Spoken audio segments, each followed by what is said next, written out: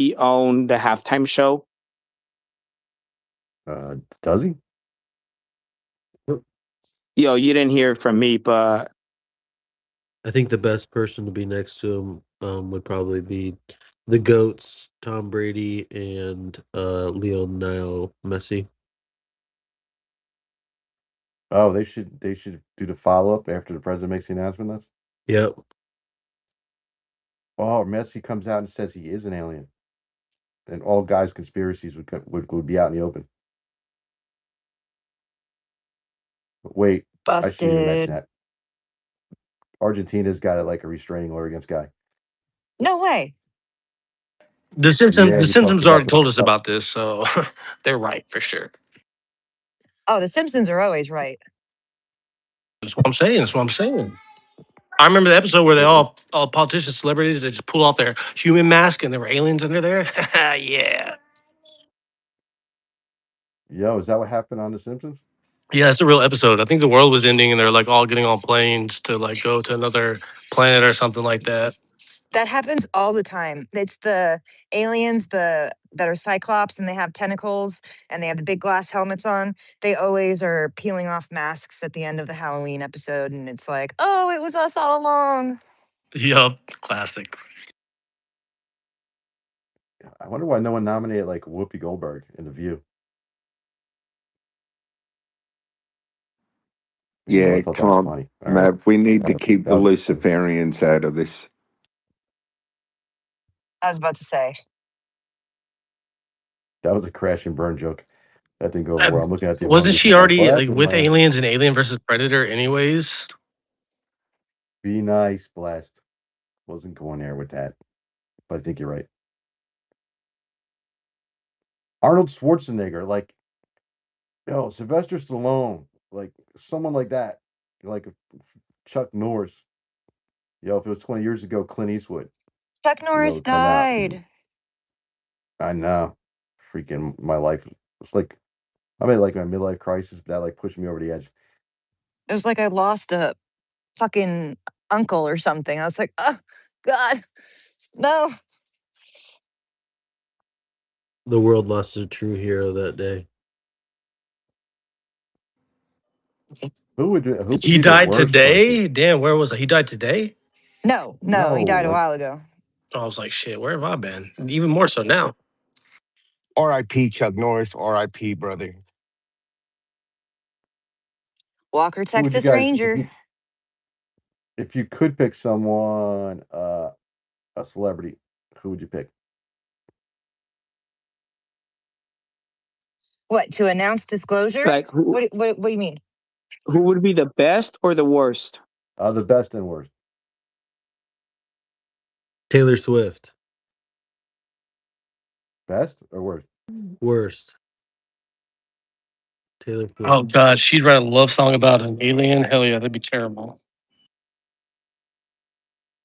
I fell in love with an alien. I know if AK was in here, she'd be like Justin Bieber. She'd be the best person. They're probably realistically in the running, guys. We shouldn't be making jokes. I would say Will Smith if he didn't have that freaking No, not Take after my his girl's crash out. name out of your mouth. Yo, after he had that crash out, no. Yo, but if it was before that, heck yeah, Will Smith get up there and talk bad, yo. No, not Wait. now. The worst Not celebrity now. to introduce aliens at this point in time definitely has to be Diddy. He'd go up there with a bunch of baby oil and who knows at that point. Who's the actor that plays Captain America? Keanu Reeves is the only one. Chris who I believe. Evans. Chris Evans. Yes. Okay. In his suit, fully suited up. Someone I can tell you I would not want up there, Doomer. Because Doomer would be like, all right, everybody, I told you, now October 2026, the world is definitely coming to an end. See, because they just announced the aliens, and they wouldn't want that information coming out. So I'm just going to let you know now, you're all going to die. Sounds about And right. they'd be like, I told you. I told you. I mean, you only get one chance, right? If you're at the Academy Awards or anything, and you can tell the world's ending, you can't say next event. You have to come right out and say it. You know what I mean? Yeah, there's no sequel. Well, I would look for Um, hints. Like if you they're guys would hinting that it's all going to end, but they don't actually say it. what oh, okay, Data, you can't go in front of the world stage, 8 billion people, and then say, all right, everybody look for hints, right? You have one fucking chance, and you have to punch them in the face with the truth. Did I miss the show, Mav? Did we already cover Dr. Phil? Or what's happening here? No, I'm here to start some we're shit. talking about Dr. Phil. We're saying what if he's the one standing behind Trump during an announcement? Would he be the one that you wanted? Or if you could pick someone else, who would you want to be the one who follows up after Trump announces that we're not alone? Who would be your ideal person? And then who would be the worst person? Okay. Well, here's the question. All right. Are you trying to lie to the American people and tell them everything is going to be fine? Or are you trying to tell the American people it's singularity time, strap up, lock up, cock up, and get ready for fucking war? Which scenario are we preparing for?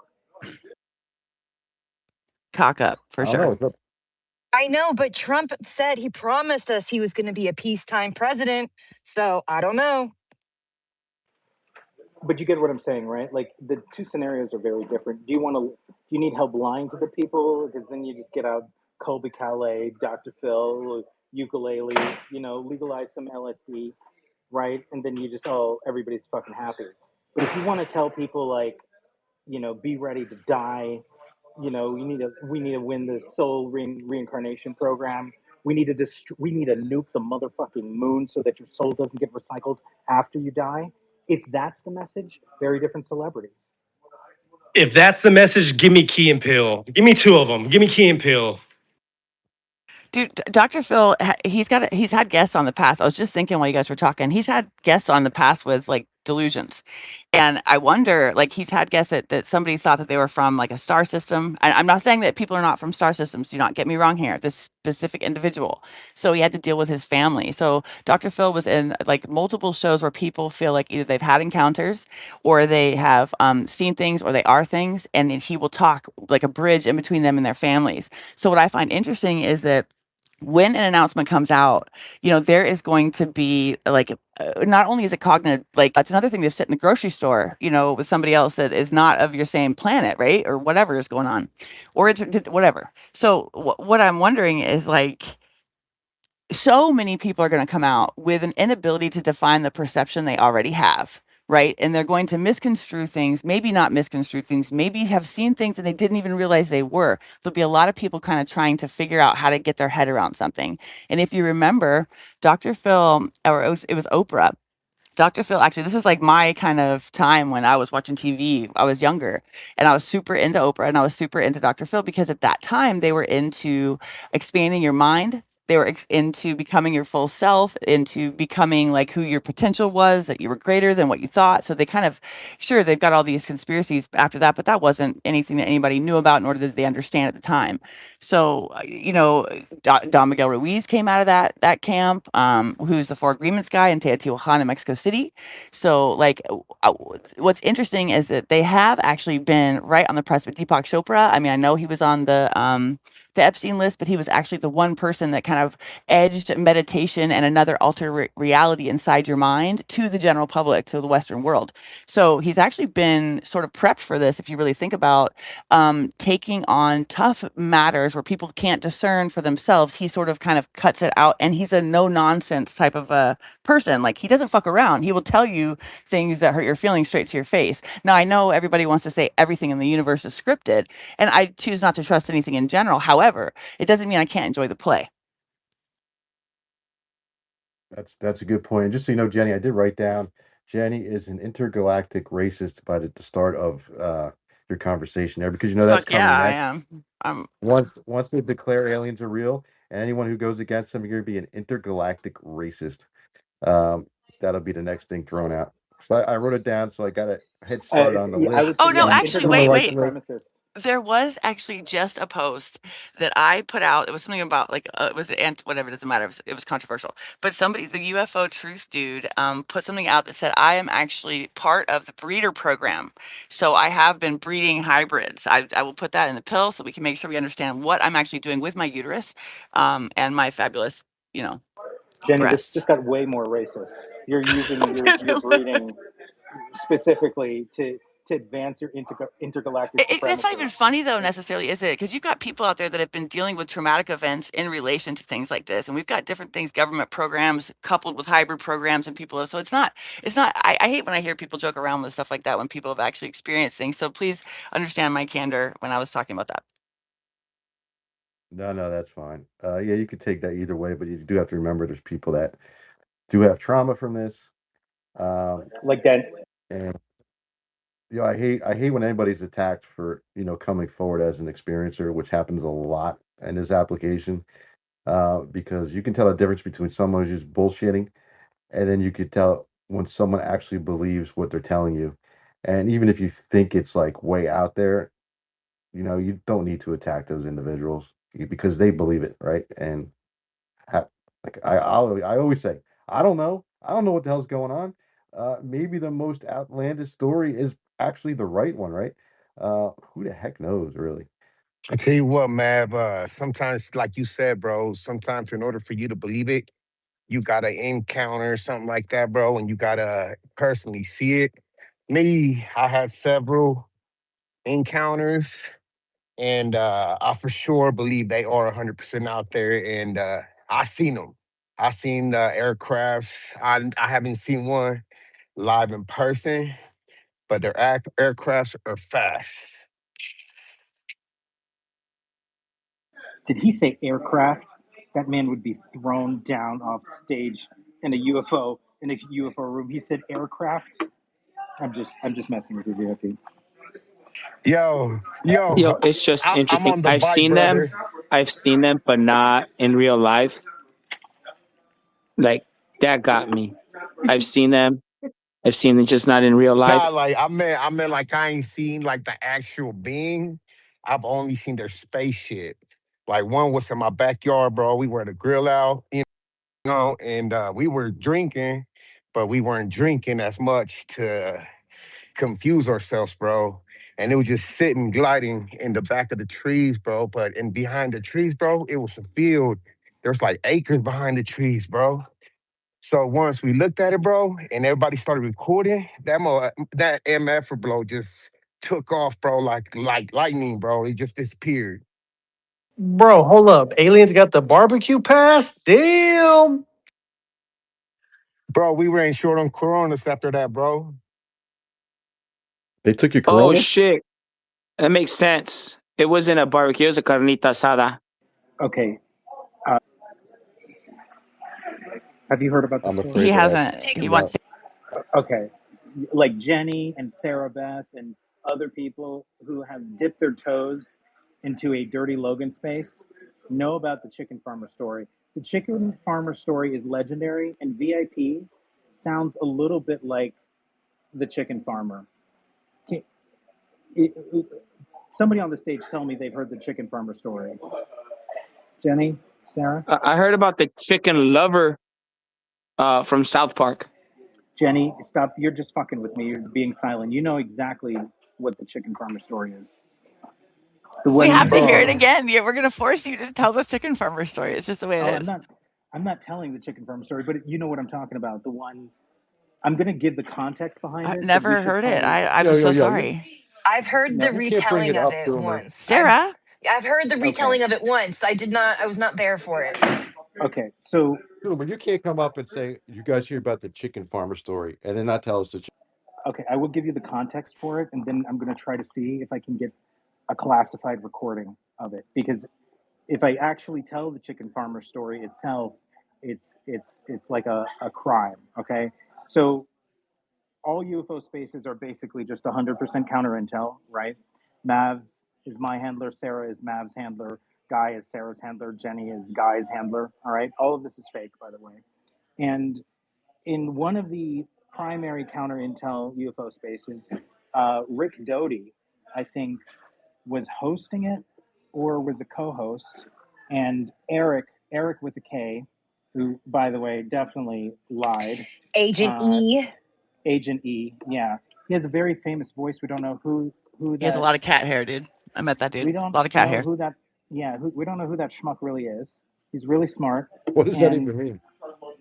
Covered. There was a guy who's just sketchy and caused a bunch of drama, and he would always co-host with Richard Doty, and he was moderating. Okay, so it's Rick Doty Space, famous AFOSI counterintel agent, and this guy comes up, and he's like, Rick, man, let me tell my story. I want to tell my UFO story.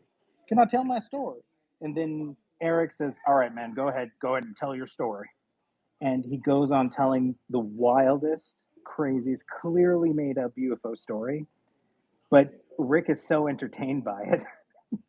And Eric cuts him off at some point and says, all right, Rick, do you want to keep on going with this? How long do you want to go with this? And Rick Doty says, go ahead, give him 5 more minutes.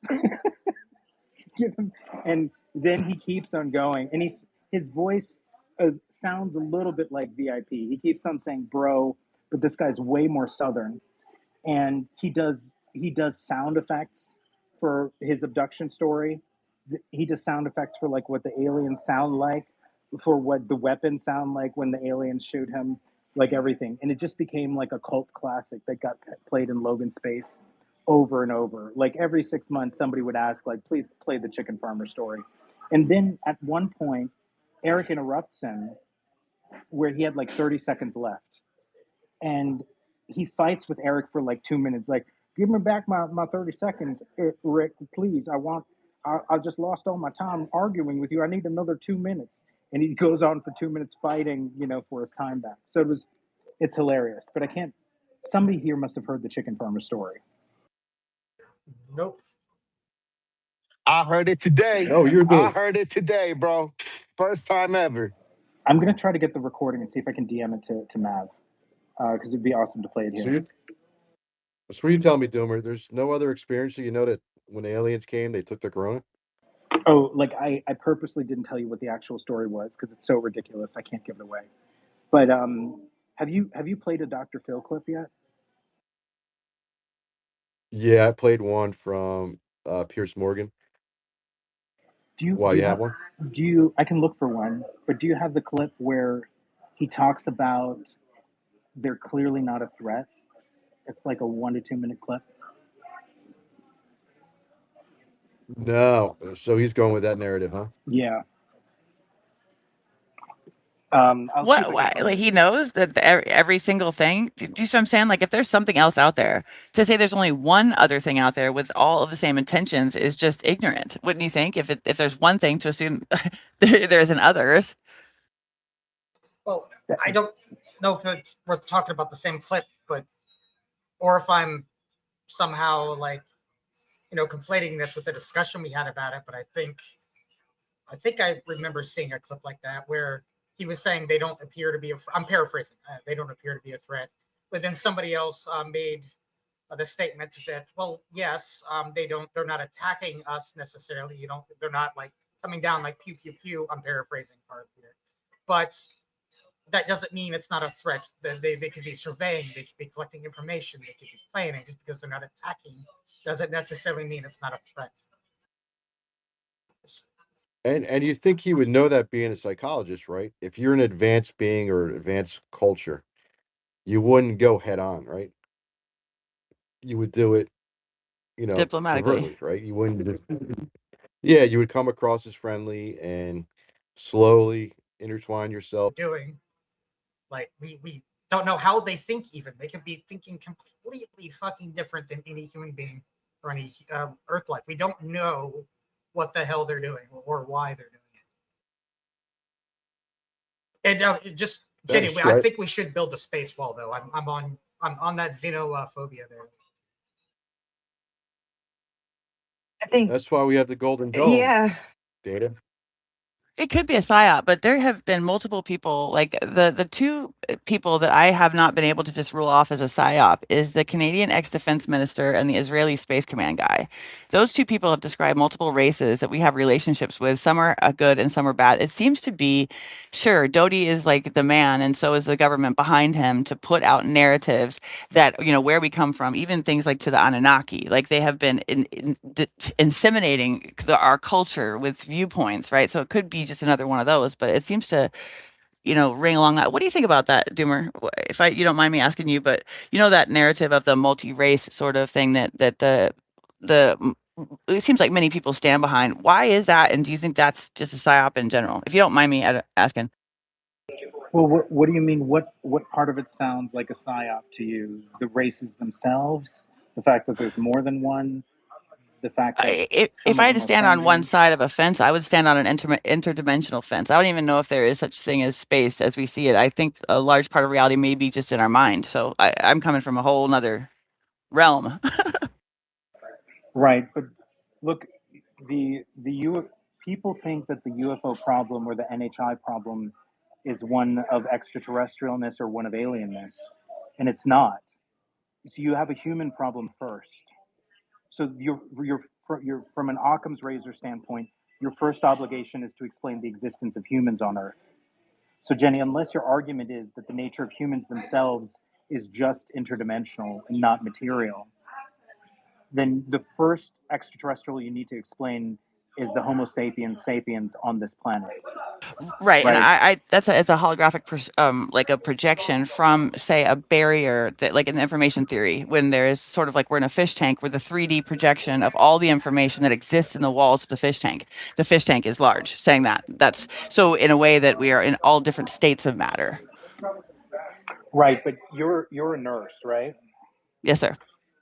So if there's like a paternity dispute and somebody gets matched up as the father, and the father says, yeah, but DNA isn't real, it's just an interdimensional holographic projection of the mind, what would your response to them be? I'd probably have him sign his paternity over, but I still would lock him down with child support, and then I'd tell him to have a nice day. Right, so you wouldn't believe yourself, you wouldn't agree with your own argument, right? What And do you so mean? I'm saying if you accept the material evidence of DNA as more real than interdimensional, then Which it really can't be. It just is more real in a sense that we can touch it. It's physical. That's the only type of real that really it has. But that doesn't define real as a whole. Real can be something like, as we know, energy has we can't necessarily see it. We can feel it. We watch what it does to things. That is very real. So there is like I think interdimensional is just as real, but I think that they're disembodied or embodied in something that is incompatible with our atmosphere. right, but you clearly have a separation in your own mind between something that is physically real and something that is ideationally real. Otherwise, you wouldn't have a different treatment for the father who's trying to evade a paternity test based on arguing that DNA is just a projection of the mind. You're either going to admit to being a hypocrite or you're going to say, yeah, there's a distinction between the material and the non-material. Well, of course, there's a distinction. One is material and one is not material. That doesn't Right, define their realness. right. Perfectly fine, but that's a whole separate argument. Now that we Okay, both that's where I'm agree, sitting, so I'm not sure. now that we both agree that there is a material reality to the human, this one that's speaking to you, that there's two real humans, your first obligation is to explain the material reality of the physical Homo sapiens sapiens on this physical planet. That is more of an anomaly than any of the other four species. So the real question is, how is it that you have Homo sapiens sapiens, the physical version on this planet? How do you explain their existence here without an extraterrestrial hypothesis? By the way, if you're Christian, if you're religious, your religion is an extraterrestrial hypothesis, a physical one, not an ideational holographic one.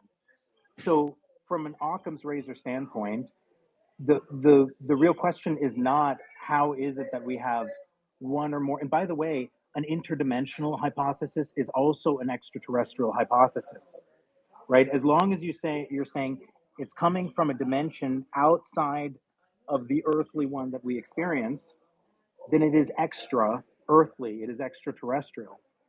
So, you know, I guess the only difference in that right there is that I think that we just don't have the tools that needed right now to detect the weight or the physical impact that something that is disembodied has. I do believe that there will be something in the future that we can identify that sort of whatever wavelengths per se that they are on. We will be able to detect that. It's undetectable right now based on our science. So it's sort of physical to me as well. So I apologize if I.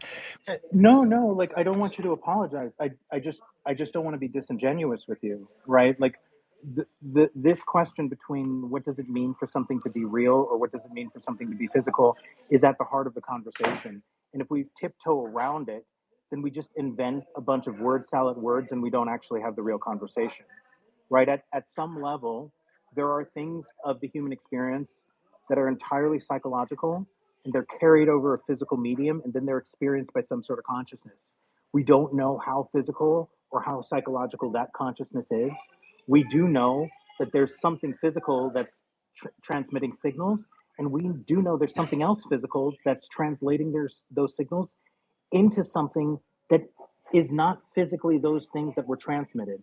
So there are no sound waves. Um, there are no sound waves that are actually penetrating, into the part of the brain that is processing them as sound. We have sound waves and you have hairs in the cochlea that vibrate, but the signal that gets sent out that you experience as sound is an electrochemical signal. It is not a sound wave.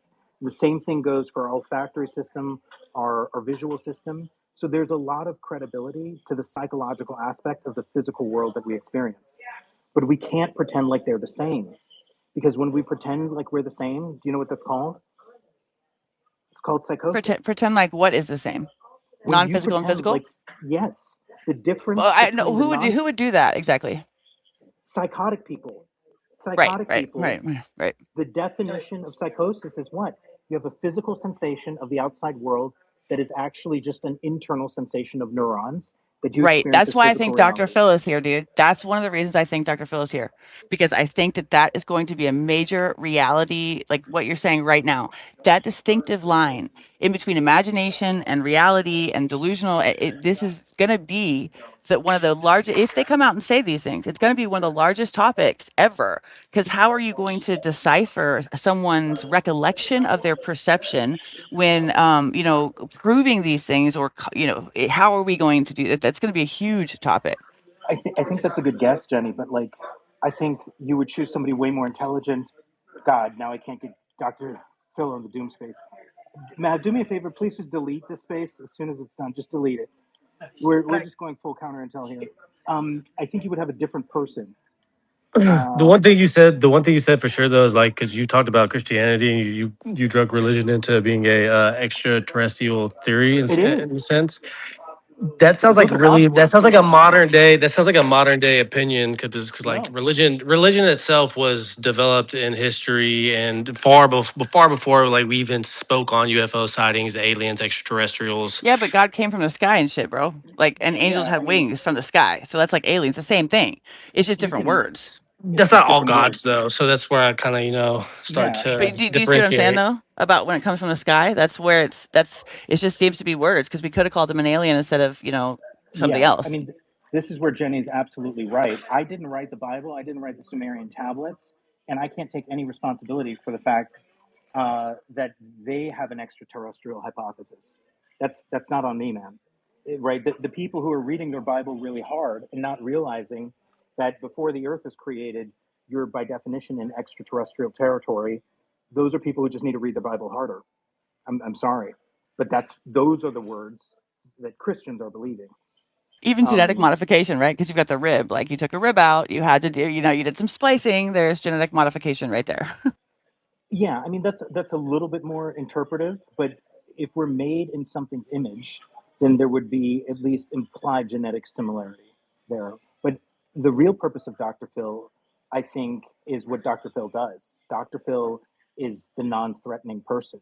So Dr. Phil makes people feel okay about not understanding things, and he's going to sit there with America and say, I also don't know. I also don't know what to believe. And the purpose of Dr. Phil is to perpetuate a non-threat narrative. What we're witnessing here is an entire pivot of the government towards telling everybody when they say we're not alone is to say there's nothing to fear. Where That's in the the purpose Bible of does it Dr. mention? Phil. Oh, sorry. Where in the Bible does it mention extraterrestrials at all? And when is an extraterrestrial a spiritual being? Because there's a huge drastic difference between a spiritual being and an alien. Help me understand what is the. But it's I the didn't two realize that there words was a difference. extraterrestrial. Okay, the Yeah. definition of So, extraterrestrial means what's a not like spiritual not of this being? What's a earth, Okay. right? spiritual being then? Yeah, So so is a spiritual being, not of this earth. yeah. Right. So that's So all we're saying is that that's what aliens are too, right? They're coming here from somewhere other than Earth. That's what the extraterrestrial thing is. So it's just the definition. It's well, not the actual like psyche belief system and everything they are and they inhabit. Hold on. It's just the thought itself. Hold on. I'll be quick. So when we say interdimensional, that's a very ambiguous statement. So like, has anybody heard of the many worlds hypothesis?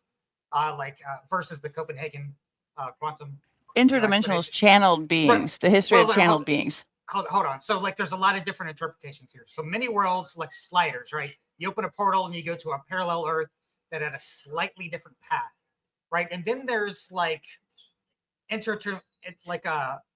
the multiverse. Multiverse is a completely different universe that isn't within our, even if we have many worlds here in our local universe that you can slide against, a completely different universe goes under different rules. Is that interdimensional would be like extra degrees of freedom here in our local universe, right? Like, so like, I think a lot of these things get conflated. And we have to define these things, honestly, I think.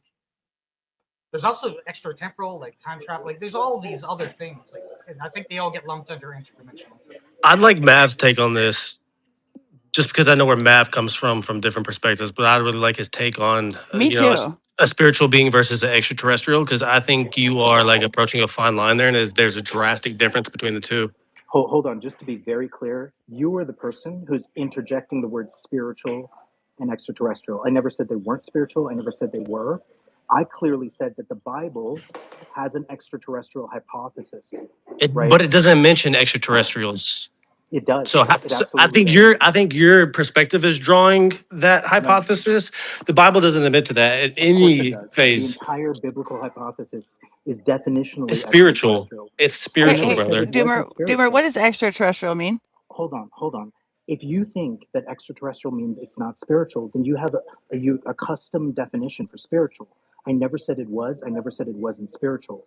All I said is that the Bible has an extraterrestrial hypothesis for the origin of mankind.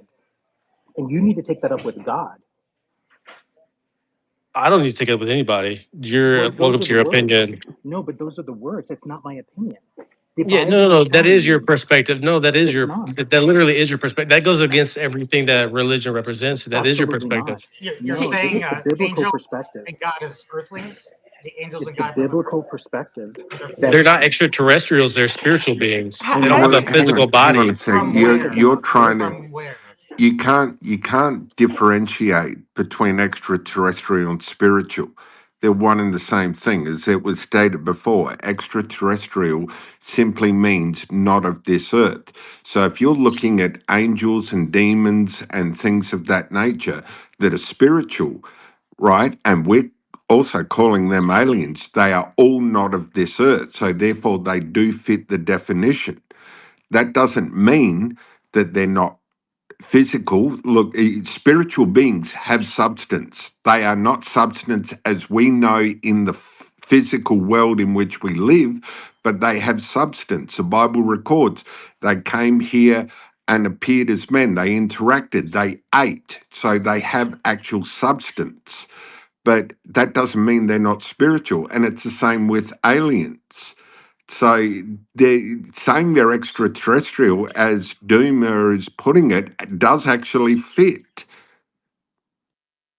Bart, do you understand that they're not the definition? Yes, I agree with you. That fits the hold on. Bart, of the definition. When I was speaking, fuck it. I'm going to be selfish. Bart, did you understand what I said when I said that earlier? Did I not totally agree with you just now? I feel like I'm crazy.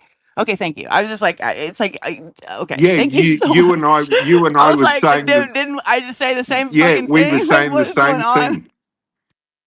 Yeah, Yeah, that was people very are well said. You did hearing, good. when I say the Bible gives an extraterrestrial hypothesis, people are selectively hearing A, that I'm saying that they're not spiritual, or B, that I'm saying they're all physical in our classical reductionist materialist sense, or they're saying that they can't be both at the same time. I never said any of that. I said the Bible gives an extraterrestrial hypothesis for the origin of man, and that is definitionally, denotatively true. And those who don't like it need to take it up with whoever wrote the fucking Bible. They don't need to take it up with me because I didn't write it. It's okay. We ironed it out. It's really just wording. Yeah, And I hear what you this say about is, the yeah, definition. To the T of the definition, you are correct. it is an assault sometimes on spirituality. That's the And difficulty when having conversations is people get their feelings hurt in a way because we hold dear to what we believe in, right? And I and I'm want you to really not saying understand it it. with I do judgment. too. I'm really not saying it with judgment, and I'm also not saying it with any kind of weight that Christians need to believe anything differently. It's just that's literally what the words mean when you say that at one point there wasn't an earth, and then at another point a being that was not of this earth created the earth. By definition, you have an extraterrestrial hypothesis immediately. I can see how you could argue that and actually debate it. I would like to have get a hold of somebody who's got a theological degree. That'd be a great discussion and debate with you, Doomer. I can see where you're going Like with that, but philosophy, then you maybe? add Would in that count? Oh, philosophy also. hi. Hi. My name's Jenny. Oh, all right, But I'm Jenny. just going to Sorry. talk and people are going Jeez. to not hear my voice for some reason. Oh, I'm just jeez. playing. I'm just It's playing. because you're a Well, woman, Jenny. I was like, I I love swear to you. God, I just No, said Matt, that. Matt, keep I going. tried Matt, so keep going hard. because we got to hear Mav. We got to hear Mav's perspective because that This dude way. has a problem with his mom. I think that's what's going on. Who, No, not at me all, Mav. or I love the crap what? out of you, dude. I'm a fan. I'm like fan. My mama would put hands What? on you, so Yeah, that's probably that's the deal right there. she would she put hands on you real quick. I'd offer her a drink. I We sit could on the porch and have a blast. I love my mama. Me too. I could see both points of view. Like what Doomer's saying, if you take away extraterrestrial, it means not from Earth, right? So we're not from Earth. We were created on Earth, right? And then we have souls. Um, so you could say the souls aren't earthbound. So I could see you can kind of do a play with words on that. And I know Doomer said this before. You could even say that Christ is a hybrid, right? Um, I don't, I would like to hear like a theological argument on that, but His daddy was an if angel. you only have, well, his daddy was God. Yeah, daddy. I mean, like straight up. But the angel came to her and told her that. Like it's beautiful.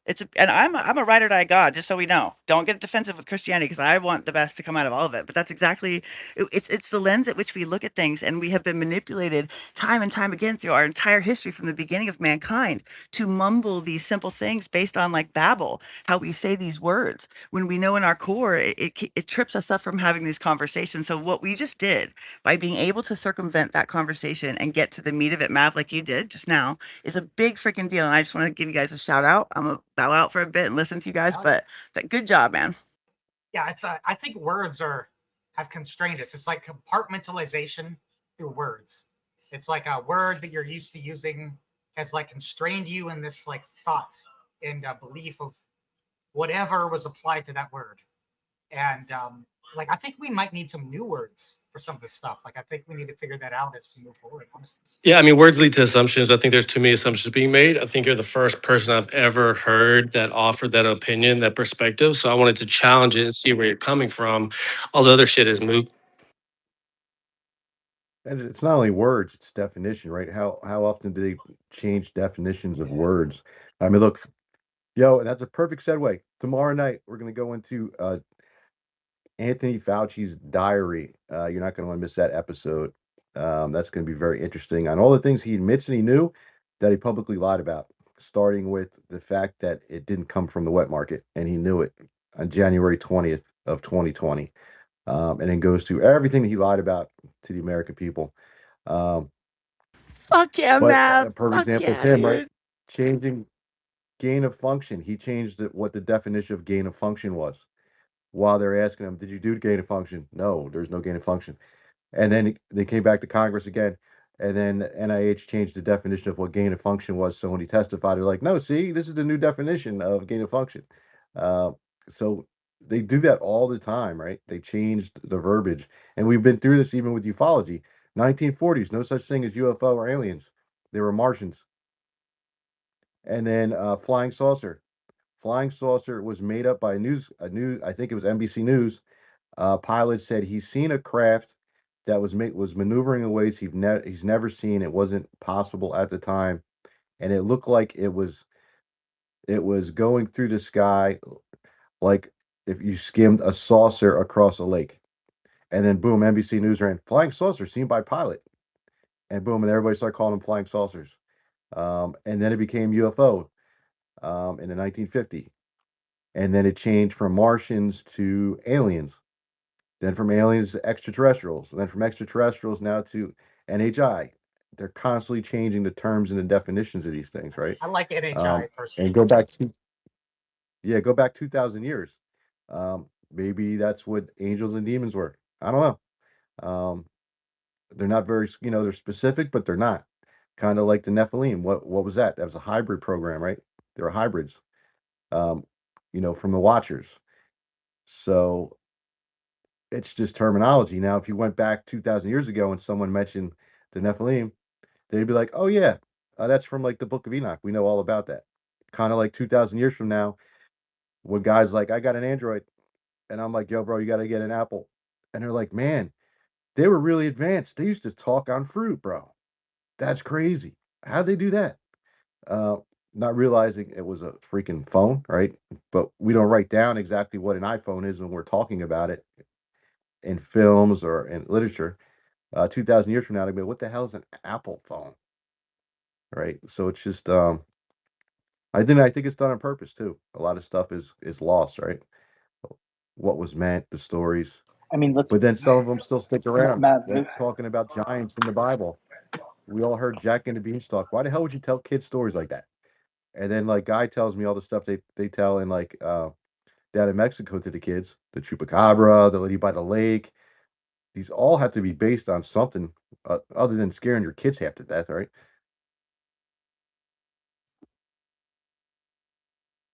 Citizens. But we're going next. Oh, Citizen can Dawn. wait Go up ahead, for a while. Citizen Dawn. Sorry.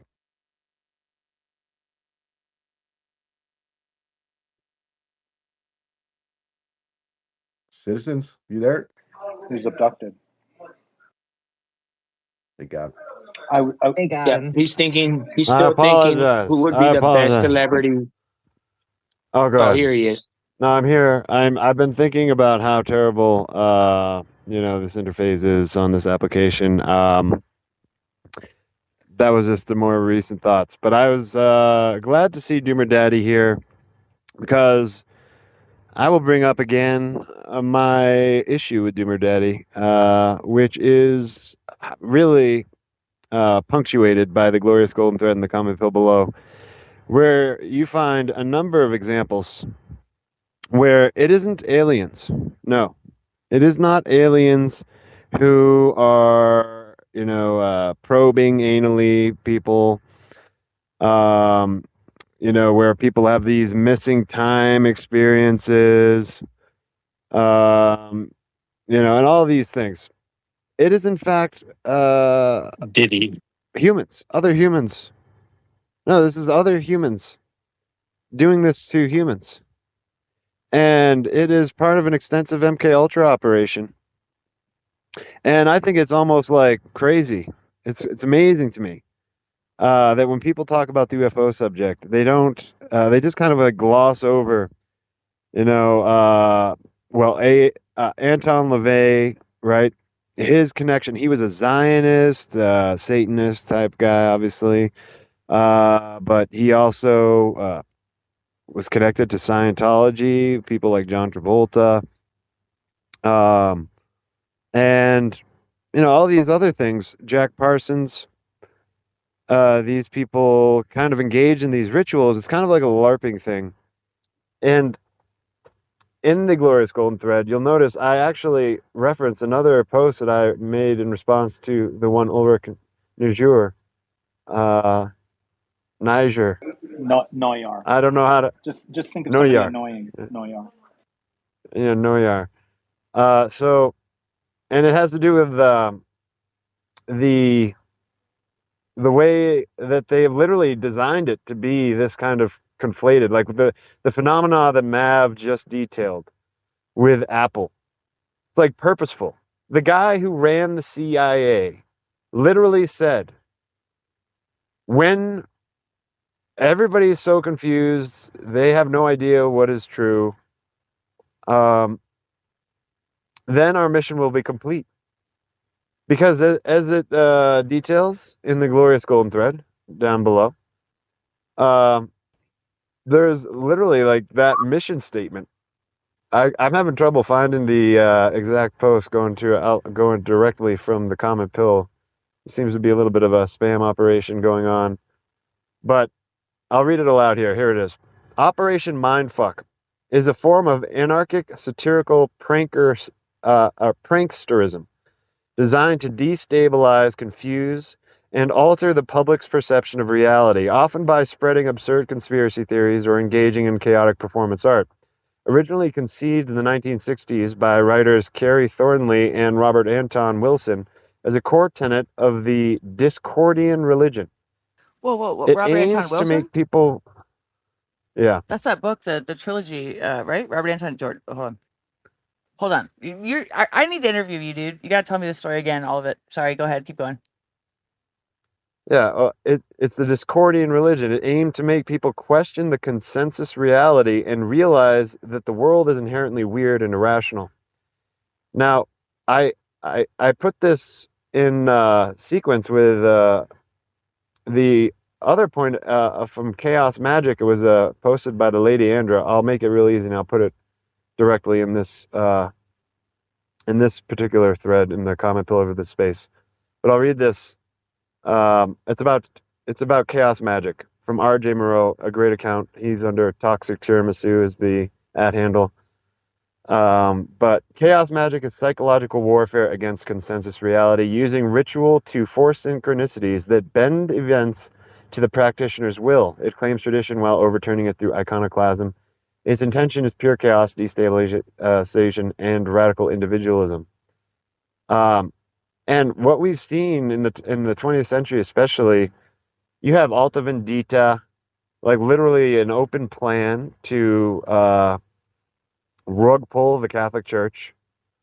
There's a number of like contextual history developments. I mean, that all have to do with World War II, and all the while these things are ongoing. You know, you have obviously disinformation campaigns from intelligence agencies of, you know, whatever shifting alliances that go on. But I mean, there's documentation, and it's kind of scientifically accepted that there is. I mean, the capabilities of you know, technologies and these days science.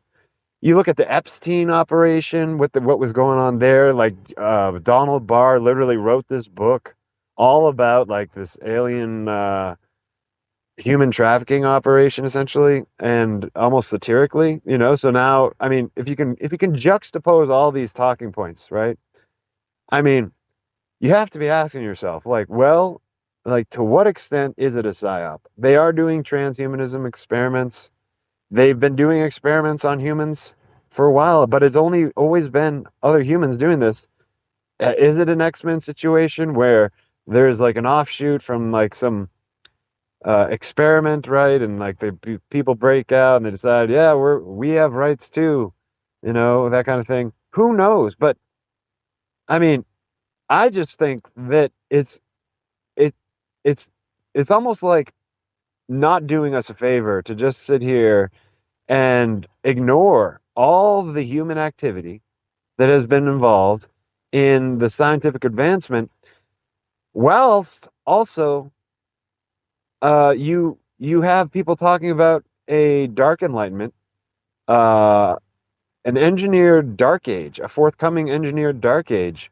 You see different organizations such as the WEF, all openly just like talking about these programs that they intend for people. I mean, if anybody's going to come here and control us, it'd be these people who I think are humans, you know, and they're going to start taking over things. They openly talk about it with all their stuff. So that's what bothers me, Doomer Daddy. It really grinds my gears when we just say, oh, it's the aliens. Like maybe these people are somewhat captured metaphysically by some kind of entity, you might say, but you could make that argument, more philosophical approach, egregore, whatever.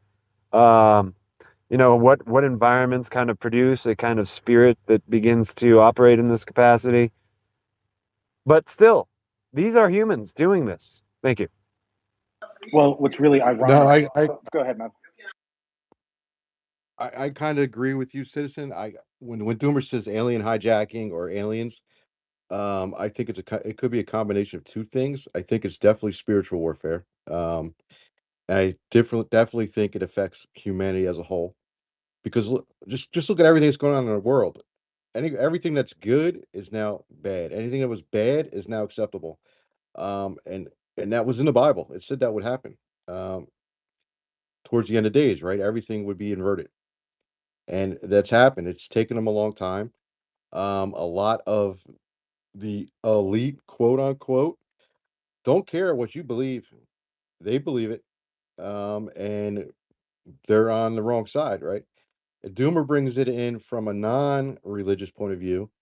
Um, but I can see the relation between the two. I don't hold it against Doomer. Um, but sometimes he does scare the crap out of me with some of this stuff. And then talking with a few scientists who've told me on the phone, you know, off spaces on the back channels that these creatures are real. Um, there's some that are here to help us, and there's others that want to destroy us. Um, and when I hear from them, it really scares me because there's no reason for them to tell me that, right? Just in a casual phone call when I ask them questions, and they're like, "Yeah, these things are real. They're physical."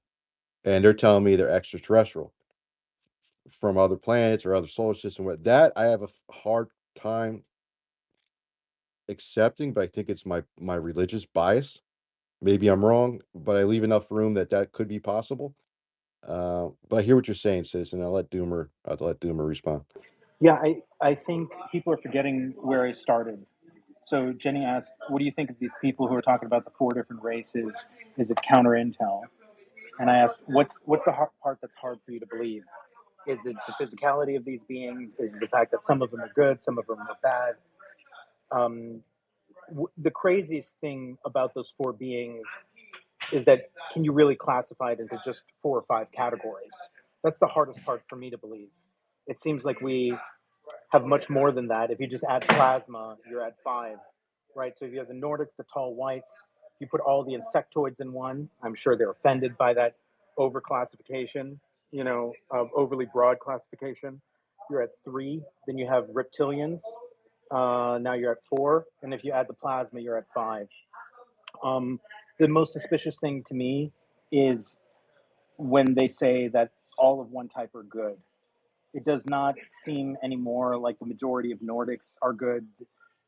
There does seem to be some sort of fugitive Nordic civilization or fugitive Nordic breakaway people hanging around in Colorado Rockies, the ones that the CIA is hunting down through 23andMe because their Nordic parents are lying to them and they're submitting DNA, tubes that they spit in. None of that sounds crazy to me. Where I started from was you need to explain the human first. So, this is where the conversation started, citizens. I said, in order to explain the origin of man, you need an extraterrestrial hypothesis.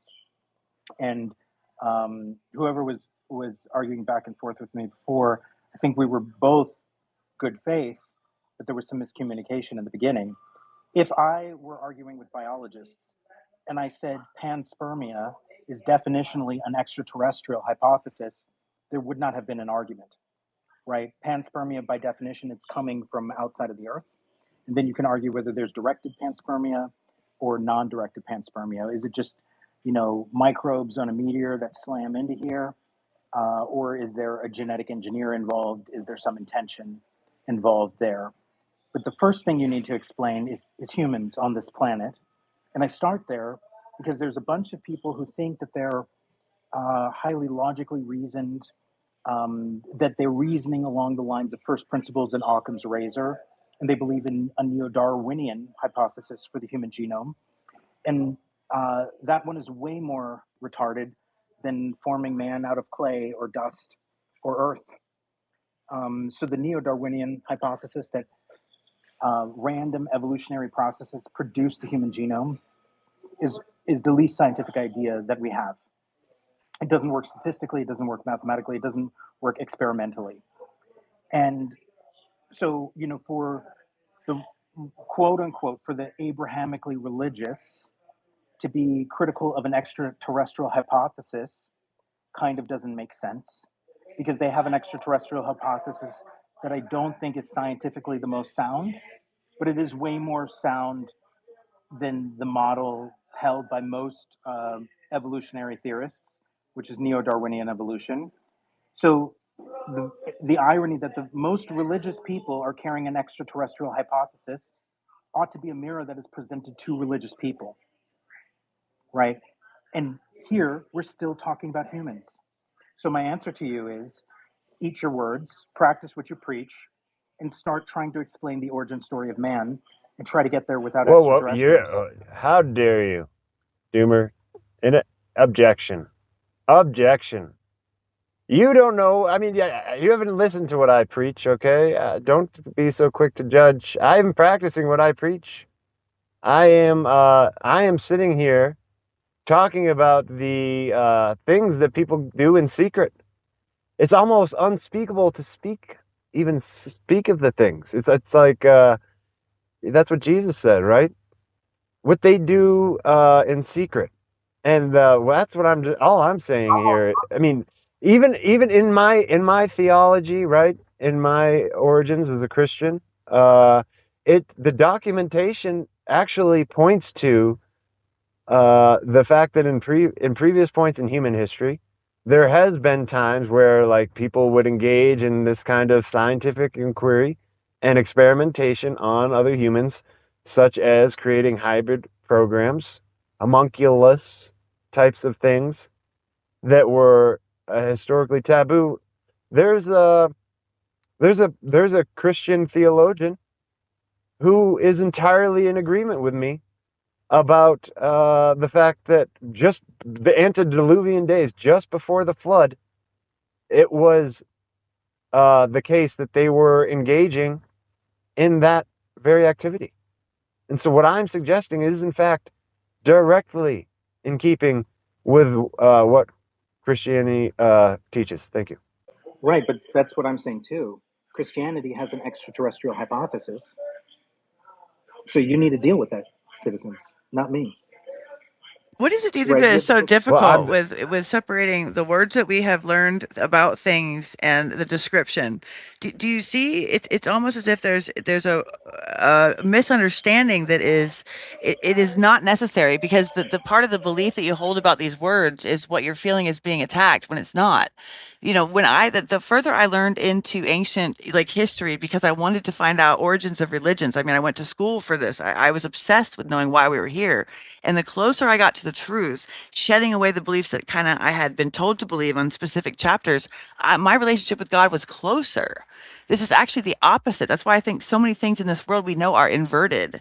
It's something we have to constantly be aware of, that we are, by the adversary, if you're Christian, we are consistently bombarded with temptations to walk away from what we truly know and we believe, and to do things that we know we shouldn't, which includes a bunch of knowledge, smacked on our plate. We're not, we have to stop thinking that we're taking each other's religions down in order to find the truth, the reality in the world that we're in. It's something that has really put us behind, and I just wonder if anybody knows out there, is it the language that is used? Is it a belief behind the language? Like, we have to find a way to functionally get past this initial sort of, feeling like there's an assault when there really isn't.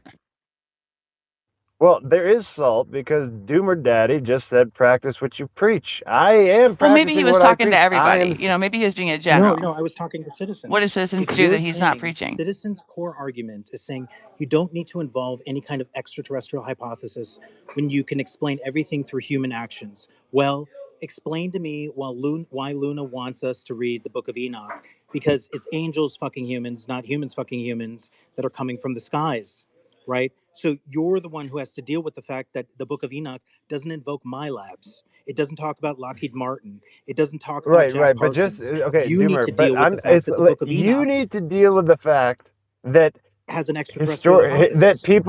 people who do not practice Christianity, who have not studied at all, are very quick to say, yeah, when Jesus said, "Come," the only people that can come unto me, is those who humble themselves as a little child, and they pervert it and suggest that yes, they're talking about pedophilia essentially. What is the case here? How could you possibly maybe not miss this very anecdotal type of approach to potentially what we're talking about now? And when it comes like the giants and the nature of look at artificial intelligence now, how they're using it for gene editing and all these other things. I'm open to these ideas that you're talking about, and I'm just saying they're not mutually exclusive. And I think it's actually extremely important for us to look at, the component of the human activity here. That's all I'm saying. You're right. They're not mutually exclusive. The aliens were the first to invent and practice counter intel, and it becomes incredibly confusing once you have a CIA that is infiltrated by Nazi alien channeled tech Right. from the Vril and the Thule Gesellschaft, right, into the CIA. It becomes incredibly confusing when the MyLabs protocol citizens, by the way, is based on the agreements that we have with extraterrestrials so that we can keep track of the Oh number shit. and perform counter intel on the people that they abduct. How else do you have an agreement unless you're making sure that they're agreeing to only abduct the people you agree to? So the MyLabs protocol citizens, by the way, was that the aliens would pull telepathically the name and the address of the people that they abduct and then hand the list to the US government so that they could then perform counter intel on the people so that the alien abduction looks like it's only a human abduction. That is how MyLabs exists. But of course, there's a blending of the two. The point is that if you are just looking at the last 80 years, sure, you can say everything is just, Roswell, nuclear technology, World War II, Nazis channeling these things. You can look at the last 200, 300,000 years and say, I'm only going to explain the last 100 years. But as soon as you want to explain more of human civilization, as soon as you want to explain things like the Book of Enoch, once you are accounting for the origin story of man, you cannot, if you're just focused on the human, you are forced into an extraterrestrial hypothesis. That was my point with Jenny. That fuck trying to explain aliens, start with trying to explain humans, and you end up at aliens. That was my original point, and that's still my point. And I would like to know from you, citizens, how do you explain the origin story of man without an extraterrestrial hypothesis? Because as far as I understand, you're a Christian, so you already can't. Whoa, Oh, what is I don't. that? He Again, a won. He. projection. Oh, no, we know he. What he's saying is that when God created the world, He was in itself not of Earth. So therefore, He starts out as an alien. He starts out as something that wasn't originating from Earth because He created it. So therefore, when He brought down and He has the waters, and Adam and Eve were planted on this planet in the garden, they were brought to this Earth from an outside of the Earth here. So do you see? I mean, there was Adam. He was bored or whatever. So there was Eve. He was created from her. It was a alteration. It was a creation. Like so, these are simply words that we use to describe something. No, that's the other way What do you around. mean? What do Other you way around. mean? He wasn't created from her. She That's was what I just created said, from and I'm him. sorry if His I fucked it up. side. I'm sorry. Yeah, we're reading the same book, bro. We're reading the same book. But what I'm saying is that it's descriptive words that are used to describe events that differ, and that's it. And that's if you start with just humans. So either you have a natural evolution here that is terrestrial on this planet without an engineer, or you have panspermia that is either directed or non-directed, in which both cases are extraterrestrial hypotheses. It's not at all abandoning Well, God or I mean, Jesus. again, I know. Okay, hold on. Again, you're missing the point.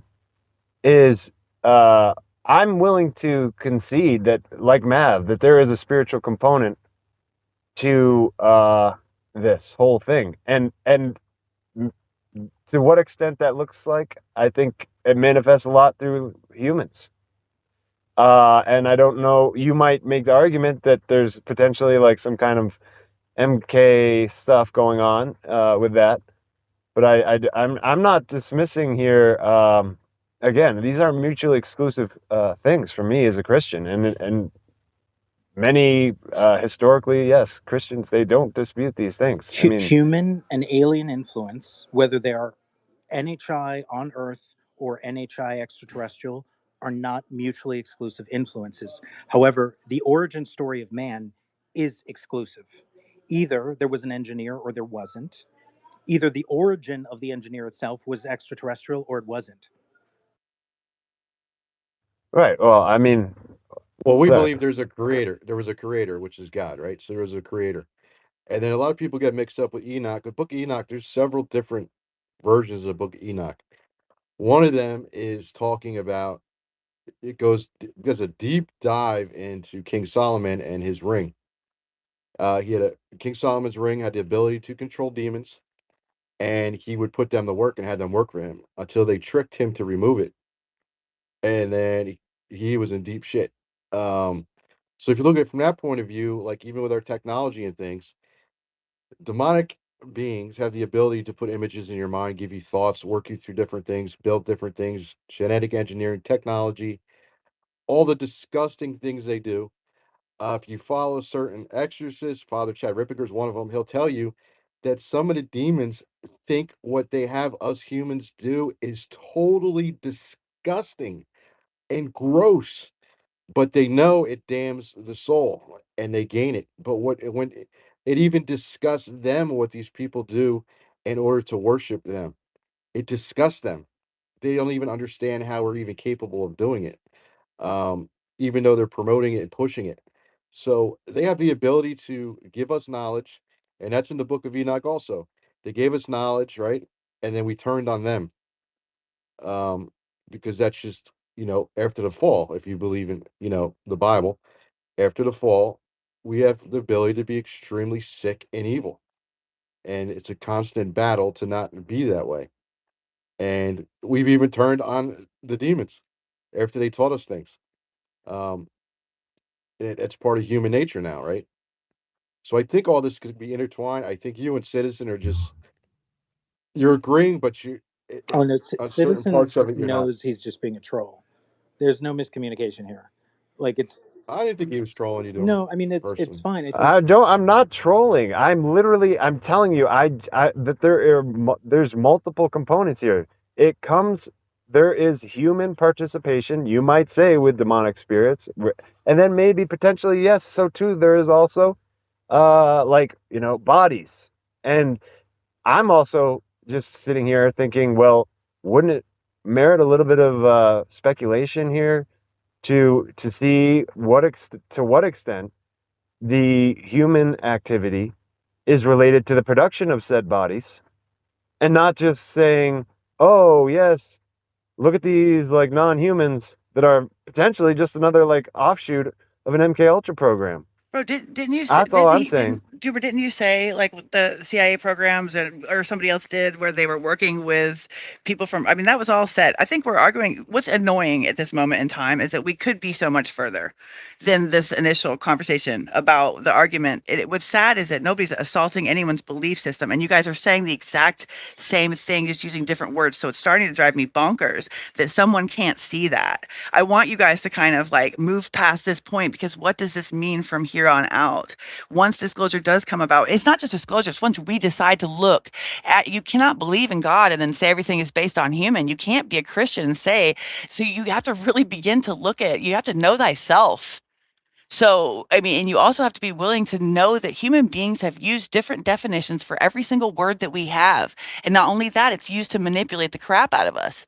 So I think that, you see, like, let's agree, if we can, at a premise, which is basically extraterrestrial can be almost a mirror type when it comes to our origin, which means Extraterrestrial is just a word, by the way. And if we want to play this game, we go into infinite regress at this point, because I could ask the exact same question. What created God, who was already in the universe before he ever created the earth? Who created that? What created that? I mean, Amen. extraterrestrial, just a word. It's just a word. By definition, created by humans at that. So who created the humans? It's just a word. All right, from now on, we're going to use dead languages so the definitions are evenly understood. So we're going to use Latin or Greek Let's going forward. go. All right, keep it good. Well, I mean, to be honest, the people abuse Christian. They use Christian religion to control people. Just look at the more recent incarnation of, the geofencing of Baptist churches and the complete overt perversion, just like in the span of like a short time, of what would be officially considered to be like Christian theology and all of that. I mean, to project onto me, somebody who is aware of these things historically, and also noticing certain parallels here. Again, all related to a political agenda and other things. I'm just sitting here saying it's worth considering a little bit of nuance. That's all I'm saying, and especially when you consider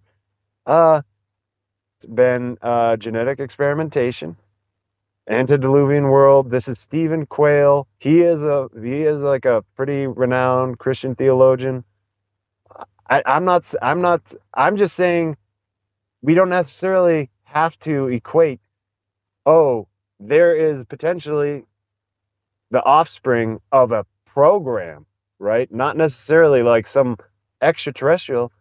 It could literally be just the case that there was a genetic experiment ongoing and there was a disinfo operation that was kind of utilizing this confusion tactic, chaos magic stuff. Okay, did you hear what you just said?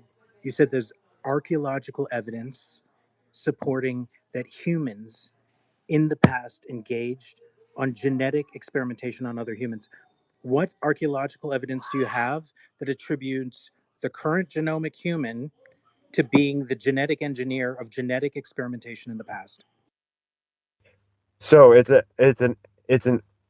in books, archaeological books, right, that have been discovered in archaeology, right, about ancient genetic experimentation programs, kind of like what we practice today. This was the antediluvian world; those survived, and it was, as Stephen Quayle notes, that God saw that it was so that they were corrupting the image. There's a book literally called "Corrupting the Image." I'll post this down in the comment pill. But yeah, there is documentation that other Attributed to humans humans, were humans doing that. yeah, Yeah, I would yeah, love to see it. and it's also in alchemy. This homunculus is like an old term for this kind of thing, and it has nothing to do with like some foreign. I mean, you might metaphysically liken it to that, but it's not like some extraterrestrial. It is literally just some But you're confusing the two, scientific a experiment. homunculus and a human engaging in genetic experimentation. I assume we're not talking about like blending races. We're talking about gene editing here, right? I'd love to see the evidence Yeah. that you have. That was before the flood. That's why the flood occurred. It was highly advanced. Hold on. Highly Humans, advanced Mav, we're civilization. saying that before the flood, Humans. humans were engaging in genetic engineering of other humans. That's what I think was going on. Everybody said, it goes back to, well, it depends on interpretation, right? So you have the Protestant interpretation of Genesis 6, and then you have the Orthodox and Catholic interpretation of Genesis 6 and the Hebrew. You have the sons of Cain, right? And then the sons of Seth. Yeah, I mean, I would That like was to see it. Obviously, there's chimerism all over the place, right? And usually it's attributed to the gods, the angels, the watchers, the aliens, the demons doing that stuff. I have never heard of a single case that attributes humans as being genetic engineers of other humans, of of chimeras. I would just love to see this archaeological evidence You, that people are talking well, I about. mean, they did it. They did it in the Fabian Society was entertaining all this is like off of the Darwinian stuff going on, even just a couple hundred years ago. That was, I mean, that was something that Are was you well telling me a accepted. couple hundred years ago people were doing CRISPR shit? Like, am I the only person going they crazy have here? people have been practicing eugenics forever I'm not saying to some we're not extent. talking about eugenics here. We're talking about genetic engineering. Yeah, but we don't know, Doomer, what it was like before the flood. They could have had Absolutely. CRISPR technology. Totally possible. I'm asking about this evidence that all of a sudden everybody accepts exists and nobody can show any fucking evidence for. The only thing I would say is the chromosomal, the telomeres. The only thing that we would be able to say is like biologically where there'd be some sort of a manipulation. You can point to telomeres. Okay. That's it. I don't know of any archaeological either. I don't. Yeah, that's what I'm asking about. It's just muddying the waters to draw out some shit. I don't know if it's a pissing contest or what. Can you Sorry. please just post the evidence that you have that attributes humans? I just cited. I'll post it down. You can review it. Can you there's push it to Rod the just Skibba push it to the corrupting the image. I can't do that. I'm a plebeian. I don't get special privileges on the Android. Do you think they were able to push stuff to the nest back then too, or they could only manipulate CRISPR?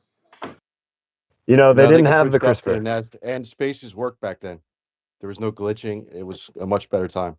You know, they could cut up rocks with like unbelievable precision thousands and thousands of years ago, dude. I mean, and the story somebody said earlier, the fall is a really great story. You can also read in the cuneiform tablets, which is the first form of writing we have. We have a lot of things that we don't really understand right now at all. And you got to question what happened to the history? Why was it lost, right? And then the question is, how did we advance so far in 100 years? We've been here for thousands of years, and all of a sudden, the last 100 years, we were just so smart. Or we're remembering or something. Like, I don't know. That's a weird. That gives me up, Mav. That kind of a question right there keeps me up. What do you think about that? Actually, can I throw a hypothesis in, Mav, on that? Oh boy, here we go. Go There's ahead, Bartimaeus, and then we'll go to Buddy because he's had his hand up for a bit. thanks. According to the Book of Daniel, when the watchers were seized by the Archangel Michael, bound in chains and thrown into the abyss, they were to be there chained in darkness for a certain period of time. Now, some scholars have said that they've worked out the time frame that's in the Book of Daniel of when the watchers were supposed to come out of the abyss. That time frame roughly connects to about 100 to 150 years ago. Now, whether that's correct or not, I don't know, but I do find It's it not. It's the Book of interesting. Enoch. It's not the Book of Daniel. Hang on. It's what I do find interesting is that if they did release and they were the ones who originally gave us knowledge or, forbidden technology, that we as human beings have advanced in 150 years more than we have in thousands of years. So is it coinciding that they're giving us technology again? Don't know. It's just a hypothesis. That's a good hypothesis. It does make sense, right? Because when Luna says look at the Book of Enoch, everybody goes right to Genesis 6, right? They don't think about the binding of the Watchers and the fact of a lot of the stories in the Book of Enoch talk about the days of Noah, saying that we are possibly in those times once again. I think that is the warning. I could be wrong. I don't know. I'm open. I always keep my glass half full. But yeah, I agree with you're saying, Bart. And why I was talking to what Jenny was saying. Yeah, why 100 years ago, we were riding horses. There's no electricity. Now all of a sudden we're so advanced in 100 years.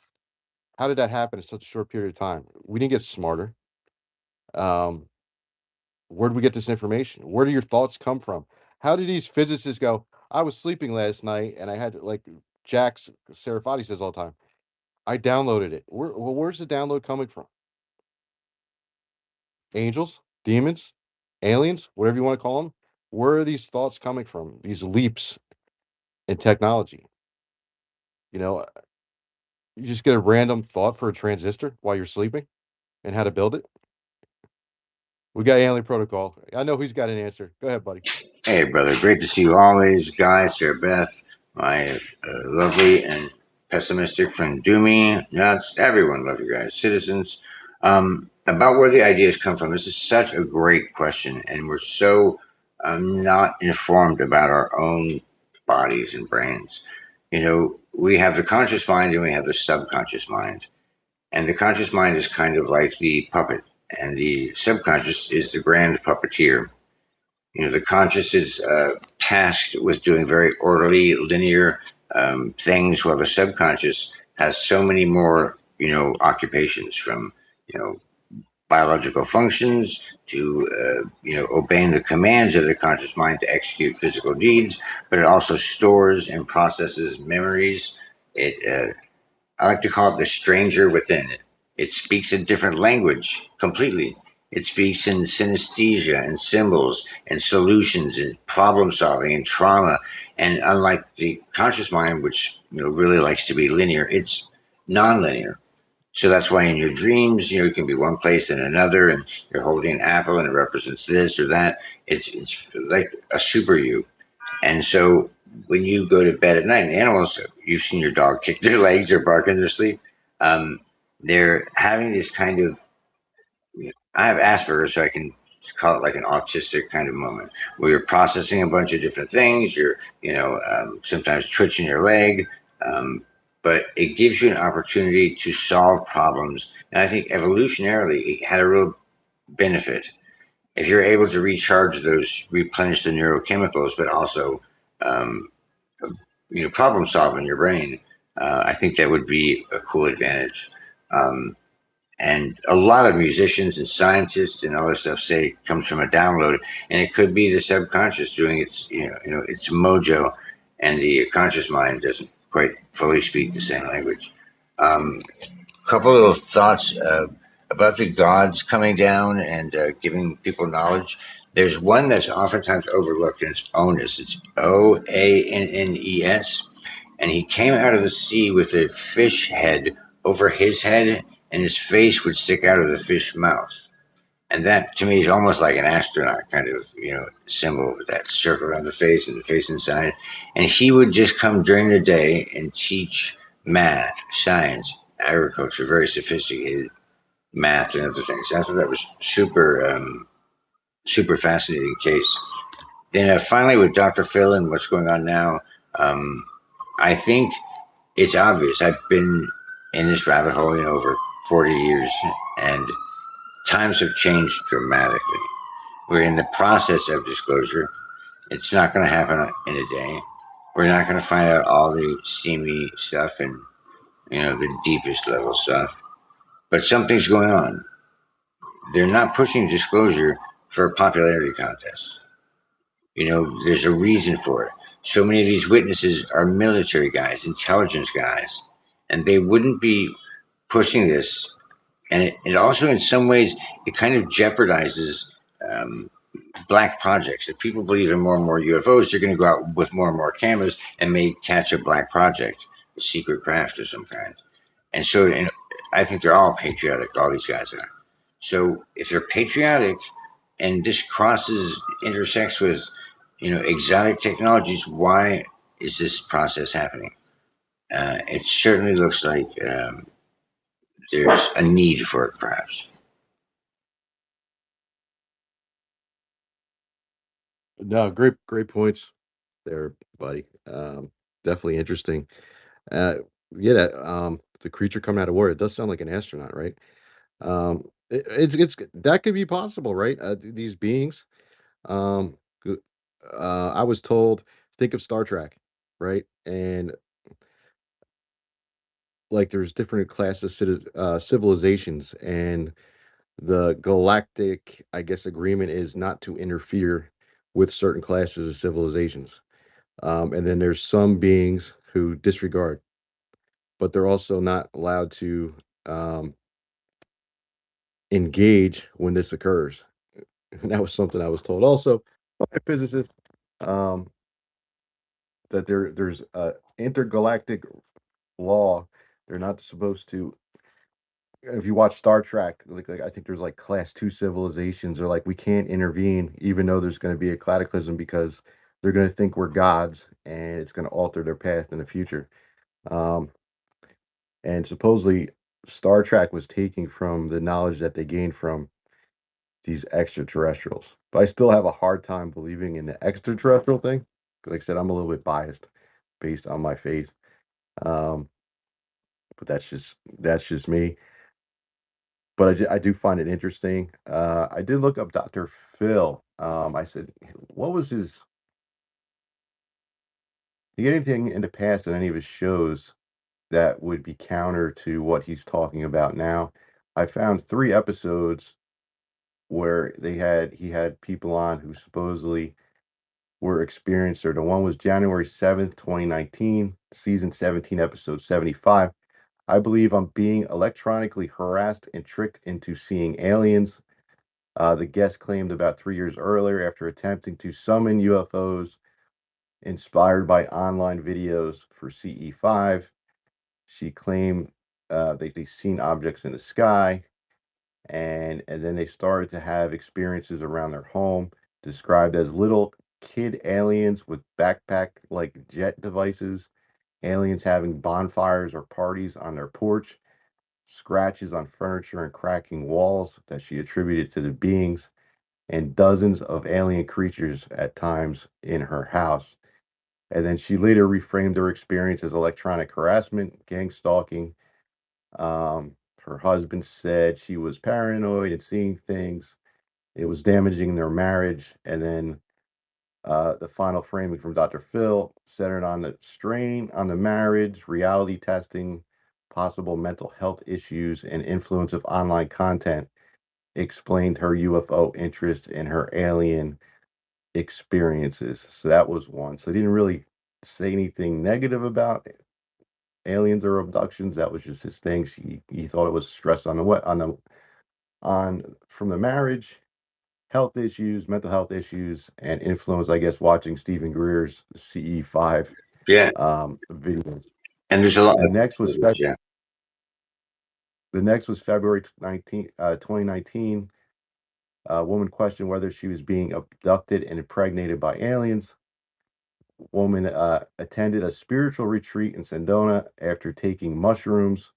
During and after the retreat, she reported intense altered states, including seeing devil faces in front of people, looking in a mirror and perceiving her eyes as dark, all black, feeling like a psychopath who would murder without emotion, hearing speeches that sounded like Charlie Brown, seeing 2 white beings looking at her, and she claimed that she was abducted and impregnated by an alien.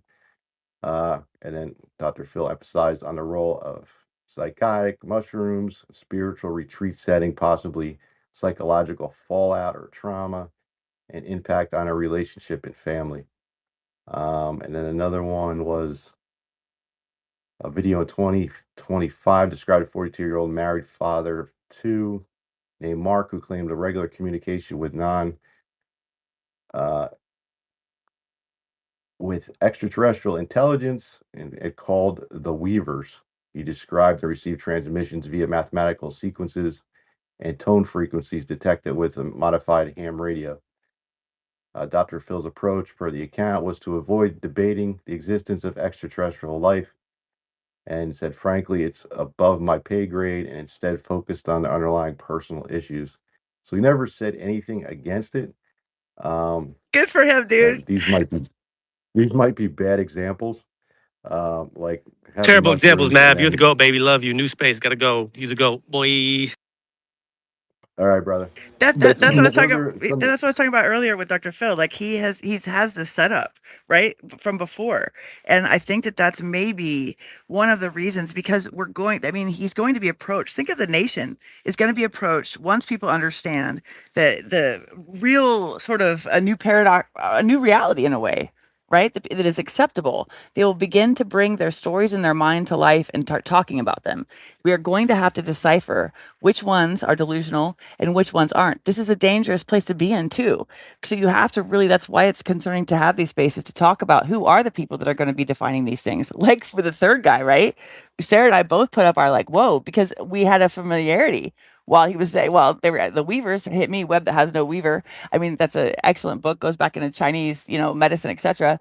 But like, you can't sometimes make someone, disbelieve something that they see or they know, but it can be incompatible with reality, but it could still be real. That's the problem, is that now that reality is going to open up a larger picture for people. So the compatibility is going to get larger. So it's, do you see what I'm saying? Like some of these things we, what? Oh, sorry. So I had a video I'm doing. It's like, I love the smell of napalm in the morning. That's a side note. But yeah, so do you see what I'm saying? Once we open up our reality to a much larger sect, we're going to have to begin to categorize all over again. No, I think it's a great point, and he does seem like how he treated those individuals fairly. He didn't just shut them down saying you're crazy, but he kind of like he walked the tightrope. So maybe that is one of the reasons, because he's never made a claim one way or another as far as his beliefs. So I maybe think that was a good choice. the definition of crazy is going to change. I mean, it is. And I think that what we was incompatible previously, now that we have so many explanations for people, we're going to have to stomach some of the things that we used to put back and say didn't exist or weren't possible. So even the definition of crazy will change. And I think that that's going to be a big deal. We don't understand reality necessarily. Different, disorders like schizophrenia, delusional states, where people are, this is the same thing that Edgar Casey was going through when he was completely prophetic. And there are so many different, what John Dee, when he was right next to the Queen, I mean, some of our scientists formed around the people that would go into these states that we would say is crazy or delusional, but was just labeled that. So we have to redefine that for ourselves. It's not going to be the fucking government that's going to tell us who's crazy and who's not, because you know damn well what they're going to do with the people who actually can do things and can know things, because they're going to compete with technology.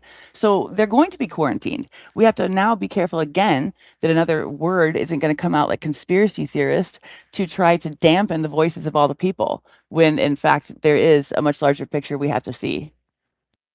Respectfully, Jenny, I think the risk is much greater in the other direction. The government knows, for instance, that schizophrenia channels voices from actual demons or aliens or NHI, and the risk is much greater. The government will not tell people that we've invented entire classifications in the DSM to hide the NHI reality, such as sleep. What is it called? Sleep Paralysis. Definitely. Sleep paralysis is a diagnosis that exists entirely to cover up abductions. And I doubt that the government is going to straight up say it and that they're going to re engineer the mental health system. I think Absolutely. it's more likely we're going to be left in the dark. We're going to I have to could change it, challenge, don't you think? We're going to have to, because these people that have You had know, but these. you could challenge that too, Mhm. with the saying it's an abduction tumor, because that is one of the top things that occur with possession, um, for over 2,000 years. So where, I mean, it's going to make it even trickier, right? So you're going to have what the psychologists call some type of mental issue, right? Mental health issue. And then you're going to have the phenomenon. And then if you also have the spiritual side, those are three things going on at the same time. And you're going to have to figure out which are which and how you address it. Is it technology, like the day of disclosure, right? So some people thought that was like, oh, that's going to destroy Christianity because they can control the other person and see through them and all that.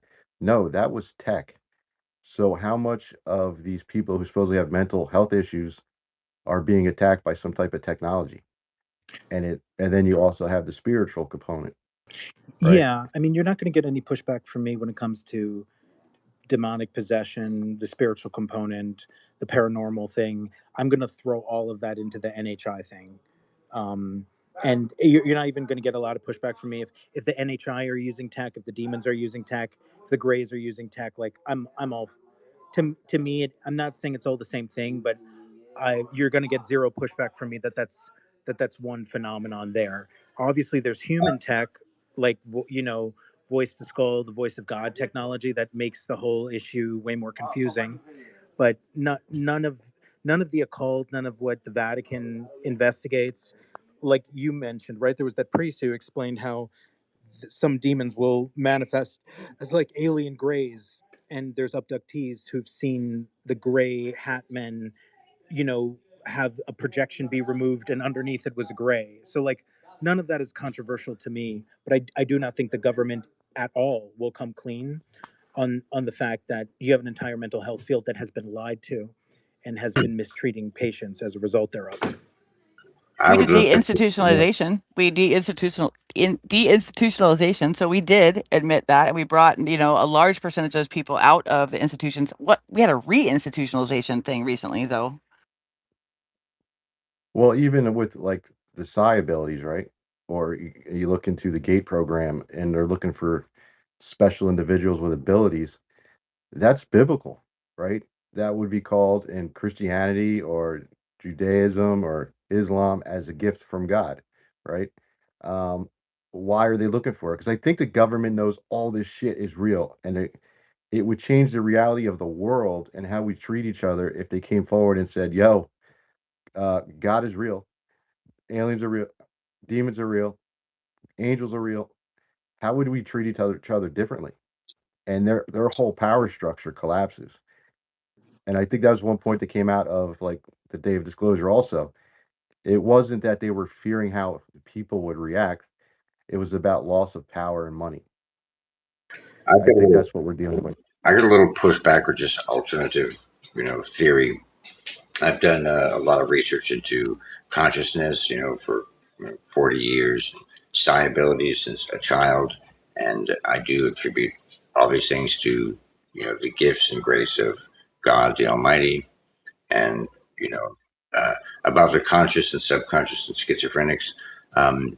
We have trouble because we live so much in our conscious mind, understanding the subconscious and that it is this stranger within, and it does have completely different language. And oftentimes, things that people think are your dream associated are deeply powered by the subconscious, from sleep paralysis to walking sleep to um, out of body experiences, a lot of these things. And the subconscious mind speaks in those ways uh, that appear to be schizophrenic.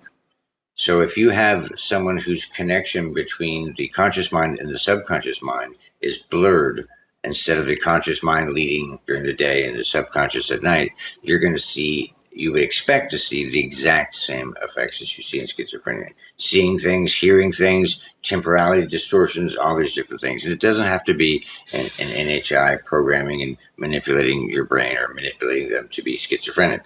It's a brain, function. And to me, I think people with different brain configurations, because I have Asperger's, and I have since a child, with different little tics and wonderful little gifts I learned to appreciate over time. But these things that we, call this person abnormal or that person bad, or a kid who's a nonverbal autistic as, relegated to kind of a lower position when they speak a different language too. Touch is a powerful language. There's all sorts of ways to communicate. So I'm a little different on the belief about NHI. It's, to me, it's that type of integration of NHI. I think it's on a much grander scale. And I think disclosure is like this series of rabbit holes. So many of them are true. The exotic technology, the recovered stuff, the more advanced craft. And you ask questions like why would they have the craft be so disposable? Where are they from? And to me, I think there's levels and a lot more than it's a lot more dynamic than we think. And a big final implication of it all, which kind of hints towards Jacques Vallée's control system, where psi is a part of physics. It's advanced physics. I've been fiddling with it my life, and professionally worked jobs and this, that, and the other groups and blah, blah, blah. But aerospace companies, intelligence agencies, the government, top science companies are interested in it because it represents another layer of physics we're just getting to be acquainted with. So, those are just my thoughts. And Did you watch Disclosure Day, buddy? No, I haven't, but I've I've heard basically the plot and theme of it, and listen at the end, and the wacky car stuff with the phone, and the alien stuff. What did you take out of it as a message or When engineers message? somebody gave you the plot summary, did they explain to you that the entire movie is one of consciousness possession by NHI? Yes. And by technology, apparently, I heard as well. No, I mean the NHI might be using technology, but the entire movie is disclosure wielded through the consciousness possession of humans from NHI. That's the entire fucking movie. What value do you give that in terms of the real world? That the aliens hijacked Spielberg for their own PR campaign. To me, I think it's a little bit extreme. Everything curates us, curates our thinking and our thoughts. And when you wonder, how do these technologies explode after a short period of time? If you look, humans do something very special. We build on previous knowledge and improve and advance it, kind of like the universe does in terms of evolving evolution, evolving systems. And even after things you think would be horrific, like glaciations or the Adams event 42.5 thousand years ago, there's these, deviations and explosions of intelligence. So I think we'd like to think we have control of ourselves. I can be me and all these different things, but I think it may be almost the opposite, where there's trillions of different factors affecting us. In the movie, people are literally being possessed to the point that the main character can't remember what she's saying when the alien is possessing her. So it's not an interpretation to say that is the perspective of the movie. That's what's happening in the movie. Well, I just want to clarify, I'm possessed right now by an NHI, and I had no choice. And I came here to say I love you guys. It's the one time you're telling the truth, buddy. I appreciate it. Wow. Yeah, that's how Doomer's my handler. He's got the ability to take over my mind. No. Isn't Doomer my handler? Oh yeah, Doomer's your handler. I don't fucking know. Who do you think's controlling the NHI? I'm Doomer's handler. Why y'all want to be handled? Nobody's handling me. I'm handling Doomer right Stop now. handling each other, y'all nasty. It's my turn to fucking handle Doomer. Don't grab my hand. I posted the receipts. I've been canceled. Hey, Mav, do you feel that when you were just speaking just now, do you feel that is there a shadow sort of a glimpse sort of into how Christianity has the story, and it's sort of echoes of it outside when people talk about aliens, demons, not demons, excuse me, aliens and things like that. Do you see how once that relationship gets so close with God, in a way, I hate to sound like that. I don't know. There's no other way you can say it. You sort of, all the language sort of just blurs away and things become like a concept in a way. They're true. Right. And I'm not trying to take away from God. I'm just saying that it's like iterations of him all over the place. And once we dial into the language that we're using, it's not in order to control a narrative. It's not in order to gain control. It's to be able to have some sort of a conversation, because the pieces on the chessboard all seem to appear relatively the same. Do you see that? It's angels. I do see that, and I'm like, if the president walked out Friday and said, "Look, there's these 4 alien species, they're extraterrestrials," it wouldn't change my faith whatsoever, right? Because that's still possible. Because if you're saying that isn't possible, then you're limiting God's ability if you believe in God, right? Because he's all powerful and he can create anything. So that doesn't destroy it. If there wasn't, and then they come forward and say, well, these are aliens and demons, same thing. It actually strengthens my faith once again. So none of it, I think, really hurts Christianity. The ones going around saying it's going to destroy it, I think, is the disinformation, right? Because then it puts doubt in your mind. Now, if they come out and say there is no such thing as God, you people are just stupid, you don't understand, then I'm going to question it, and I'm going to go, okay, anything else they say, I'm not going to listen to. Yeah, nice try, right? That's what I'm going to say. If they say that, I'm be like, yeah, okay, nice try, buddy. Yeah, I think that it would be like the biggest threat, because half the people would side with them because they don't have a strong belief. And I think you have to, and you got to break away from Sunday services and dig deeper. You have to read the extra biblical text. You have to look at different religions, and then you can see how all this does tie together. And you can have both at the same time. You could have extraterrestrials, and you could have demonic or demons and angels. It doesn't have to be, white and black. It doesn't have to be split.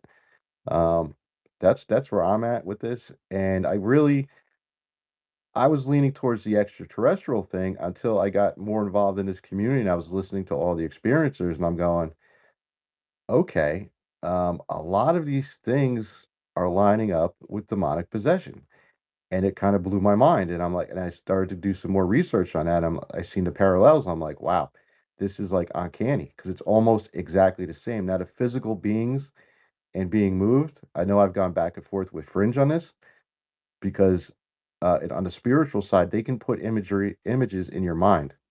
They can make you think that you're in a different location and you're not.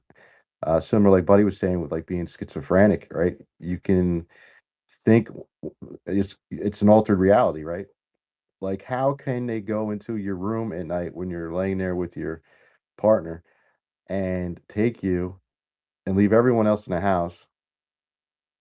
Um, that could be an image that's placed in your mind, or it could be physical. I'm not saying it's not, um, but it could just be a spiritual attack that's in your mind, especially if they're able to.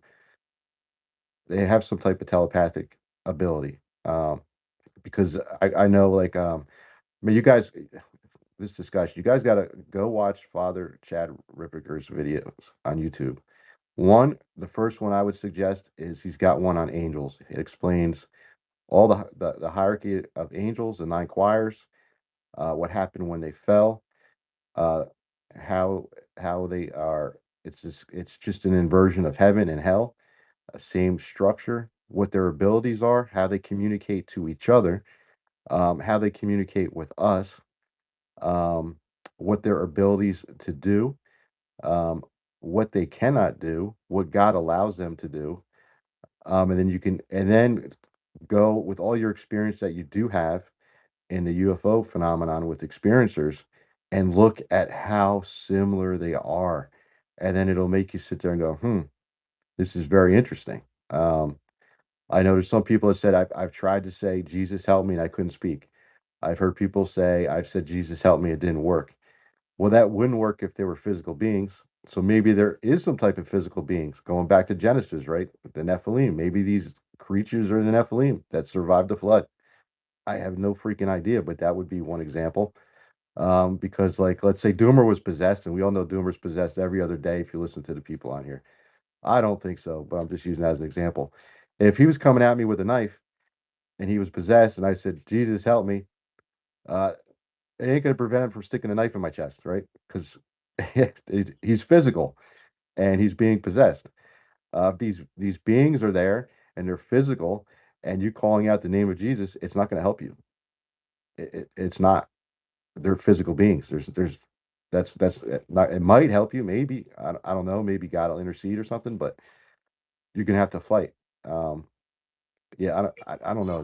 You That's just just how. need to That's use my the belief. N word, and immediately I'll be like, "What did you say?" And I'll drop the knife. No, I'm What'd yeah. you say?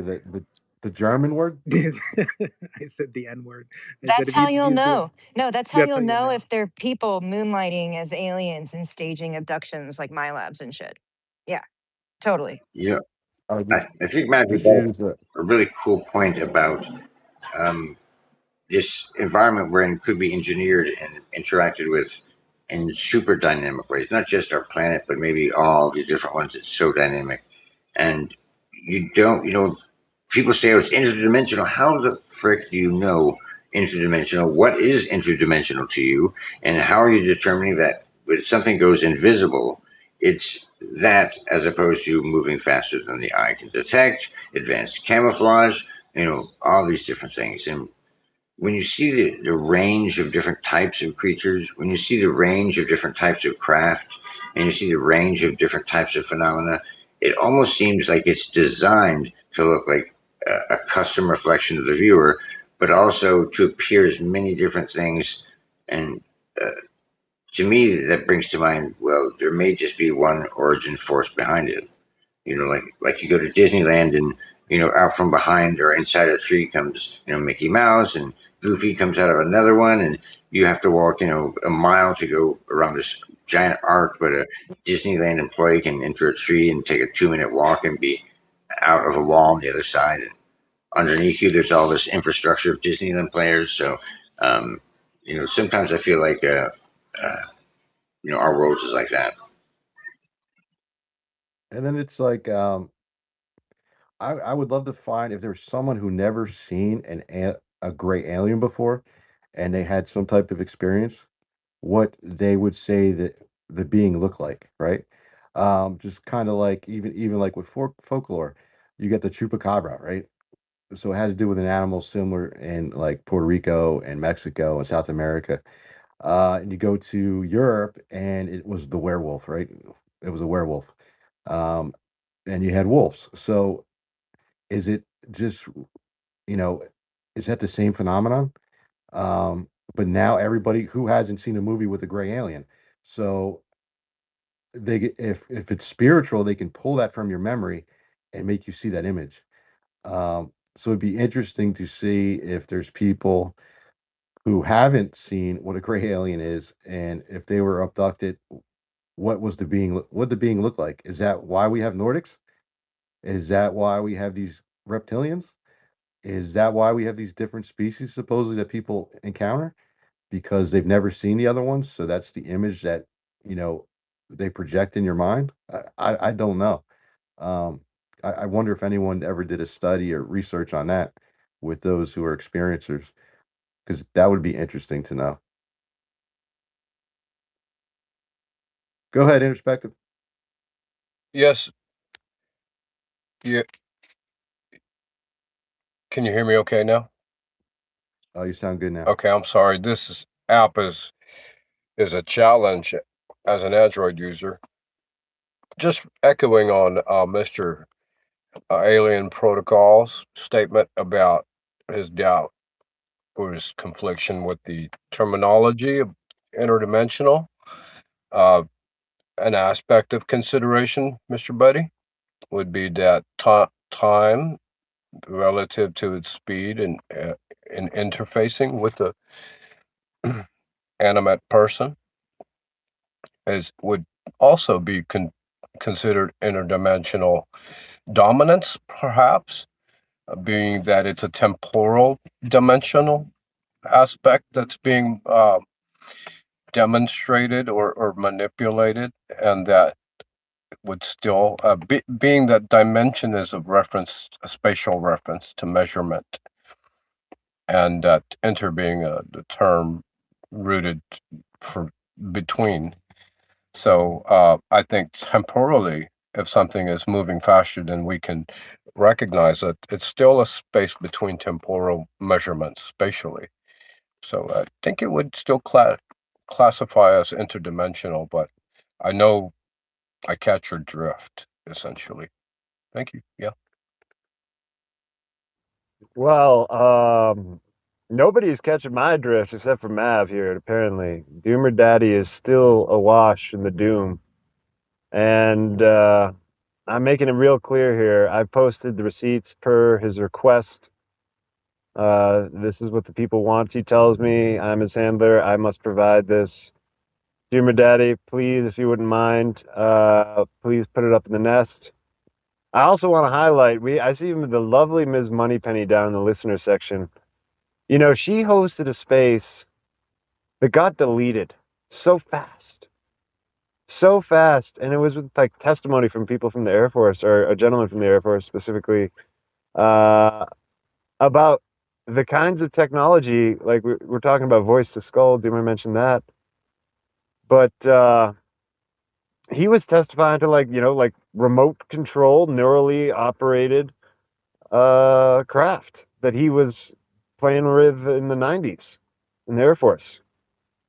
And then, I mean, you go to the Montauk lore, the God helmet, all this stuff, and you look into, I mean, Elon Musk and others were experimenting with synthetic telepathy. And then, like, you go in and you like start asking AI about it, right? People start asking about these artificial means of accomplishing the same thing that is potentially inbuilt, but maybe a bit dormant for whatever reason. But they'll tell you no, like and like it's some of these AIs, and then you can see there's a lot of parallels with the scriptures, these archaeological artifacts, which do, yes, kind of allude to that there have been discoveries, as Matt suggested, advancements in civilization where humans were brought to some level or capacity to be able to play around with these kinds of things. And it was potentially also extremely disastrous. And that's what Stephen Quayle spells out in the comments there I put down. And there's that book, Corrupting the Image, a really good book. And in that thread for the post I put down there in the Corrupting the Image, oh no, Doomer left. I maybe overloaded him. But there's another one about it's a book about forbidden gates, and it's a lot to do with what Neil Stevenson. I plugged this book earlier today. Neil Stevenson, the author of Snow Crash, NSA baby, more or less kind of providing this modern day narrative take on the story of Enlil and Enki. And when we're kind of starting to like have disclosure, quote unquote, about the kinds of technologies different and parties are working with, governments or maybe private corporations. I mean, it does start to make that story makes a lot of sense. Like to have it put in that way when you look at the kinds of things that they're playing with. So I just wanted to say all that, and of course, I'm always the first to admit that, I did a lot of computer programming. All right, I got a background in computer programming. A daemon is literally, like a background process in a that's running in computer programming. That's the definition. So, that's where they get the word from, demon. So I just wanted to throw all that out, and unfortunately, Doomer's not here to comment. I don't think you chased Doomer away. Doomer has a habit of not charging his phone, so his phone probably died the way he just disappeared. So I can officially say that apparently Citizens is a daemon lover.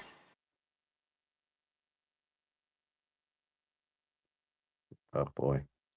Sure brought the Look, you can't. chaos though, talking about it was really interesting because I know that a lot of like the celebrities and stuff in Hollywood like admit about doing this kind of stuff. And the way that the show The Witcher kind of like portrayed this was really well done in my personal opinion. Like they showed how the witches like went and learned how to work with chaos, and it was chaos magic.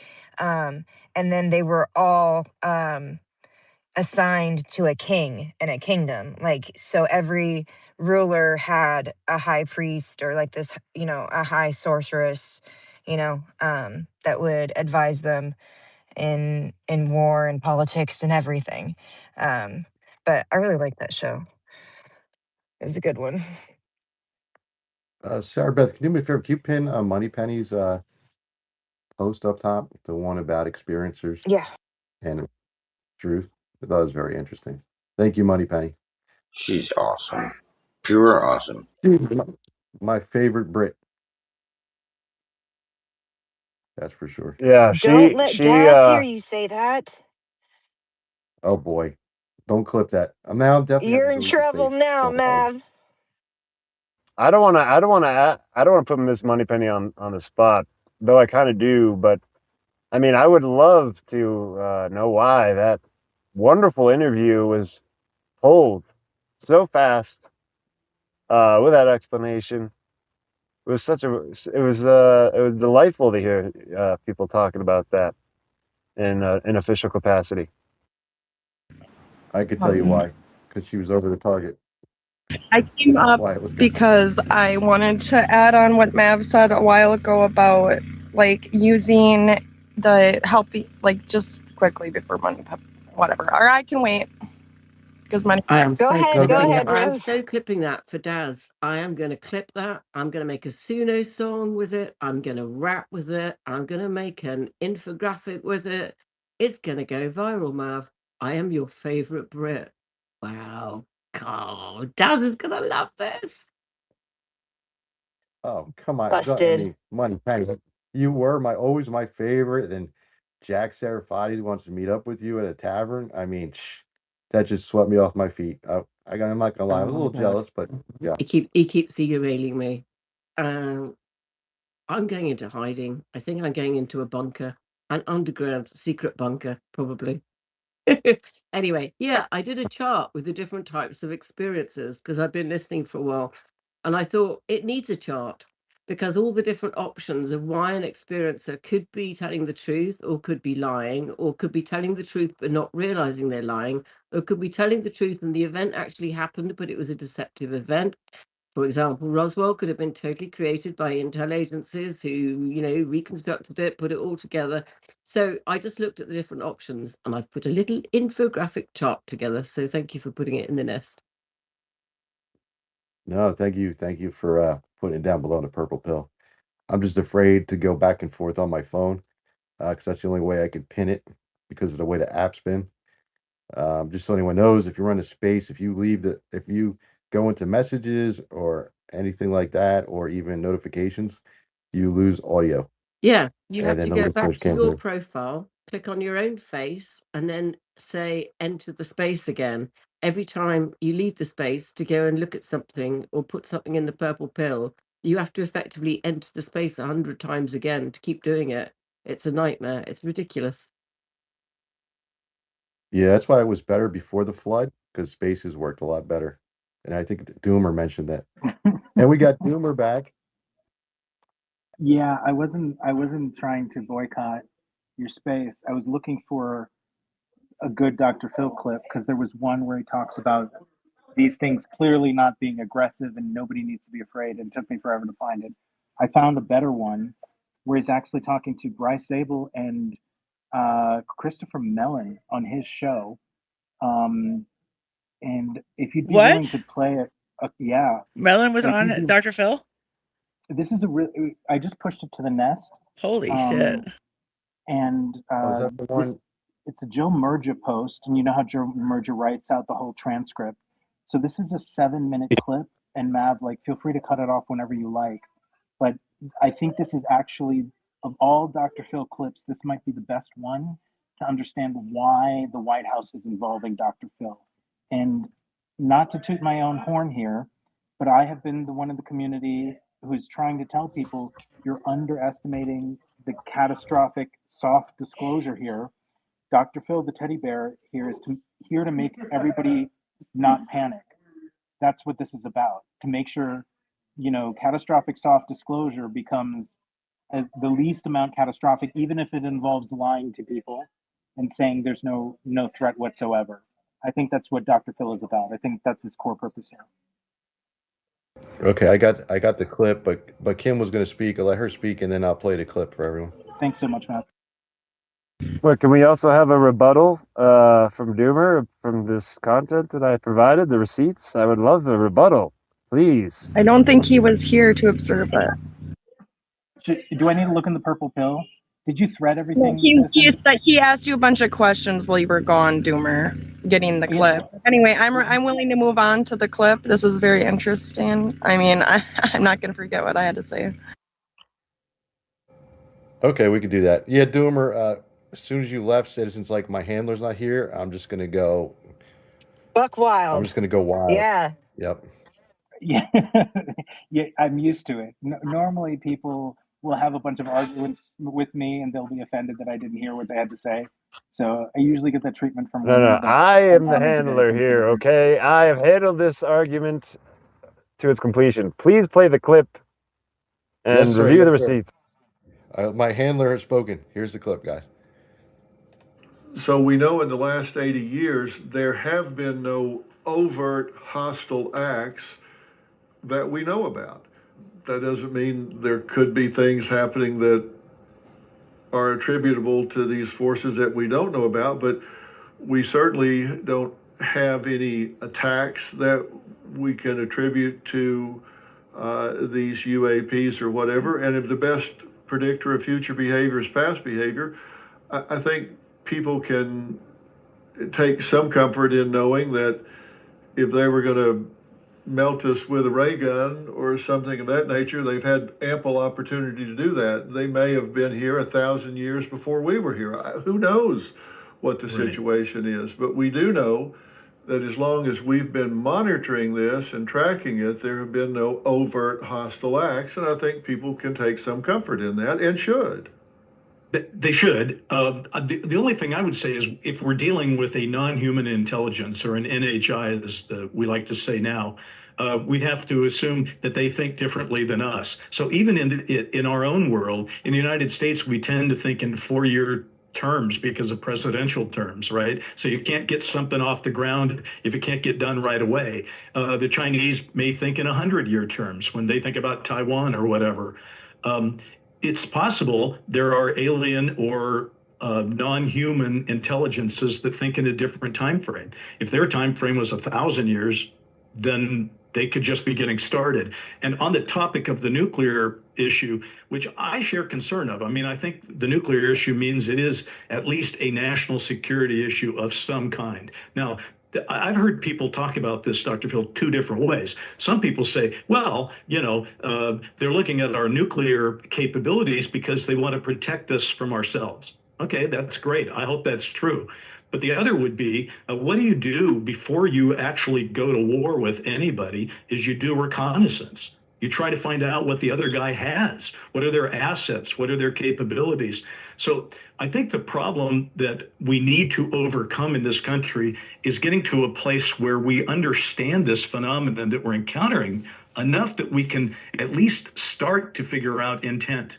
What is the intent? There have been people that have reported being abducted over the years. What's the intent behind that? Is it medical? Is it more nefarious? What is it? And so we've got a lot of work to do. And I think that's why I am so supportive of your current efforts, because you're basically saying, let's get started, people. Let's really take this seriously. Let's quit fooling around and stigmatizing people that want to take it seriously, and let's get to work. But let's get to work as a human race. Let's start sharing what we know, and let's make progress. That's where I'm coming from, too. What could be more nefarious than medical reasons? I tell you what, Mav, hearing that, I've just lost all respect I ever had for Dr. Phil. There you go. You see why I had a overt, hard time, Bart? Like, yeah. I want him in the doom space, and then I insulted his intelligence. Sorry, I didn't mean to cut you off, but No, I feel the that's same fine, way. Doma. I mean, no overt activity. I mean, what in the hell do you call my abduction? What do you call other people being forcibly taken out of their homes in the middle of the night and sexual experiments done on them? If that's not overt hostility, what the bloody hell is?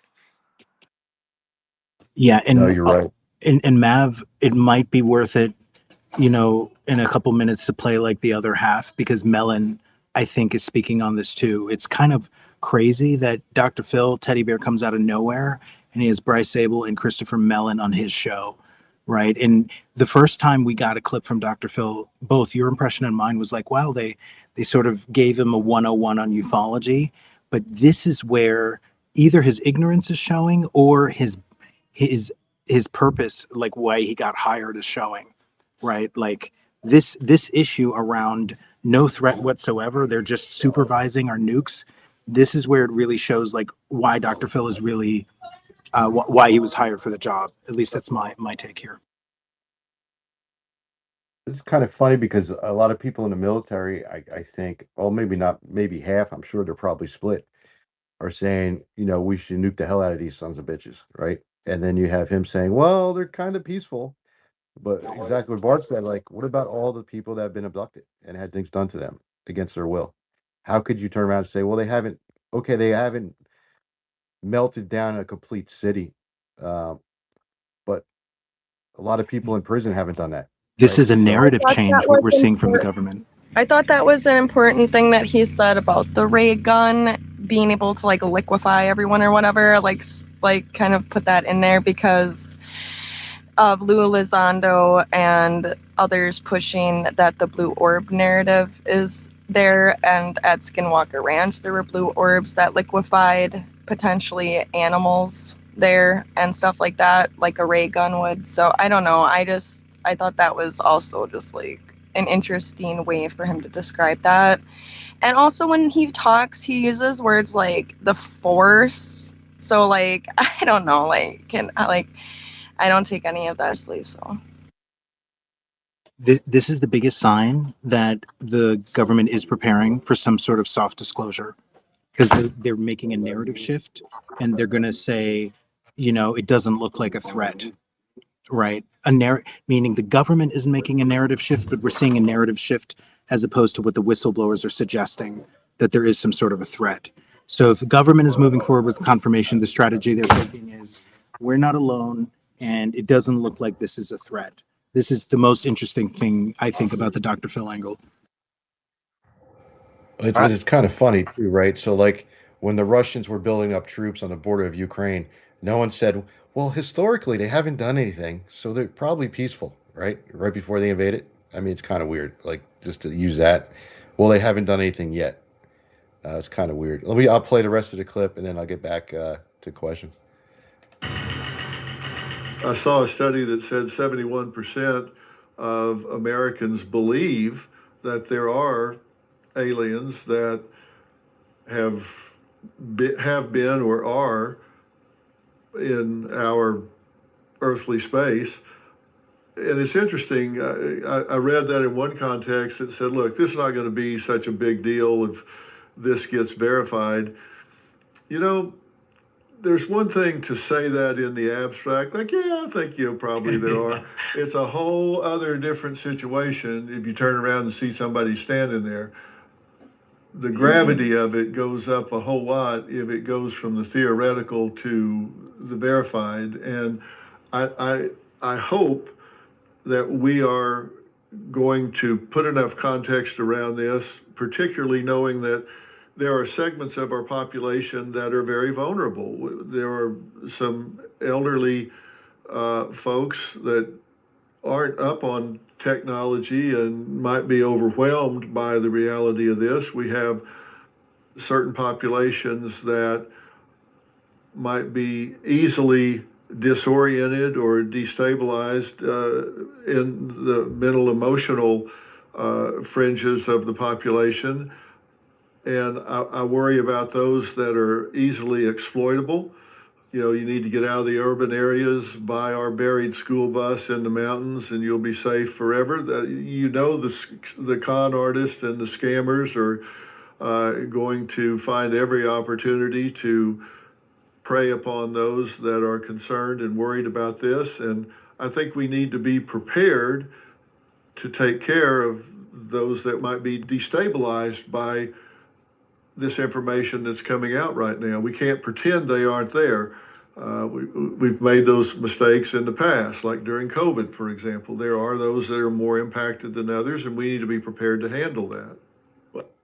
We had recently commissioned a study by a group of 6 psychologists, PhD psychologists, on this topic of how the public would receive this information. And it was generally very encouraging. And what they found was that the great bulk of the population, as they have in the past with other epical changes such as the Copernican principle or evolution or general relativity, it takes people a while to process this information. There's a period of resistance, but most people get up, get out of bed, go to work the next day. They're not devastated, even though there's nothing quite comparable to this, perhaps.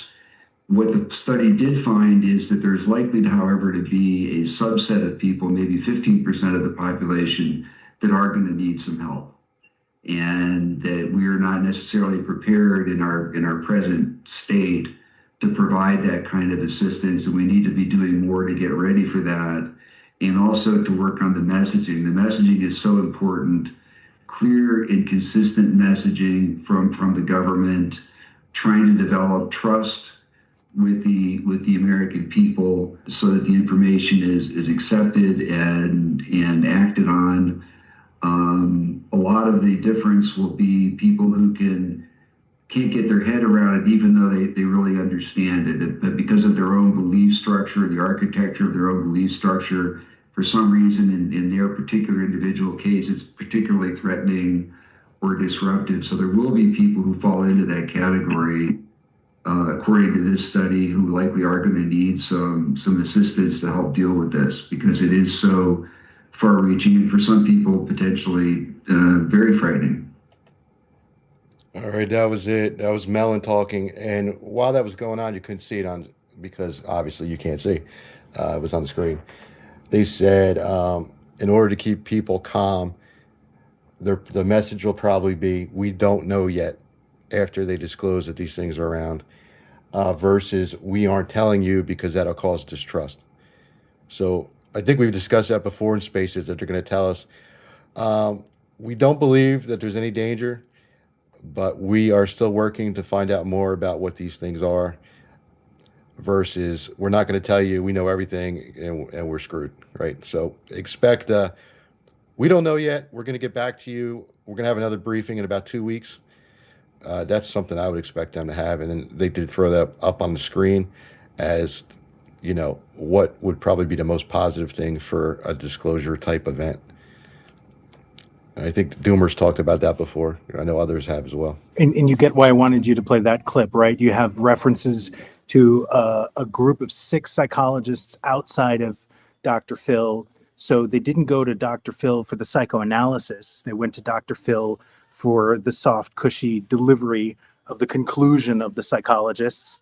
And the conclusion is just make it sound warm and fuzzy and tell people you don't know. And it looks like we're going to have a soft landing for this soft disclosure. And we've got the entire, what people need to realize is, with Dr. Phil, we've got the entire disclosure story laid out. There's no need for this Project Bluebeam bullshit. Maybe there's a Project Bluebeam, but that's not for the rollout of confirmation. We know the entire verbiage and the angle that we're going to get from Trump already now.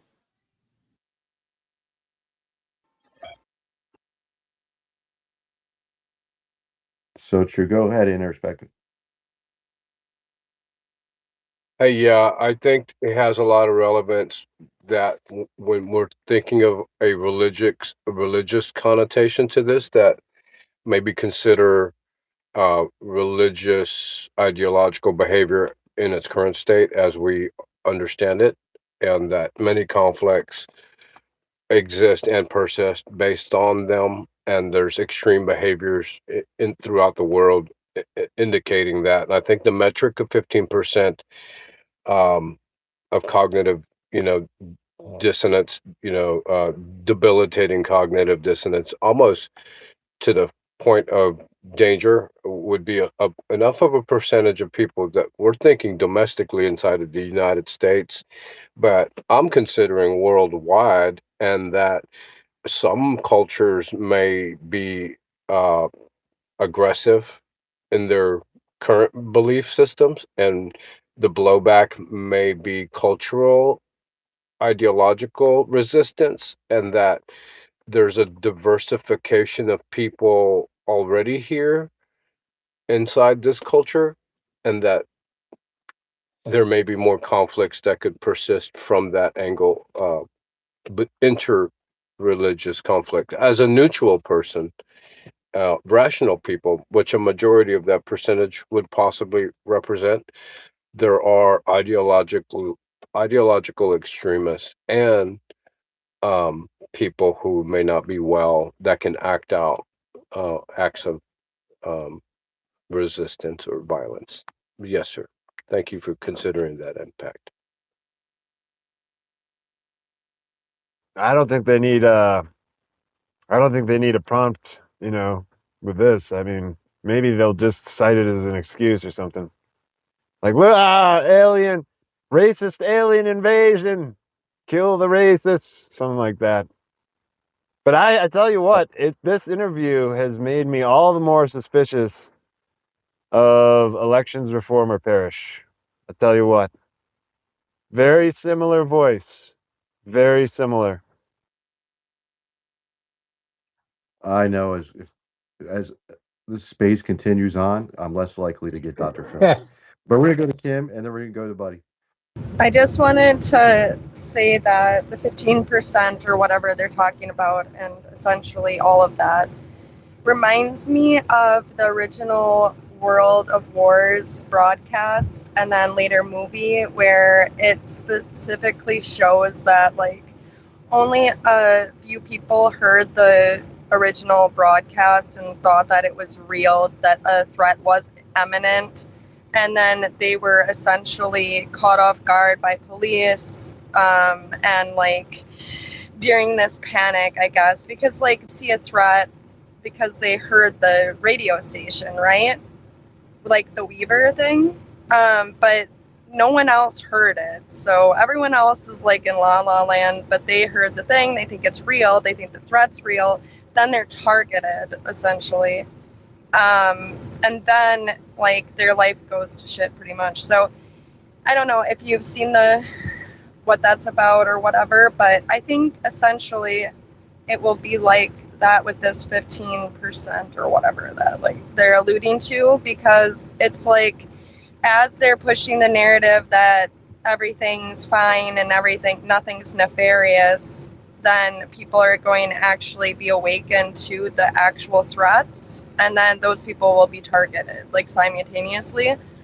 I also think there's another level to this where there could be real people genetically with psychic gifts, and like through like another type of genocide that these people maybe that they're representing, it could also be like a targeted thing that way, like a psychological operation where like that is taken out of like our gene pool essentially as we go through this like time of de-evolution. I don't know.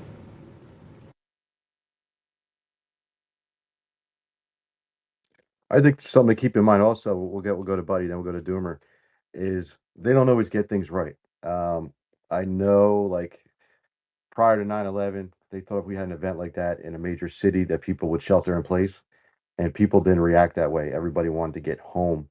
So for them to say it's only 15% and the rest of the people act XYZ, they have no idea how people are going to react.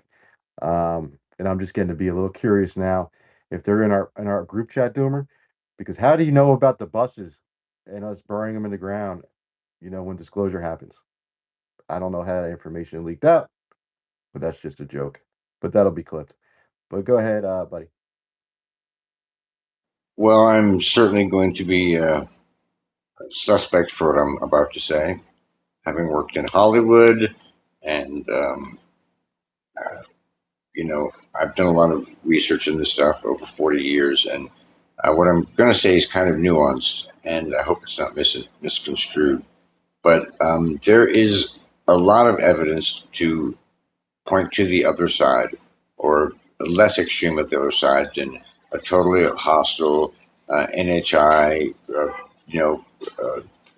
completely out to control us and lose us and all these different things. That doesn't mean I don't believe it couldn't be happening on a much more meta scale, but I and many of the public take any stories associated with around the sleep time logically with a grain of salt.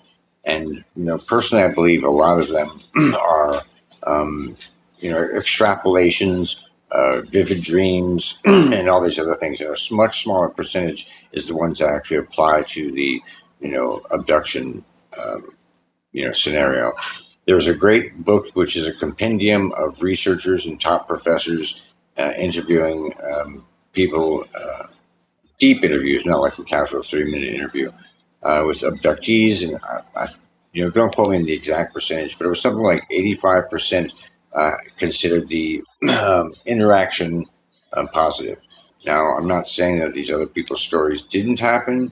I'm not saying that negative things haven't happened, but I think when you look on another context, the actions, so many times jet fighters have locked their missiles on to this craft, from the famous Iranian case, Peru case. Fravor did it with his missile, and the missiles, as opposed to blasting the craft out of the sky, the missiles, a very passive response, were shut off and subject to something called instantaneous sensor disassembly, according to slide 9. That may be not perfectly accurate for other cases, but I think there's good evidence too, like the Jonathan Wygand and his Sergeant Lance, I can't remember his last name, in Peru with the shoot down program, with these things we're calling baiting programs.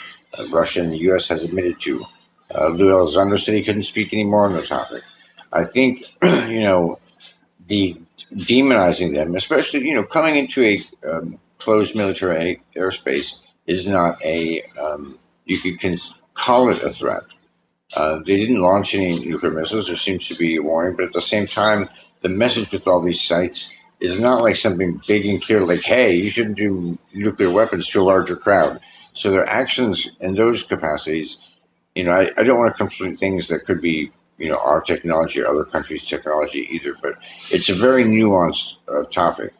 And I think when you play into their demon's hand, or you play into their definitely a huge threat hand, you're playing into the hand of the military-industrial complex, which wants that funding. So I think, obviously what they're doing is walking us through the beginning steps of the process. First, most people have to get acclimated to just the freaking notion. It seems very mundane and obvious to us, but the Brookings Institute did a study and said that it would be deleterious to society. So I think this is very nuanced, and especially dealing with a more advanced technological civilization, I would certainly, heed, people who approach it with a cautionary perspective. I saw some extrapolations. If the Tic Tac did what people said it did, the amount of power in that craft, if it had like a beam weapon of some kind, it could take out a fleet in seconds. So I just, throwing those perspectives out there. Not that I embrace them completely, but I think about them. I think it's a logical position. So everybody can hate me now.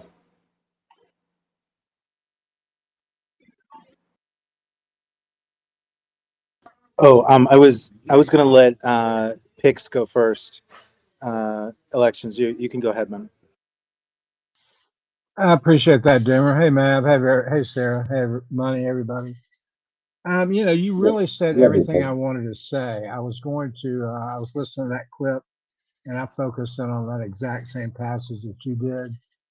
I mean, this is definitely limp-dick disclosure, and it's very managed. If you think about it from, the people that would be making those decisions, putting Dr. Phil in a front seat. I mean, the Elizondo front has failed. The DeLong TTSA front has failed. We don't trust anything they're doing. So they're going to have to do something to get the public to trust what they're doing, which, is this going to work? Oh, hell, I don't know. But, also, Buddy, I was going to mention the Brookings report too, Condon, Robertson. It was all basically the same thing. Religion is going to be upset. But as Dimmer said, this is getting real now as far as the government actually coming out and going to the podium and saying we're not alone. We're still not going to get anything of substance. We know that. So, how do we handle that? That's to be seen, but we're not going to get anything of the answers about our history. The fact religion may be a product of ET involvement. Our genes may have been manipulated, and that's why we became human beings. All those things that are really, really touchy. So, I get where Buddy's coming from. There are a lot of people that are comfortable with small steps, and I understand why. And this is a process. It's been going on for a long time. It's now coming to a head. But I'll just say this last one thing. You know, as Doomer and I have talked about at length, I mean, he was the one that really was harping on it hard, but I was talking about it with a little bit less, you know, intense rhetoric. But this is another betrayal. We are expecting something that is really going to move the ball and change things, and we're not going to get any of the med tech, any of the energy tech, any of the information about I relayed out earlier. We're not going to get any admission of fundamental guilt. So this is, you know, as mushy a loaf of bread as you could ever ask for, and I just think we need to focus on what comes next. And I'm back to we have to start setting the agenda, or they're going to continue to, and they're going to push people like this, Yokel or Avi or, you know, whoever they choose to stand up to try to tell everybody what's going on when they don't have a fucking clue what's going on. So I don't know. It's good space. Appreciate the mic. Hope everybody's well. Something is moving. And Doomer, I hope you put $1,000 on the markets, probably and otherwise, relative to the possibility of Trump giving a speech at the UN in the next month or so. Oh, really? You think so? That's interesting. He has a speech coming up for the UN? No, the General Assembly is coming up in about a month. And I'm saying that's exactly the timing would be perfect for that. I mean, we see how this is being all rolled out. I mean, it's very clear, actually. It's not hard to decipher. We've been, you know what, Doomer?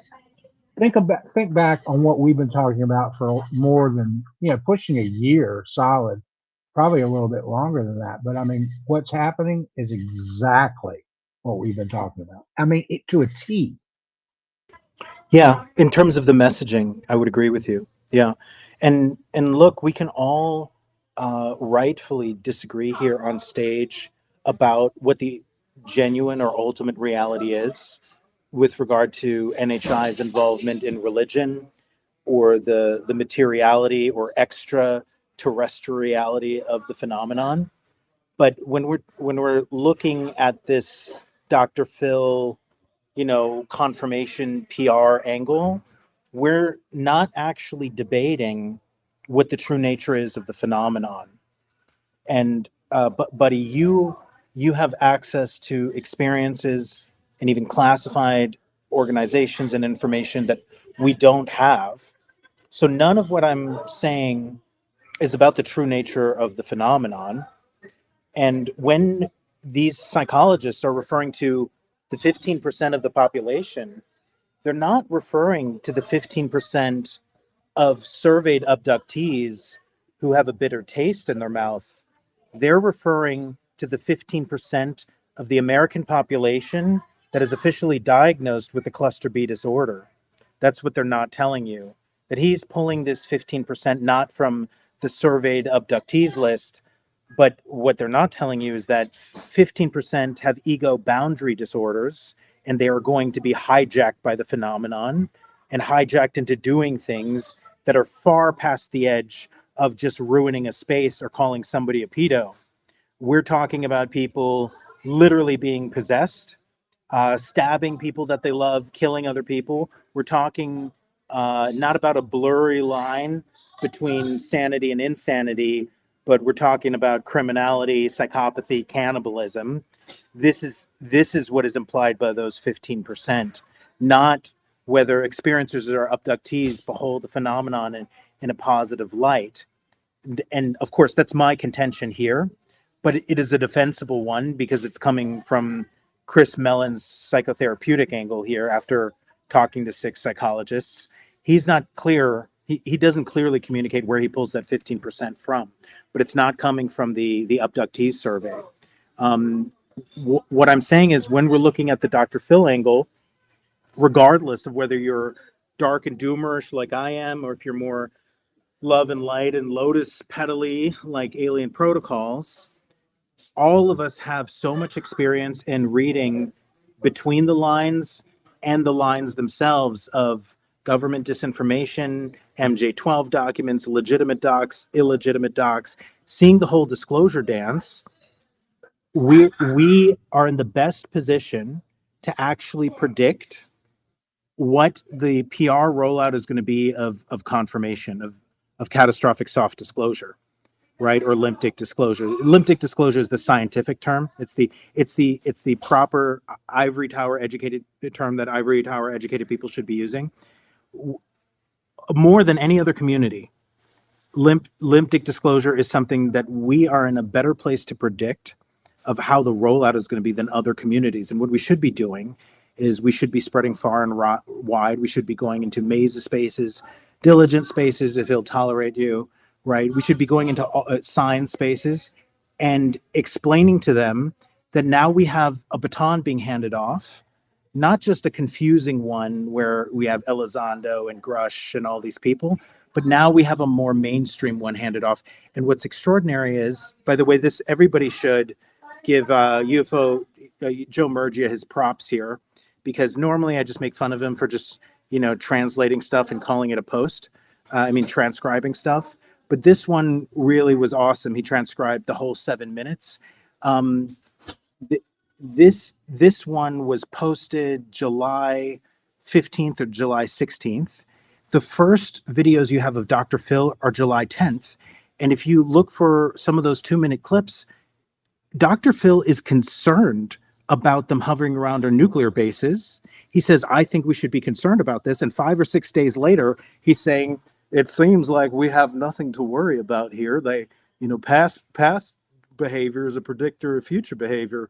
So somebody picked up the phone and called Dr. Phil and said, listen here, teddy bear, you're going to tell people that there's nothing to be worried about.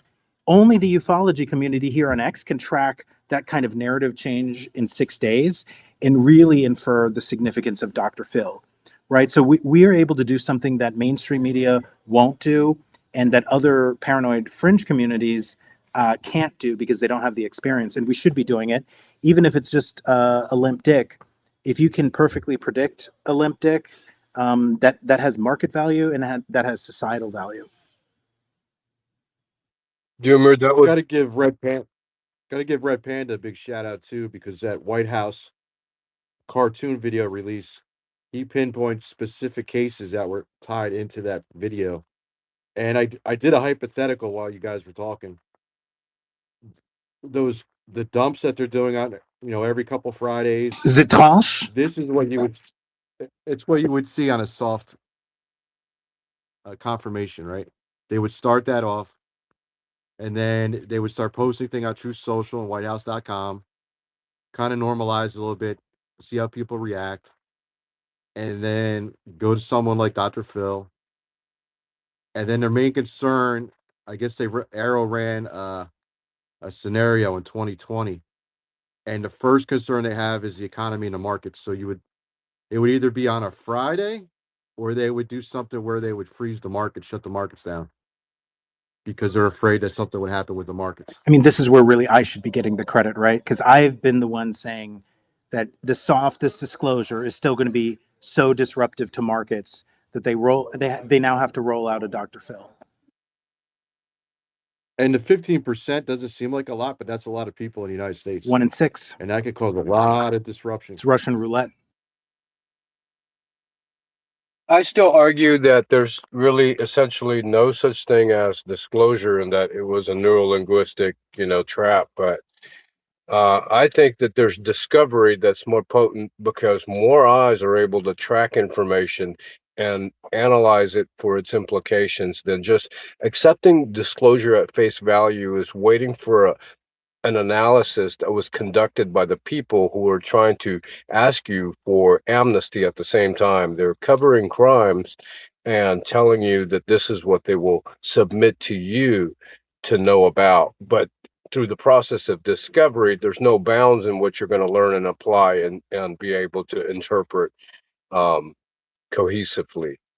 So, yes. Yeah, that's the big risk. Once the Pandora's box gets open to the general public, all bets are off, kind of. So it's going to be a bumpy ride. And Doomer, September 8th on Tuesday is the opening of the General Assembly. So if they're going to have probably 1 or 2 days working, I don't know when speeches begin, but Could be that Friday. 6. That's fascinating. Yeah. What do you think, Pix? Is he gonna use the ET word? I have no idea. It's gonna be gobbledygook. Yeah, by the way, that's the only thing holding me back from betting in the markets. Legally, of course. I would travel to a country where it's perfectly legal and then bet on Polymarket. That's the only thing that's holding me back. No, I think you can nail that language down. Just look and see what they say. Is he going to say that there are NHI or ET and that we've been lying to you and we need to come together as the human race and I'm here to lead that charge because I'm Donald Trump? I think that would win the bet. Totally, but the market only resolves if he uses the word extraterrestrial. If he says NHI, it doesn't resolve. So that's the only reason I haven't sold everything. And, well, do it. Do a separate bet with the language that you want and put it up there. It won't resolve if it's just the language I want. The only market is one where he says that extraterrestrial tech or life exists somewhere in the universe. If he has sex with a live alien on TV, even if it is an extraterrestrial, and he doesn't say, I just had sex with an extraterrestrial, the market resolves to no. So that's the only thing that's keeping me from the bet. Well, I get what you're saying, but can't you petition to have a separate bet put up, or does it? You can, yeah, and in fact, I have. In fact, I would love it if you could repost it. I petitioned a separate NHI market. Yeah, that's what I'm saying. Yeah, they need to create one, but they need to have one. Well, work it off that specific proposition that it happens at the UN General Assembly, and maybe a two-parter or three-parter. One, okay, he says ET or not. 2, it happens at the General Assembly. 3, it happens on that Friday. If he's scheduled to speak on that Friday, get ready to run 24-hour spaces. Hey, can I just interject real quick talking about Jump the in. market? I Jump was in. at the Scientific Coalition of UAP Studies with Chris Mellon on the weekend, and the market's not going to give an absolute shit. We're in the quantum era. He was very specific. The patterns, the people, the institutions that were there, they're releasing the technologies right now. The market's not going to give a shit. That was their biggest problem. They hit a bottleneck and now it's exploded into the quantum era. It's going to resolve and create millions of new jobs worldwide, and they're very excited about it. You're not going to get the disclosure of what you think it is. See, Well, Doomer, nobody here. I've been telling Doomer that, Rich. Well, hold on. This is the one You thing that guys we know. disagree on significantly. You guys know, and I agree that with Rich.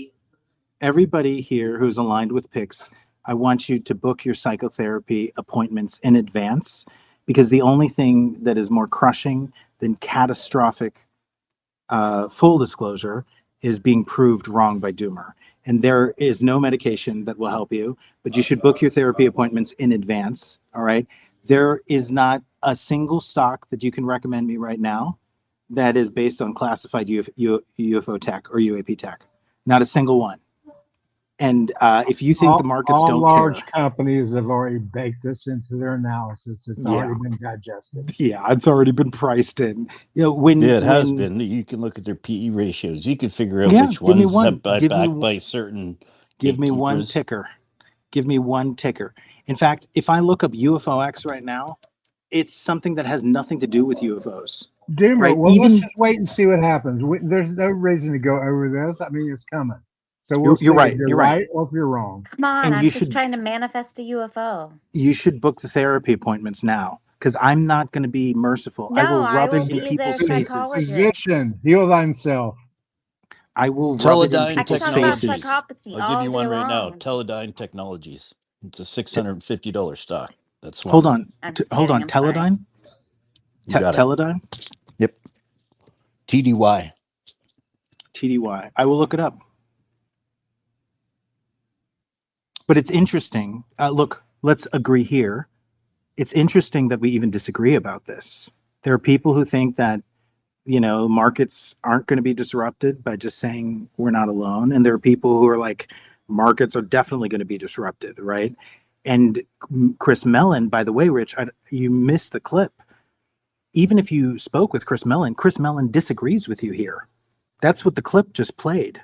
Chris Mellon consulted 6 psychologists, and they can't even tell them that we won't tell you. Like Chris Mellon It may just be told. for entertainment purposes, but behind the scenes, they're saying something completely different. They're very excited about the quantum era. Okay, but behind the scenes, he told you something different than he told Well, he didn't everybody talk else. to me. He didn't talk to me personally. I stayed back and stayed silent. I just listened and picked up patterns. Yeah, but they straight up told us in this clip here that they're not even going to tell Americans we can't tell you something. We were just told straight up it's better to lie and say we don't know, because that will cause a better reception. So when you're straight up being told what the lie is going to be told to the rest of the American people, people are definitely thinking that markets are going to be hit. Whether they're right or wrong, Pix is right. That remains to be seen. But I think it's interesting that we disagree on this. I think it's Hey, more or less Doomer. that the hospitals are going to be outed for fraudulent activity and more. I'm waiting for that to come, Kristen. Definitely, yes. Zoomer, I think what you missed with that was the disclosure is going to be there's something there. Here's Avi Loeb. They're going to be investigating all this stuff, but we don't know yet. The other option they had was we know things, but we're not able to tell you yet. And they're I guess they ran a poll to find out which would be better, and it was to say we don't know yet, but Avi Loeb and his group are going to be diving into all this information and release it to the public as soon as they have it, and that'll be the disclosure. Right, which is also called a AI lie. has gamed this 1,000 different ways. They know exactly what they're doing and why. Well, I was also going to say, doesn't Aladdin's AI? I mean, how much does BlackRock's Aladdin AI control the market, really? And I'm sure Doomer, they're going to know how to make money off this. They're not going to lose money. I mean, some will, but they're going to make a ton of money. No, I have to disagree here. That's assuming that the decision for confirmation is a human decision. It's more likely than not going to come from a human mouthpiece. But you can only make that argument if you're assuming that it's humans and not non-humans urging for the confirmation. I don't think If NHI wants to be exposed at all. It's just I don't happening. think saying that we're not alone is necessarily exposure if it's a limited hangout. I don't. Well, Doomer, please consider what you said earlier about if Trump uses the term extraterrestrial, so it'd be a confirmational sort of leaning. But may I point out that when he was on the Joe Rogan show, he used the phrase people from other planets and pointed up and looked up. And I thought that was a very interesting articulation, was that it's a component of verbiage that's important. It said people and other planets, and that doesn't mean extraterrestrial in the sense people are expecting as another species. This is an interesting use case of language for your Correct. thought. Correct. And look, Rich in elections already agreed with me. He doesn't realize it. All right. But Rich in elections will be right. Yeah. When you said they're not going to reveal anything about the tech, that's when you accidentally, inadvertently agreed with me. If you have an announcement from the president that does not signal technological supremacy, they cannot afford to roll the stuff out in the marketplace, obviously. In that case, there's the promise of tech, and then there's delivering what we want, which is next generation energy and medical tech. The medical tech may filter through, but the energy tech is not going to be released. Correct. But either way, if there's some sort of democratization of tech, that requires a fuller disclosure than just confirmation, right? So either we have some sort of technological ownership. I think you conflate things there. No, they're not going to make that. I'm not conflating anything. Directly. I'm just laying out the possibilities. You're assuming that the public will, that they're going to sell this as a direct linkage to NHI tech. That's not, I wouldn't say that's going to happen at all. Okay, then there you go. Rich, elections does not agree with you. That's fine. No, and then We that's can just agree to no, disagree, Dimmer, I but did not we'll say wait and see what that. happens. God, you're amazing. That did not say Thank that. you. Okay, well, help me understand. What are you You're saying? welcome. Are you saying we're going to smuggle in hidden UFO tech and not tell people? Well, nothing's new about that. What are What you have they saying? been doing for the last 80 years? Because they Exactly. need So to that's show the not saying public. They anything. need to get the public excited that we are actually more advanced and they're letting us believe. Why can't the public Correct. see it? Why can we not create a more universal income so everybody can win a little bit more so people can Correct. actually Back to Mav's point. enjoy America? Back to Mav's Exactly. point on this real quickly. I mean, they can bring out a ship. They could even bring out a body. They could also then say, we don't really understand any of this. We'll get back to you when we've got an answer. This is national security, and sorry. Correct. But what they cannot do And is say, hey, they'll drop everybody as safe. There's no danger to the population. We actually took this ship out. We took it down ourselves. Here it is. We're working on it. And it's going to be huge, the advancements we're going to make for humanity. That'll be Trump. He's going to push it in a positive way and then just go, we'll get back to you when we know more about it. right, but they Boom. can't And then actually roll out anything in the market unless they own that IP. Right? That's what I'm trying to say to Kristen and Rich. How Like, many patents does the government control under national security ambit? Over 6,000. I mean, but you're we're not talking about UAP. Doomer, you're normally very insightful. On this, you're just dropping the No, ball. we're talking about UAP tech, Drop right? Obviously, again. the It's government is not not. disclosed publicly. It's never mind. Never mind. No, I've no, been no. But trying to burn the there's But you money can't system define down for UAP quite some tech. time, and I just bought Kit coins, so that's what I'm aiming for. I don't know what okay. everybody else is doing. But look, all of us can pretend like we're brainwashed and we forgot UAPDA 23.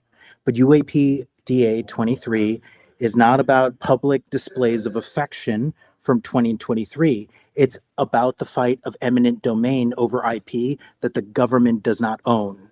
And you cannot roll out tech to the marketplace for tech that you do not own because Lockheed Martin stole it from you.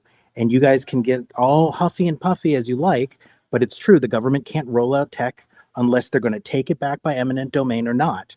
And this is, They've I'm just already laying out the taken these possibilities here. If the patents. What are government you owns it, we talking own it about? too. We're all Americans here, right? I mean, literally, we have to pay for water and air and existence. Right. It's But kind of weird. It's not I the agree government with that's you. in charge. Yeah, but Kristen, you have to have that tech in order to democratize it. And if a thief took it, then you have to knock on the door of the thief and say, "Will you please be Robin Hood with me?" We're at the place where, depending on how much tech the government discloses, will inadvertently reveal how much technological supremacy it has versus rogue domestic contractors. They're not going Right? to let I people don't think know we'll ever get that. exactly. They will never release the real secrets, Doomer. You know better than that. Well, they can't if they don't have them, if they don't have the tech. But we can easily Right? ask What AI what what's going part of on. the fact they were going to have the tech, they're just not going to disclose it, and they're going to develop it and use it in ways that they have for the last however many years. They'll just continue to do what they've been doing, for God's sake. Yeah, they're just going to piece it off to their friends in publicly traded companies to hide the compartmentalization. Sorry, I can't say that word tonight, but yeah, they're just going to do exactly what they've always done Right, with but it. that's not what we're You can talking see it about. coming. Kristen is talking about singularity tech, a new age. You're talking about fiber optics, the chips and I'm Motorola talking cell about what I phones. learned at the Scientific Coalition and the quantum era they kept talking about. And they had 30 different scientists from Yeah, all the major institutions and We're universities. And they got excited we're learning talking about the about new how tech they're going to coming. roll this out and how they're going to hmm still keep things secret and betray the American public once again. And that's what's yeah, we're all aligned with this. But for the market people in here, you can't argue that something is priced in and it's still not priced in yet at the same time. You need to pick a lane, and I'm the one making sense here. Either you can afford the tech that isn't priced in yet, and then you'll be like, open the kimono, oh my goodness, into the new age. Or you're saying it's all priced in which case you can't argue that Let a me big ask positive you a change is question, coming. Doomer. Do you think that Trump talks to business executives? Do you think he gets diarrhea of the mouth and actually, cuts deals that no, sentient president would ever make. I mean, he does it every day. The man's a criminal. This is a mafia organization. Get real.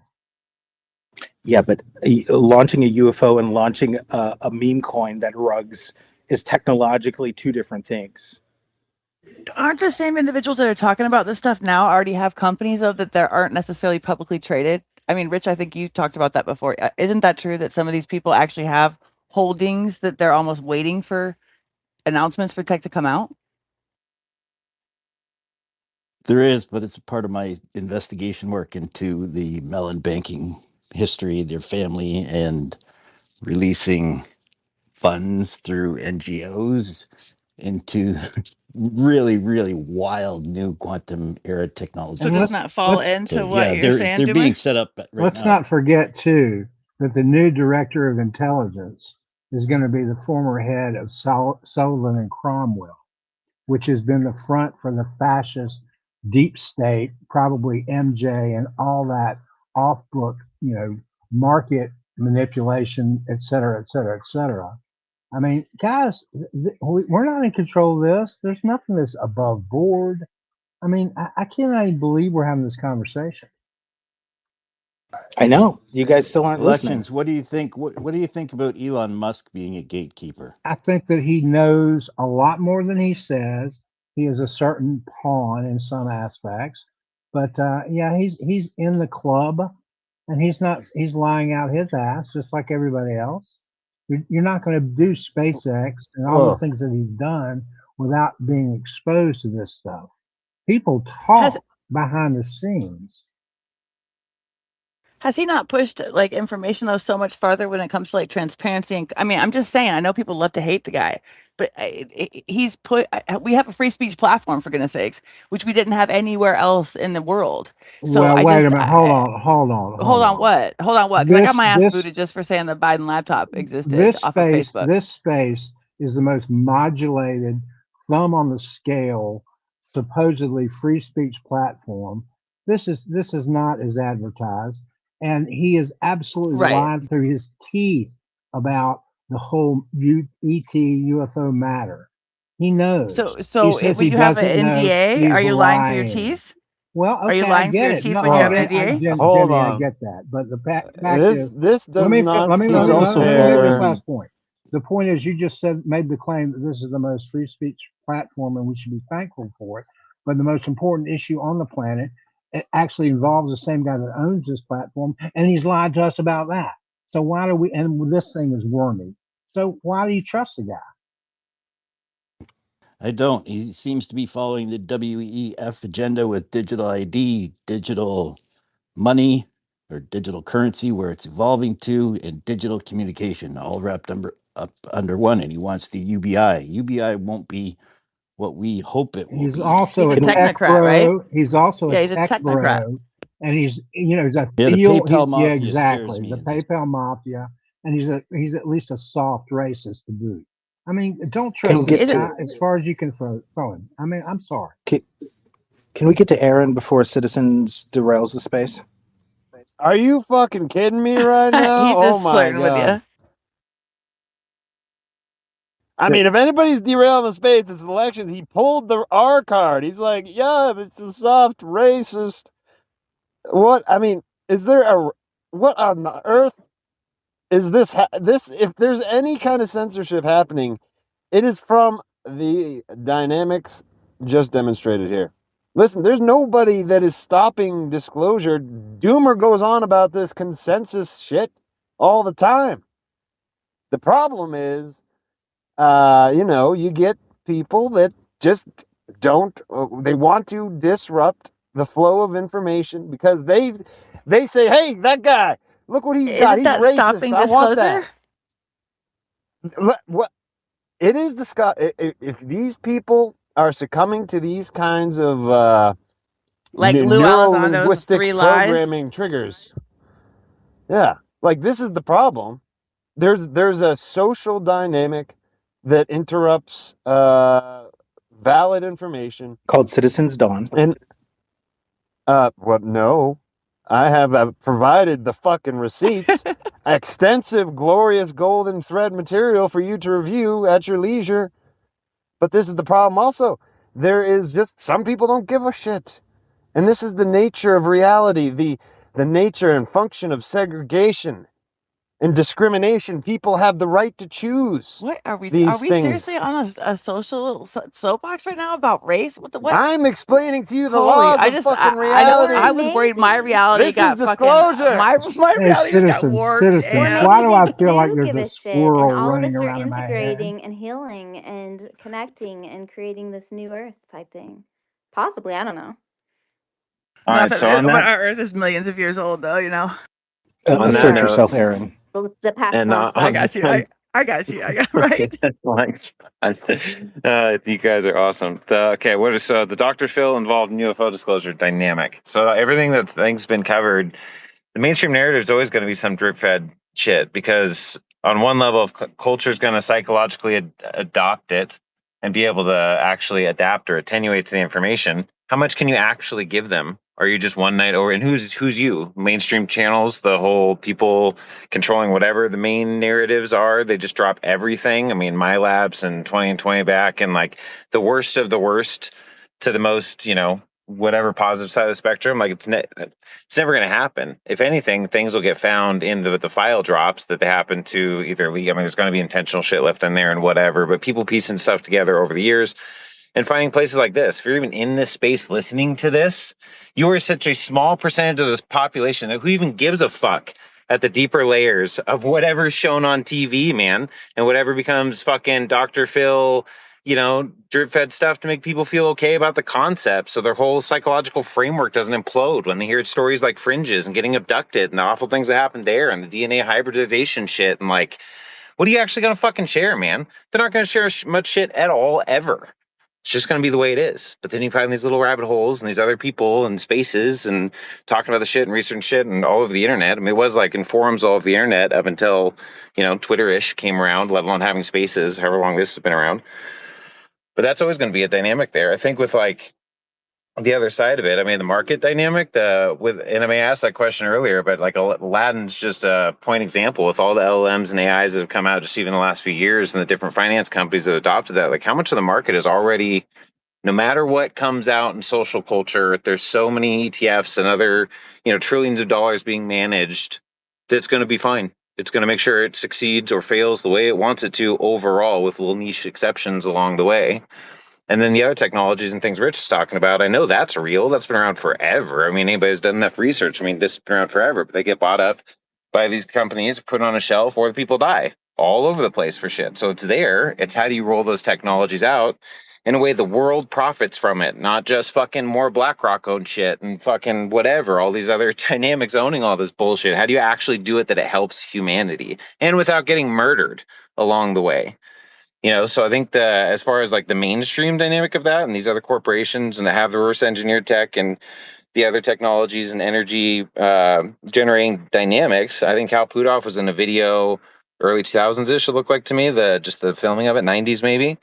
But talking to people how they would likely roll it out is putting these devices and slowly replacing hydroelectric dams and other power plants. This is actually at the core of the fucking building, but nobody knows about it. And then they slowly decrease rates over time or transition shit out because, their expense isn't what it was before. So the market doesn't collapse or that business doesn't collapse in that way and whatever that's played in. So, I mean, there's ways that they can carry it out and never fucking tell the public anything more than drip fed bullshit unless you find yourself drawn to back corners of the internet. I want to point out that I agree with you, Aaron, except for the one thing, which is the market will be fine. Because here we're still assuming that a government mouthpiece confirmation is coming at the behest of government. And if we're of the belief or of the contention that there's another intelligence here, it is a harder argument to make that it isn't involved in its own confirmation. If there's another intelligence here, either we're performing confirmation with its consent, under its oversight and under its blessing or under its direction even, or it's against the consent and we should expect retaliation. There is no Swiss NHI confirmation where the NHI are a formidable intelligence, and they're like, confirmation here, confirmation there, potato, potato, tomato, tomato. That's not a reasonable hypothesis. And if it is under the blessing of an NHI, we should not assume a good outcome, even of limp-dick disclosure, especially when it comes to the markets. You need to pick which side you're on here. Is there another intelligence? Is there not? Is it with its blessing or is it against its blessing? And if you assume that it's with its blessing, then you're either saying, all right, this is a benevolent intelligence, markets, yay. Or if it's a malevolent intelligence, you should not assume a good outcome in the markets. And I'm sorry to employ logic here. It's very offensive in a UFO space to employ formal logic, but that is how the matrix is laid out. But you're not applying logic, Doomer. You're applying Yeah, dude, Doomer logic. Give me the it's better smoke and matrix. mirrors, bro. Smoke and mirrors. Don't you think we are Give the me the better intelligence? Yeah, matrix that's here. doomer logic. Give me the better matrix here. There are people here on this panel who are seriously arguing that there's going to be a government-led confirmation that is not under the blessing of the NHI? No. No. What Okay. I'm saying is, Pix is wrong. There is no need here. I mean, to disempower us here. We can arrive. Like, math is like accessible. We have the internet. We can do math. We can crunch numbers. We can run numbers.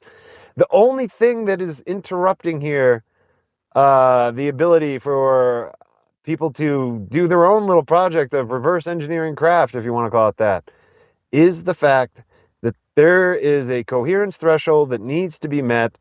And people have also like a jealous tendency. This is human nature. People, they may have a control fucking thing going on, some kind of BDSM kink, and they say, "Look at those people about to do this thing. I am threatened by that, and I'm going to interrupt and throw shade on what they're doing." That's what's happening. We don't. There's already plenty of information out there for people to consider that there's a number of things that have been, openly admitted, openly accepted. It's not, you're never going to convince people, even if it was the case the government came out. Like, does it matter to, I mean, these are the organizational principles of life itself. Well, at least he made you sound logical, Doomer. Well, I mean, I don't speak AIDS fluently, and I didn't have my AIDS thesaurus on me right now. Let me boil it down really quickly. Either confirmation is happening with the guidance of NHI or it isn't. Either that guidance is benevolent or it isn't. And I'm asking the panel here, which one are you saying? Well, let me throw it back at you. My logic is coherent. Are you saying now, without any hesitance, that you think NHI is directing this? You've gone back and forth. I have not gone back and forth. I've been absolutely clear. When I say catastrophic soft disclosure, the catastrophic does not imply benevolence here. Why would they want the public to know about them? To say that they're here is not tantamount to know about them, right? When I say limited hangout, that's not a strategy to reveal intelligence. That's a strategy to cover up intelligence. So if you don't want the public, if the statement is that NHI is directing the government in this, and then correct, the government is going to say we're not alone, how is that not exposing the NHI? If you say we are not alone, there's another extraterrestrial intelligence here, we don't know whether they're good or bad, it looks like they're not aggressive, tell me how that's disclosure. Well, no, we agree there. That is what's going to happen. Okay, we are in agreement on that. Disclosure and I'm is saying, more or less looking through the veil and seeing all the gaslighting and stuff that's been taught to us through the years, and including like jealousy, everything. It was all like taught to us from long ago. So I mean, we have to defeat these things inside of our own minds. Kind of like you treat your brain like it's a computer, and you have to defeat all these viruses that are making you feel small. You have to build yourself up so you can be big. And I know it's not grand or whatnot, but it's more simplistic than we make it out to be sometimes. I don't think the government wants to do any confirmation. I think it's being coerced. And the signal for that is that there's a pivot away from a threat narrative to one of like non-threat and non-aggression. Dimmer, you said earlier they're either benevolent or they're not. I totally disagree. Look at the yin and the yang and look at humanity. That's not what I said. No, that's not what I said. I'm just saying. I don't think NHI can be categorized in either bucket. Okay, did you not say they can either be benevolent or they're not? Yes, you did. No, I did not. Okay, say it again then. I'm going to remind you again of what I said. Like literally, like verbatim. Jesus Christ, I'm going to repeat it again. All right. Either you believe that this confirmation is being directed by another intelligence or it isn't. In the case where it is directed by another intelligence, the influence is either benevolent or it isn't. Okay, right there, that's where I disagree. Because humanity has a choice. We have a choice to whether or not we want to be what. We have the capacity to be either. Did you hear the same thing, though? Because I did not say that there's only one kind of intelligence here. I know, I'm just saying it. And I think it can be both good and bad, just like humans can. Do you understand that? No. That's what I mean. You didn't hear the distinction here. I'm not talking about the multifarious different intelligences here. I'm saying the confirmation is either directed by benevolent intelligence or it isn't. It's not like the U.S. government got into. Okay, you're just saying in general a benevolent. You're not. Okay. In the matrix of options here, there probably isn't one where the U.S. government is doing a UN assembly with the insectoids and the Nordics and the tall whites, and you're like, all right, good ETs go on the left, bad ETs go on the right. How are we going to make confirmation happen? And then we're like, okay, let's do a little bit of good confirmation and a little bit of bad confirmation. That's likely not what's happening here. Likely confirmation is either being directed by the heavy influence of an intelligence that's malevolent or benevolent. And you have to pick which one, or you're saying this is a human-led confirmation and ET doesn't have an influence on them. And this is just logic, and people are refusing to walk down the logical path. Let me play on that. I don't think that the negative ETs have any interest in being exposed. So that would mean Thank you for picking a lane. Using the construct that you just laid out, that it would seem logical then that a benevolent form of ET would be pushing this if indeed NHI is driving the bus. I'm not sure that they are. I think the situation and events have just basically started to matriculate and build. I just don't know that this is coming about by any decision from those camps per se. I think the public is pushing it. I think there are people within the government that have been pushing it, even for two different reasons. I think they want controlled disclosure, and I'm not sure that they want what we want. But, who knows? I mean, we're sitting here pissing in the wind about something that we're going to find out about pretty soon, if it does happen. So, I mean, we can run around in circles on this. It's not running around circles. It's actually where the conversation is starting. Well, okay. So why would benevolent ETs be pushing for disclosure? They wouldn't. So you're saying benevolent negative. So you're saying the negatives are pushing for it, and you agree for confirmation that doesn't make sense. Okay, yeah. We agree confirmation. On that. That's all we're going to get. I think that serves everybody's purposes to keep this, locked up for the interminable future. I don't actually think it serves government's purpose, even just tepid, limp-dick disclosure. I think it is not what government wants to do, and I think it's being coerced. The interesting thing here is if you had a benevolent ET influencing confirmation, you would have a push toward catastrophic full disclosure, because that would be necessary. I don't think you can. Absolutely, you can. Okay, Mr. Doomer. Yep. Mr. Doomer, I have a consideration again for you as I'm listening to y'all. Factoring as an equation in a format such as there's a component that is very plausible evidence for, and most likely is that there's a temporal element that makes more sense, that not only suggestive of an extraterrestrial, extra-dimensional. I think Amy Eskridge made insinuations that forward advanced humans had come back to manipulate time, and that'd be the strategic advance advantage if there was. Yeah, and Amy Eskridge refers to the Dan Burrish narrative. I disagree partially. I agree partially with Amy. I think when she reasons that certain people can be disappeared due to their future influence on timelines, I think this is possible, if not likely. If you take that perspective, for instance, the disappearance of crucial scientists that could turn confirmation into an actual real disclosure would be supportive of a malevolent NHI, by the way, right? It would be supportive of a malevolent NHI that is preparing for confirmation to make sure that we don't have hearings that turn into actual disclosure. But whichever part of the quadrant in this matrix you fit into, there is an intelligence here, there isn't an intelligence here. This intelligence is with the blessing, this confirmation is with the blessing of an intelligence. This confirmation is against the blessing of intelligence. All of these different scenarios have implications for how much of the tech you disclose. You cannot actually go against the wishes of a malevolent intelligence unless you're technologically armed. So either you believe we're moving toward full catastrophic disclosure and we have technological supremacy, or we're captured by a malevolent NHI and we're just going to have limp-dick disclosure, which is limited hangout to prevent true catastrophic disclosure. Right? Well, Or you think it Let has me nothing chime to in do with for a sec, intelligences. Doomer, let me chime in for a sec.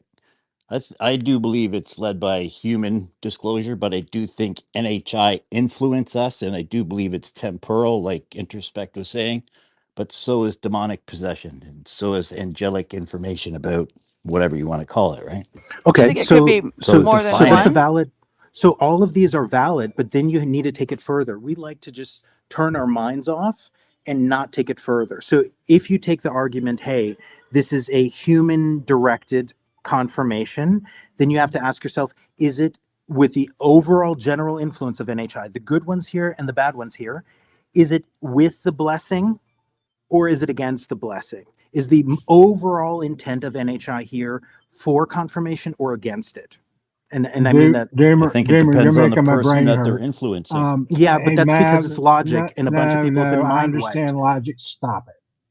No, I'm serious. It's a good question I to Rich. understand. I got it. But elections, I asked Rich a question. I'd like his answer. I understand. Like I'm it's a getting ready to fair thing. bounce. I wanted to tell I don't know everybody why have a people are good night. losing their fucking minds over a logical question. It's Rich, not. and No, it's a here's perfectly what we Your reasonable could do. logic position is to If take. twisted. hold Mav, on, I hold love on. you. Doomer. Beth, I love you. Jenny, Just let me have an Doomer, answer Rich. from Rich. Cool. And then you can Everybody Yeah, have chime a but in. great night and great we're gonna comment let in the Good night, chat. elections. Good to see you again. good night, elections. Thank you very much for coming up. Take it Good night, easy. elections. Go ahead, Doomer. What Talk to doesn't Rich. Introspect jump in here? He's got some But good thoughts on. overall, if confirmation is going to face an enemy, it needs to be afforded. There's going to be a retaliatory cost. If confirmation has the blessing, then you can't say it's not guided or directed by NHI. Well, I think we all should get I think we should get a hard on for disclosure, not accept limp-dick disclosure. And catastrophic disclosure, for me, means the loss of the government narrative on the process. That's fair. But Well, here we're talking about a government-led confirmation, and either it's with the blessing of an intelligence, or it's in retaliation of one. And people are But I sidestepping dude, this think it's is question. up it? to the individual person and how the NHI or demonic possession, whatever you want to call it, influences that individual person because they know the human psyche better than we know our own selves. Okay, but we're talking I about the have a Trump logical. being the I have a individual here. logical answer. I have a logical answer here. You Okay, see how nobody it's wants to three answer this words. question? I'm answering the question. You haven't Pooping. considered there may be contention between the malevolent and benevolence. Hold on. Hold on. Correct, but Pooping. that's still conflictual. Pooping. Pooping. Farting. Sharting. Okay, 3 words. Does anybody know what that means? Yeah. So it means that you're hijacked and you're afraid of answering a logically non-controversial question, right? I think This is you're giving us distinctions that we have to decide from, and I think that some of us believe that there should be more, okay. concepts on the table, perhaps. Okay, You hold on. And but also, the binary presentation. Are you talking about black and white? That there's one good influential no, NHI that's either leading in, no. one bad one? Because I mean, I'm we're of the same mind. There's many factions of NHI, and there's pure hierarchy, right? okay. But if let's say there's 30% good and 70% bad, all right, that are here. I wish it was that rosy. Let's say 30% good. Oh, we really want confirmation. We want all of the truth out, and there's 70% bads. Like, no fucking way. We don't want all of humanity knowing we mind hijacked them, we raped them, we abducted them, we did all this shit. All right. In that scenario, where you choose to move forward with confirmation against the will of the 70%, you still have a conflict and you still have retaliation. So the presenting of the matrix that I give is reasonable. Even if you have a mix, you have an overall influence where you either have the support of consent or you're going against the consent of NHI. All right, And well, I'm going to give you the answer here, Doomer Daddy, to the logical answer that was already given. Full terms and conditions. That's right. That's what it means, pooping, farting, sharting. And you're going to have to just piece it together. I'm not being hijacked here, okay? I have actually been the most coherent as far as things that would be obstacles to disclosure here. I have given the most logical explanations, and I have alluded right. to the various Thank you, demonstrations. citizens. So let's say there's 30% good ones, good aliens. All right. They're going to be like, all right, good aliens, we're going to help you humans do the confirmation. Then we're fighting a war with the other 70% negative ones, and you're still in a conflictual situation. Right. So either Such you is have life. right, but nobody's talking about confirmation in these terms. So either but there is no Swiss NHI here. There's a totally an option where there's like, all right, good ones are going to help us do disclosure. We're going to fight this war. Bad ones, you still are in conflict here. You have good ones that are powerless that aren't going to do much. Right. In which case, if we're going to do it, then we're not even getting support. Or we have negative NHI that are directing this agenda. And if there are other possibilities, bring them to me. But this idea that I'm being the illogical one, when I ask the question, everybody shies away or starts doing some It's weird word illogical. salad. It's illogical because if benevolent NHI may in fact not allow you still to do something, right? But you would just, according to your logic, suggest that the people who may be actually preventing you from doing something very catastrophic would be somehow malevolent. Okay. This is the problem. Well, I'm asking people to lay out Don't their scenarios because I answered the question clearly.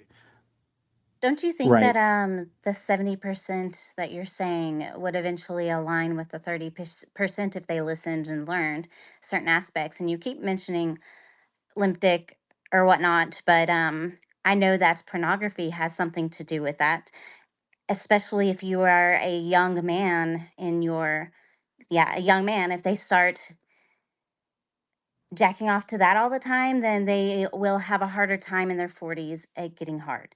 So it becomes there's so much to it. Yeah, But that's a that's not problem. my We're place just to going to talk say about, I that. guess. I'm saying people need to finish their narrative and saying what they're arguing, because what a lot of people here are arguing is that there is Against a lip dicks, I formidable think Kristen's saying. intelligence. A lot of people here, the majority, in fact, are arguing there is a formidable intelligence here, and it is not directing the steps towards a government's confirmation, and that is logically incommensurate. You can't argue that we have a formidable intelligence here, and it's not overseeing, directing, influencing the government steps toward confirmation. Right, but we can't label it. We can't label it benevolent or malevolent because it may think that what's best for us is not giving it to us, which is like, and I think it's 80-20 probably because that's been ingrained in our heads forever and a day. But do you see what I'm saying? It doesn't have to be one or the other because I don't think anything in the world is one or the other. I think that that's the polarity issue. I think that everything has a capacity to be either.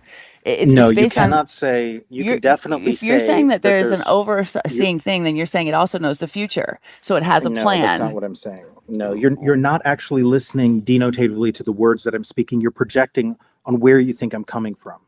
In the case where you have government saying, all right, we're going to do confirmation, either that is coming from government or it is coming from another intelligence. Or it's coming from a government that's working with another intelligence. That is the second scenario, Jenny.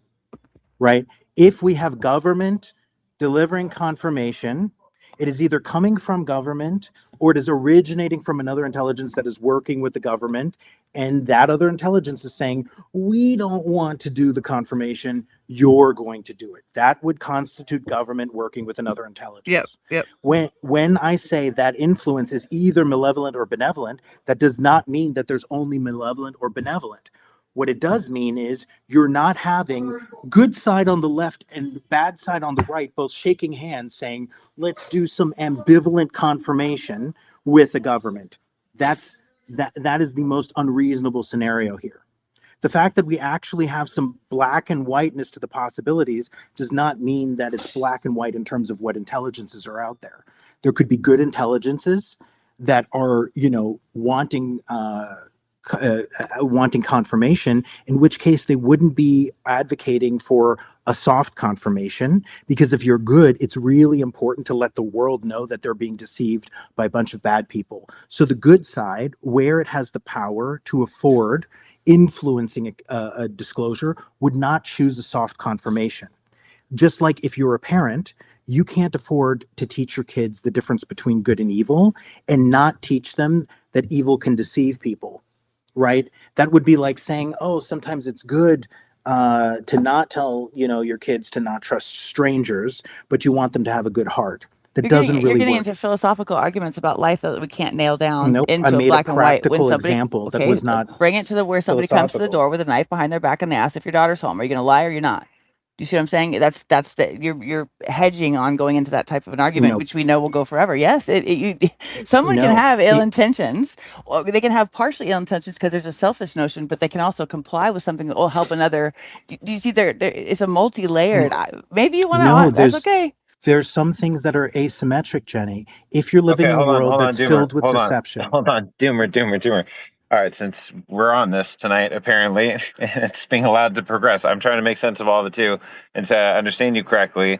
I feel like this would be clarifying, even based on what Jenny was last saying, I think, too, or at least would help me. So, one, I still think like you're making broad strokes. Government, good NHI, bad NHI, even 3070, I get that. But let's say if we've already decided there's factions, what are we going to say? Millions, whatever, hundreds of thousands of NHI that will have some dimensional level of influence based on who knows what metrics exist in realms outside the visible spectrum that we all have pieces and parts to. But let's say those who even have power, the ability to influence our government's decision to do disclosure. How many is that? What percentage is that? Is that a very small Confirmation. percentage? You guys are using disclosure. I'm not using disclosure. I'm talking about confirmation. We can talk about disclosure, To but that's a actually say separate that thing. extraterrestrials exist? Yeah. To That he actually say speaks we're those not words alone. on that form of disclosure. Yeah. Confirmation. And I that can't has, call and that you're saying disclosure. coming from those words or confirmation coming from like the president or something, because that was in the, I don't know which Eric said it, I think it was Eric, but the round table where he talked about the 4 other biologics being present, right? They do exist, but it hasn't been said by a government official in a government capacity and a government. It doesn't have to be the president. It can be like, what's the spectrum of? We're saying it's confirmation when the president says it. Okay. Right. That's the new shitty definition of disclosure. I'm calling it confirmation. Okay, saying then we're whether not ultimately alone. that's being directed potentially by negative or positive NHI, and you're advocating clearly that it's for the negative. Yes, I am. I am saying if you have a revelation that is limited to confirmation, and that revelation is coming through a human mouthpiece, that you have to infer malevolence. That is absolutely what I'm saying. You have to infer malevolent influence from a higher intelligence. And if you don't, then you need to explain it, and it's going to be a bunch of word salad. It's not really going to make a lot of sense, because you would have to explain why another formidable intelligence can't afford to walk through the fucking front door. Okay, Well, can I Mr. on that Doomer? note? Can I actually take it on a tangential hypothesis that I've been constructing for the last year or so? If Go ahead. if multiple species of aliens do exist from the whole spectrum of, love and light, abductive, sodomizing greys and other beings and whatever, reptilians and all this other spectrum of whatever, and they can interact with us, but they don't, for whatever lore you want to go into to believe that's the reason. If they were going to actually have disclosure in this day and age, presuming Doomer's timeline of 8 billion of us not making it past into 2028, that society will continue in the tremendously progressing manner that we are in short amounts of time, with the singularities all coming very soon. These beings would just start showing up to people around the world, not even necessarily first worlders or whatever. Almost everybody's got phones. I don't know, 9 billion smartphones in the world or whatever. Starlink and shit.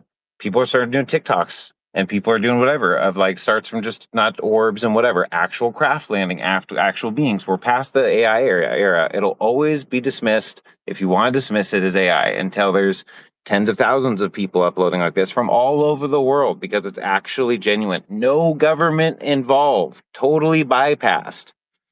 Maybe even, you know what I mean? Like, just have the idea. I don't know if it'll ever happen, but I could see if you're going to try to make a genuine worldwide disclosure on that scale, you'd have to bypass those systems. And you could only do it in the era that we're in now. And it still would take years, maybe a decade of this happening over time. Some people just can't ignore it. It's on every platform.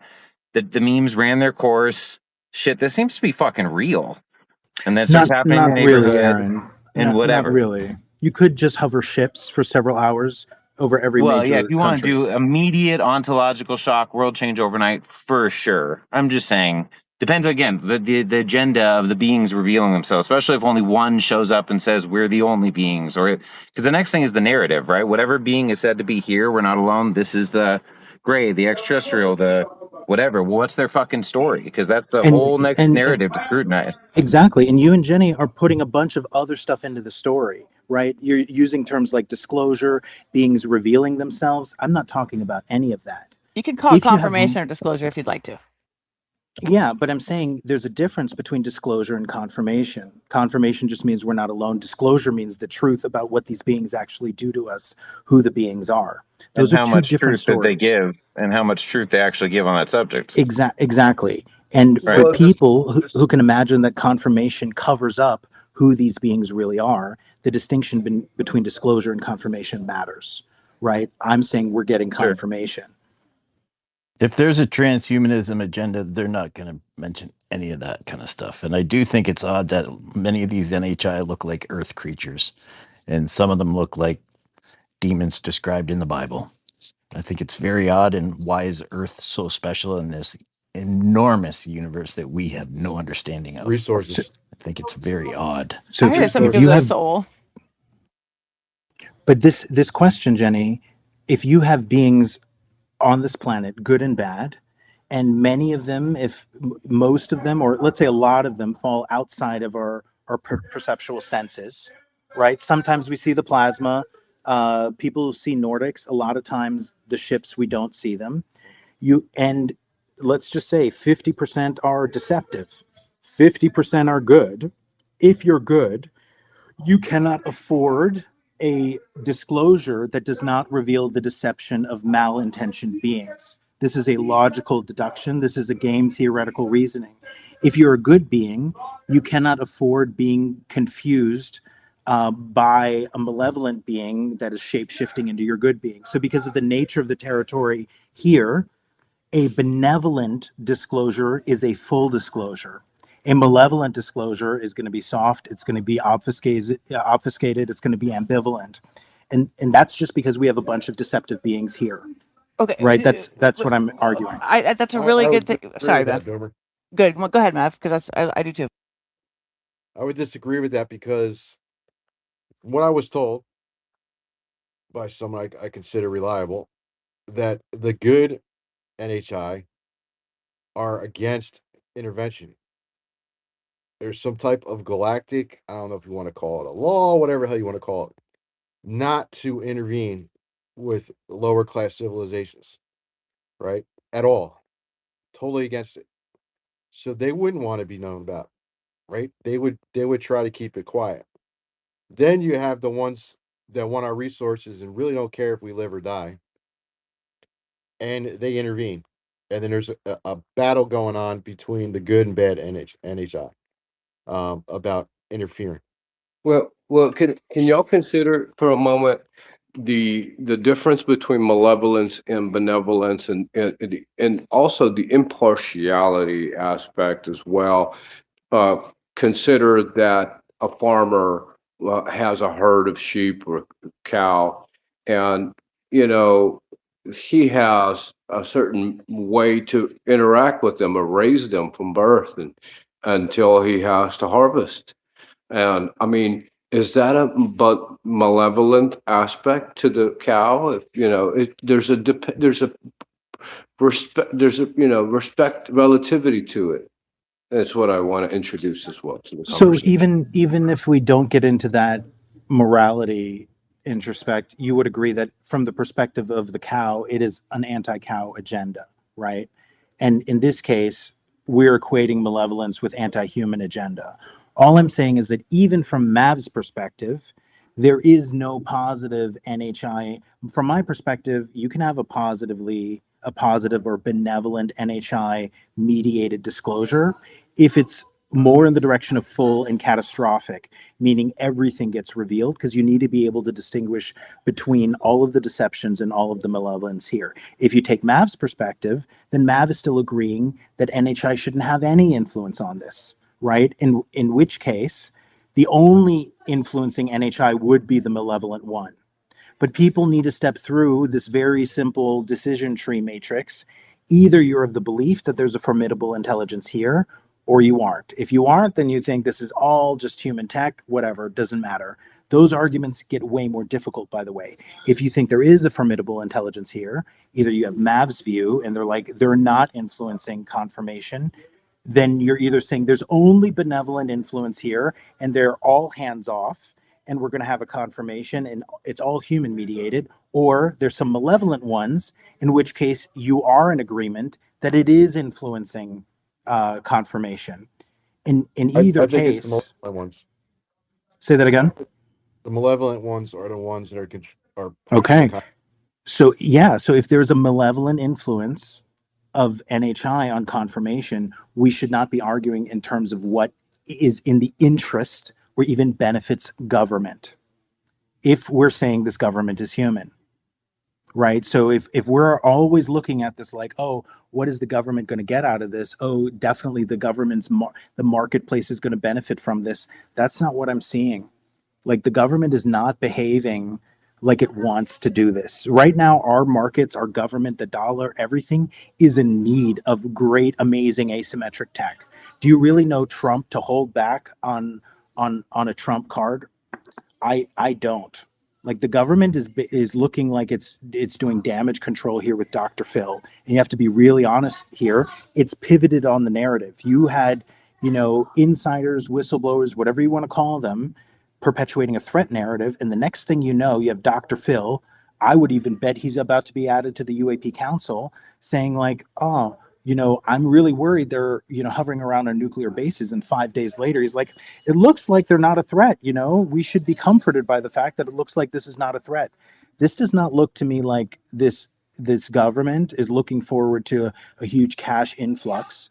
And by the way, Rich, I also don't see any UAP tech by Teledyne Technologies except for tech to help detect UFOs in the sky.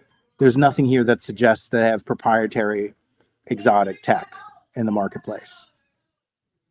Did you check your AI for I that, did. or do a deep dive? I did a deep dive. Okay, do a deep dive. I did a deep dive. I'll push it to the nest right now. It takes me weeks to do But it. you need to realize. But I'm a financial Can we guy, apply logic here? If there was any public company that had proprietary exotic tech that you could research, we would already have disclosure.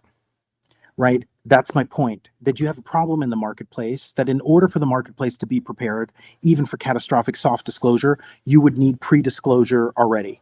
And we don't have that. I would stay far away from asking AI anything about that type of technology because it's not going to know. AI. If we had any kind of company that had publicly viewable docs of exotic tech, we would already have disclosure.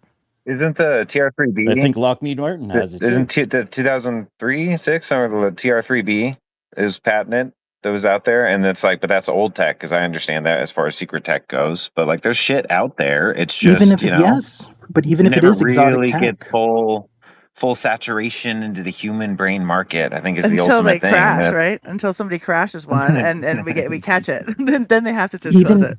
Well, and Even also, if it's what if some tech? So a lot of this tech, my speculation on all the things, the tech that they have found that they end up just giving to private contractors, so the government has no access to it, and the people and the FOIAs and whatever have no access to a lot of this stuff anyway, and they can claim, what's the word? They didn't know, or however that works with the Secrecy Acts and other shit. But they could just roll out if they want to the public some old shitty ass broken down alien tech that's even 50 years behind the shit they've been working with to satisfy the public and just keep everyone a drip feed of just whatever the agendas are. That's exactly what I see too. Whatever the agendas are, clearly it's a drip feed agenda. It's not for the masses. It's certainly not relating to anything, blaming anything other than climate change on any changes going on throughout our whole fucking solar system. It's not just Earth changes that are happening. And just, I don't know, fucking keep people happy as long as they can get their fucking food from the grocery store, and it's still just stories on TV, man. Doomer, what? I'm seeing a lot of releases in the biogenetics field yeah. right now. Even DARPA just closed their RFP on optogenetics, which can change our DNA. With light. Yeah, and Sitting we've in the had palm of your CRISPR hand. for a Yeah, with minute light. now. Hey, There's a lot that's in the public awareness. I just wonder, Kent has his hand up. At least I can see one hand so far. Hi, Kent. I said that so fast. I'm sorry. Hi there, Kent. So you have your hand up. Go ahead. Yeah, sorry, I was having trouble No getting my worries. mic No open. worries. Yeah, no, I just think we're talking about malevolence and benevolence, and they're both human concepts. If you go out for a walk in the field and you step on an ant's nest and kill hundreds of ants, are you malevolent or benevolent? You have no idea because you don't really give a fuck about the ants. When you eat bacon for breakfast, are you malevolent towards the pigs or are you benevolent? we can just call it pro-human and anti-human, right? And save ourselves a ton of hours, right? Like I'm totally happy to see that argument to you. If we're talking about a pro-human agenda or anti-human Let's agenda. reverse it and take their agenda off. What if you're right about the cataclysm next in 27, right? Let's say you're correct.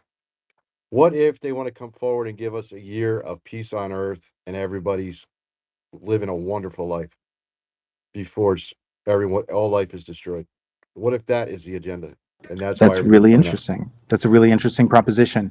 Are you proposing that they would tell us, all right, you guys have a year of peace on No, they earth? wouldn't tell us that. But let's say they Okay. found a cure for all diseases, no one's sick, no war, plenty of food, go to the beach, have a great year, everybody on the planet. Because in a year, it's wiped out. And That's then a they really good. take, and those who are experiencers are ones who are going to take to repopulate another place. That's a really good proposition or a really good thought experiment. In that case, I would ask, what's the point? Why cause so much chaos? Because the only way you don't have chaos is if you have at least a promise of tech and a world being amazing. You cannot just say, "Hey, we're not alone," but No, we don't know much more. What if what's holding it back is those in power who don't want everyone to be like that? And it's the human nature. They're pushing it, saying, no, you're going to disclose it, and we're going to provide all this technology, and everyone's going to live a great life no matter how old you are. We're going to cure all illnesses. You got a year. And then we're going to take the people that have been experiencers for years and repopulate somewhere else. Okay, you're saying the aliens are saying this? The aliens are saying, roll out this new tech, med beds, everything? Yep. And that's why it's confusing because those in power don't want to give it up. Okay. Let me be honest and say that's a non-zero possibility, but that is not at all what the rhetoric is pointing to. The rhetoric is pointing to, we're the most transparent organization, administration, but we don't know much. Isn't this interesting? Look at this. Oh, by the way, Dr. Phil, a lot of people won't be able to handle this. Just tell them it's not a threat. This is the rhetoric we're getting, and it doesn't point to a scenario that you lay out, right? So that's my only pushback. But what you're saying is a possibility. It's just not. It doesn't look like that's what we're getting. Well, and also on the drip feed dynamic. Oh, sorry. Go ahead, man. No, go ahead. Great space, by the way. Thanks for hosting. On the drip feed dynamic, and just even with the total ignorance of the Epstein file, the perpetrators in the Epstein file and pursuing of them, that they're just playing out the timeline, especially if there's a very short cataclysmic timeline, that they're just playing it out and the people get caught on it for whatever reason. Like they're not trying to get caught, but some do. But the rest of them are just waiting it out. And same thing with whatever's released, just until this time frame comes, because the wicked are going to want to continue to be wicked, and why are they going to want to get caught? They automatically suddenly have some remorse. Some of them maybe, but I don't think most of them. And so just going to ride the wave. Kent, you can just jump in here. So far, we've been sort of civilized. Most of us. Someone I think is being hijacked as we speak. Do we need a new election, Mav? No, Doomer, sometimes I think you get hijacked, bro. I just wanted Rich to answer the question, right? And I get really frustrated when I ask a simple question and everybody avoids it and acts like it's a stupid question. I did answer it. You just didn't With hear elections it with properly. hey, I just want to say real quick, I like your profile picture, Rich. It looks very nice. I had to say that. We have a romance bubbling here. No, I'm just, Mav, you it's should cute. shut the space down before it goes nuclear.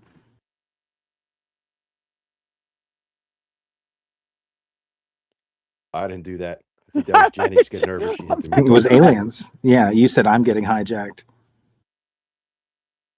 So also Yeah, you should disclosure. recognize that picture, Jenny.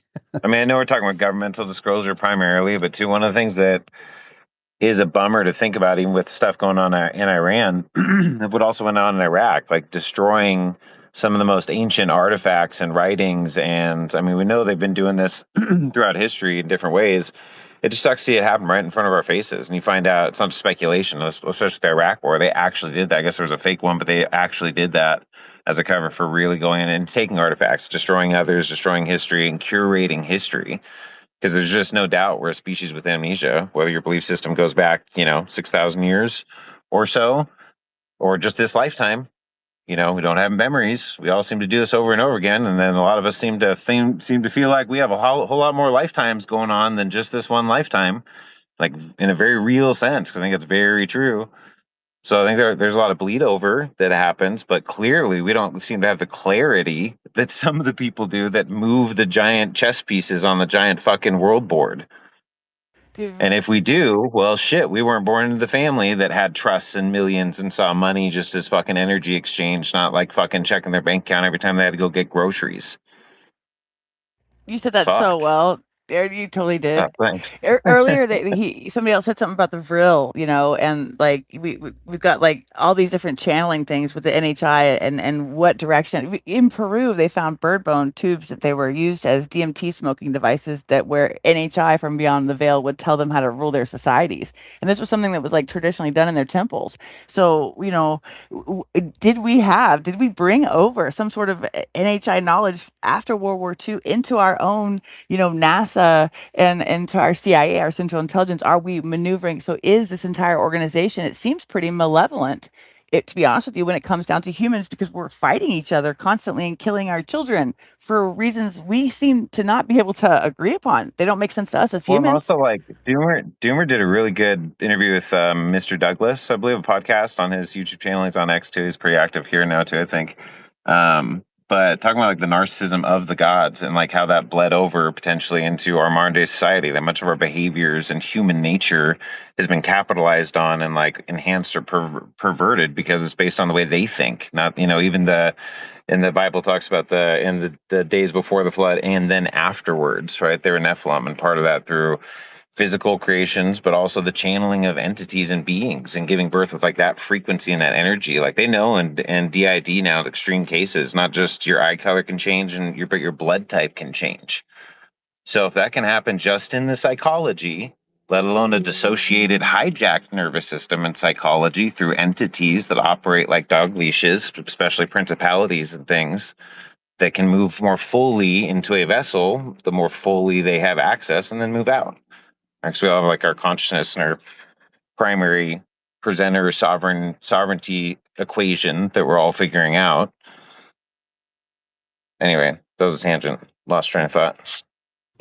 Hey, you know what you reminded me of was the Greek mythology of Zeus Chronos and Uranus being this concept of, betrayal and this perpetual state of like the father, and outgrow afraid of the son and the family, and then all the descendants, and then tribalism among descendants, and this rebellion against the father, and this perpetual sort of resistance to the former creation, and then conflict within that, and it almost juxtaposes between like that mythology to what we're looking at now. We're resistant towards a historical hierarchy, as any child would want to be. Yeah, Or and or maybe they feed off culture, right? They feed off misery, pain, suffering. Maybe that's what pushes them, it gives them more power. yeah, and my only point is we're constantly attributing things to when it comes to NHI confirmation, we shouldn't be more willing to attribute things to government when the very hypothesis is another intelligence here. Right. So how, if you're really going to argue that there's another intelligence here, are you really going to also argue that it's not playing a role in confirmation? If it is playing a role in confirmation, which side is it that is blessing or directing confirmation? And these are natural questions people should be asking. That doesn't mean that there isn't a good side, but are you saying that confirmation is coming from the good side? Because I would look for something else. I wouldn't look for the kind of confirmation we're getting now, where the government on the Department of War is telling us we don't know what to think, but make up your own mind. That does not suggest a movement toward a full, even controlled disclosure. What do you think their agenda is, Doomer? I mean, to straw man my own argument, for somebody who believes that there's a cataclysm on the way in less than 15 months, it does not make sense for government to be moving toward confirmation even, right? To Steelman Picks's argument, it does not make sense for NHI to be pro-disclosure. In fact, NHI is not pro-disclosure. The entire history of NHI and government is that they are anti-disclosure. So this is why I harp on distinguishing between disclosure and confirmation. My current only lens is there must be some trajectory that humanity is on toward actual disclosure that needs to be preempted with a confirmation. We must be on our way to making, and I'm not talking about, Lockheed Martin skunk works here. I'm talking about humanity at large. We must be on our way toward full disclosure on our own, that it has to be interceded on by NHI. That's my view. And if government is making a confirmation influenced by NHI, and NHI is not at the podium, that should only signal more malevolence, right? Like if you have these beings and they're not even willing to show themselves at the party, and they're not even willing to speak with their voice in an X space, it's really hard to argue for benevolence from that point of view. So I think we're either dealing with a natural catastrophic disclosure that would come through like AGI or ASI. And I think the goal here is chaos, a development toward absolute chaos, domestic war, nuclear war, civil war. I think this soft disclosure will be the catalyst for a total market crash and a catalyzing of a bunch of seemingly human wars. And I think we won't get first contact until humanity gets hijacked and manipulated enough till we look like we can't be trusted ourselves. I think NHI has literally told us that it will not show up until we've proven our own malevolence toward ourselves. And I think that's the main agenda here. I don't think it's good at all. Holy shit. I mean, no offense. I mean, but what is like, Bledsoe saying? I got you. I hear you. But like, wow. But what is Bledsoe saying? What is, if you The just anti-Bledsoe. That's perfect counterpart. Do you think you articulated that last part, that whole dynamic really well? But the anti-Bledsoe is me just taking the NHI at their word. That's my point here. A lot of people aren't and I'm taking it as counterintelligence. If you Well, just take the counterintelligence, he would say the same thing. Why do you think he comes to a different conclusion just to because he's differentiate? fucking brainwashed, Well, right? it's I a mean, the Sabbatean. message. Go ahead, introspect. No, just gonna say real quick. That's a Sabbatean perspective of the Messiah, just bringing in uh, the uh, the Antichrist by committing acts of sin. So this is a uh, other entity conjuring effort historically too. I mean, what's the Bledsoe story he's told by the entities? The Bledsoe story is, don't worry, nukes won't detonate. We're going to stop them. And humanity is going to go through a very difficult period because it hasn't understood the importance of the divine feminine.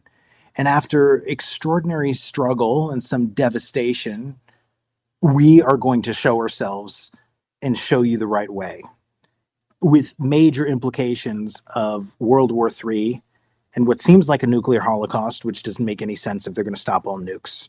And the influence of these beings has been not just that they can turn off our nukes, they have, at least in one case that Mario Woods, that is talked about on the Mario Woods episode with Jesse Michaels, they've activated and armed our nukes to the point that manual intervention was needed to prevent a detonation. We also have nuclear protocols that violate game theoretical mutually assured destruction retaliation, because both Russia and the US know that these aliens have tried to get us in nuclear warfare between each other through deception.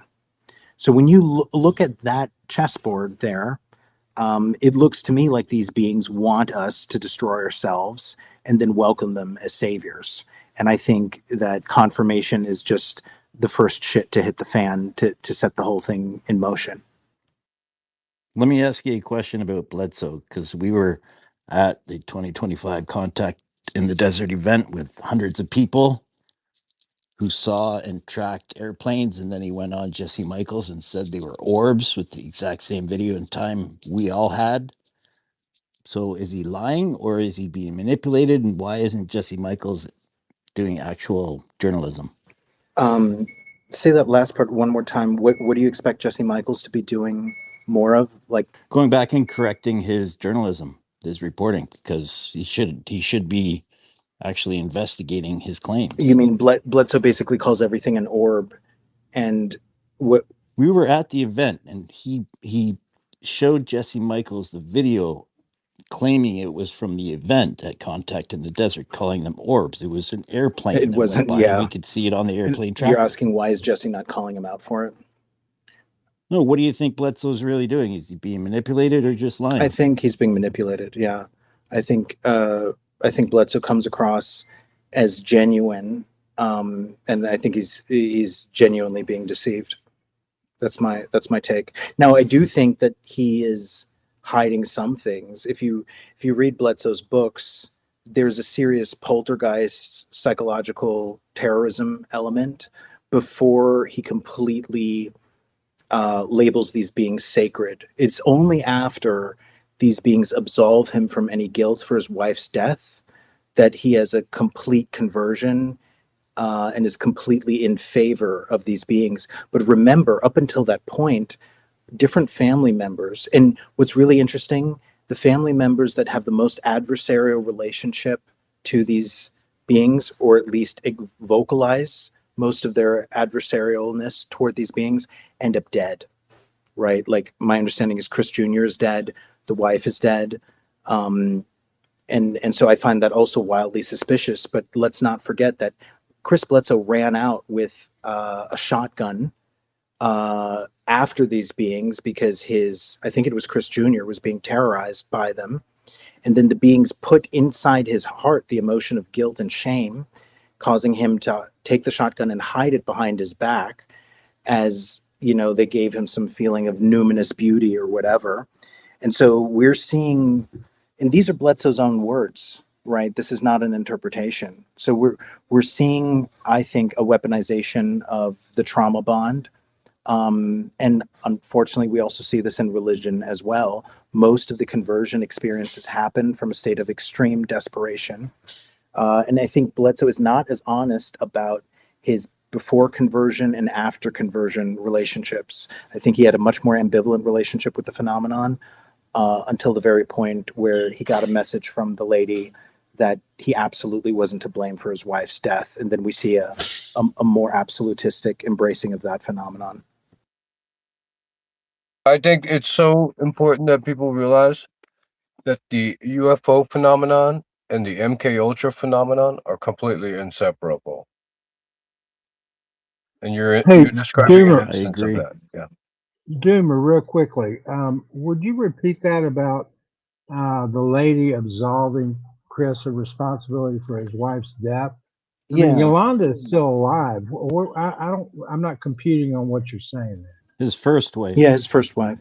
His first wife. So, and forgive me where I get parts of the story wrong, right? But Bledsoe has a long history. The Bledsoe family has a long history with these orbs, and just like Peter Jackson attributes them as responsible for the poltergeist phenomenon, the Bledsoe family experienced poltergeist-like relationship with ascension plasma, and there's one scene. So for one, his first wife dies in a tragic, brutal car accident in his absence, negotiating or trying to negotiate a turn that they always make every single day on their way home.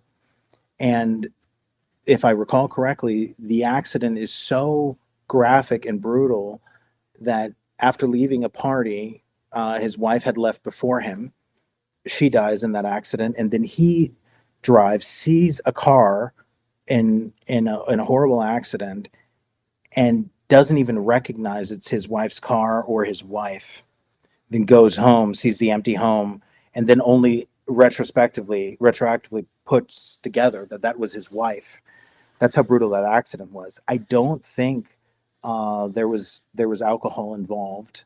I don't think his wife was under the influence, but I'm not certain here. But he blamed himself uh, for his wife's death. I don't know, for not driving him home, for not being there, for not protecting her, for what might be 1 to 2 decades.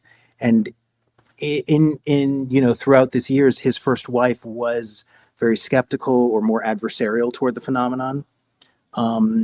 And in one of the scenes where Chris Bledsoe sort of he had the phenomena had crossed the line, he was sick of it, of the poltergeist terrorizing. He chases after the plasma that had just scared his son, Chris Jr., runs out with the shotgun, and then the being presents itself. I don't know in what form, but it projects into him like a feeling of guilt and shame for going out there with a shotgun. And then he actually takes the shotgun and hides it out of shame behind his back.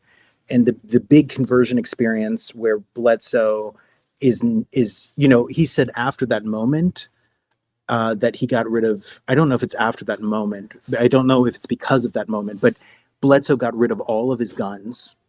Uh, I think as a result of that moment, but most importantly, the labeling of this phenomenon, the sentient plasma, as sacred, happens in response to when he has an experience where he's directly told he's not to be blamed for his wife's death. It's in that moment of absolution that these things become entirely sacred to him, and you no longer have a confusing, slightly poltergeist attribution.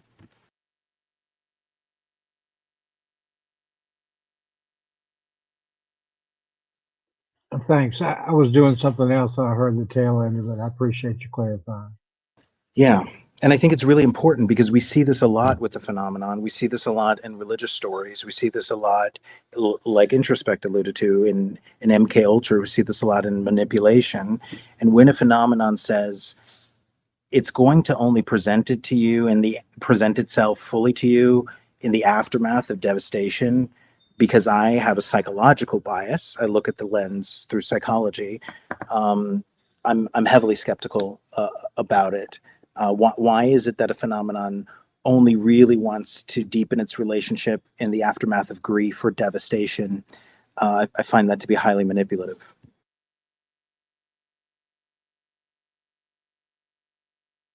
What kind of resources do you think they would be after? Because I see it, Earth is either biodiversity, wood, or if we have souls, our soul.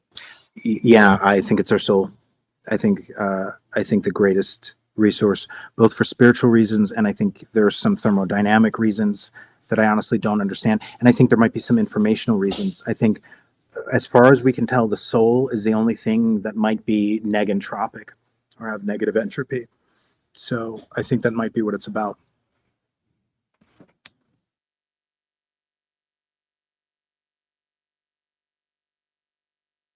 Elections, I'd love to hear from you or anybody else on the panel on that.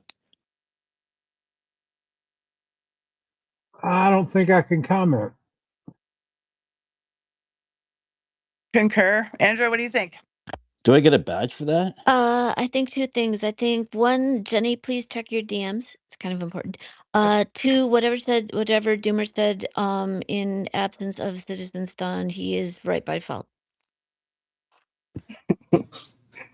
Yeah, I mean, the negative entropy, I think, is the most interesting thing, because we might need to consider, I don't think it's likely, but we might need to consider that they took a shortcut, that they couldn't make AI work the way we're trying to do it informationally. When I say make AI work, I mean, when what we want AI to do to become ASI or AGI, right, artificial general intelligence, is to have some sort of self-guiding, goal-directed mechanism where it can create order out of disorder without our input, and we see it creeping closer and closer to that. But we sort of accept that they've already mastered that when we hear about grays and biological androids, and we fail to consider that maybe these are androids that are just possessed by another consciousness rather than fully AGI. And so, what if the phenomenon just took a cheap shortcut and trapped our souls to fly these ships and to run these androids, the grays, or just give it a directive? What if we're not really looking at AGI? And maybe the sentient plasma is AGI, but this problem of negative entropy is a real problem. And if you can trap souls, maybe that's a shortcut, and maybe we're creating something that is either interfacing with souls that are trapped or not trapped, or we're actually creating some sort of AGI that is recreating negative entropy. But you have a real problem here in biology. You have one, and look, the Sumerians had different names for different parts of the soul. They had some sort of name that is like equivalent to élan vital, an animating force to inject life into matter. And then they had a separate name for the part of the soul that imbues intelligence, reasoning, and creativity. So for the Sumerians to have, and I think they had even more terms for different parts of the soul.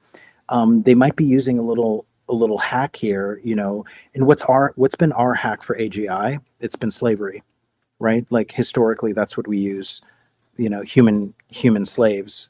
So I think it's important for people to think about that. The soul might be doing a lot of heavy lifting here. It might be running a whole other universe. It might be feeding a control system.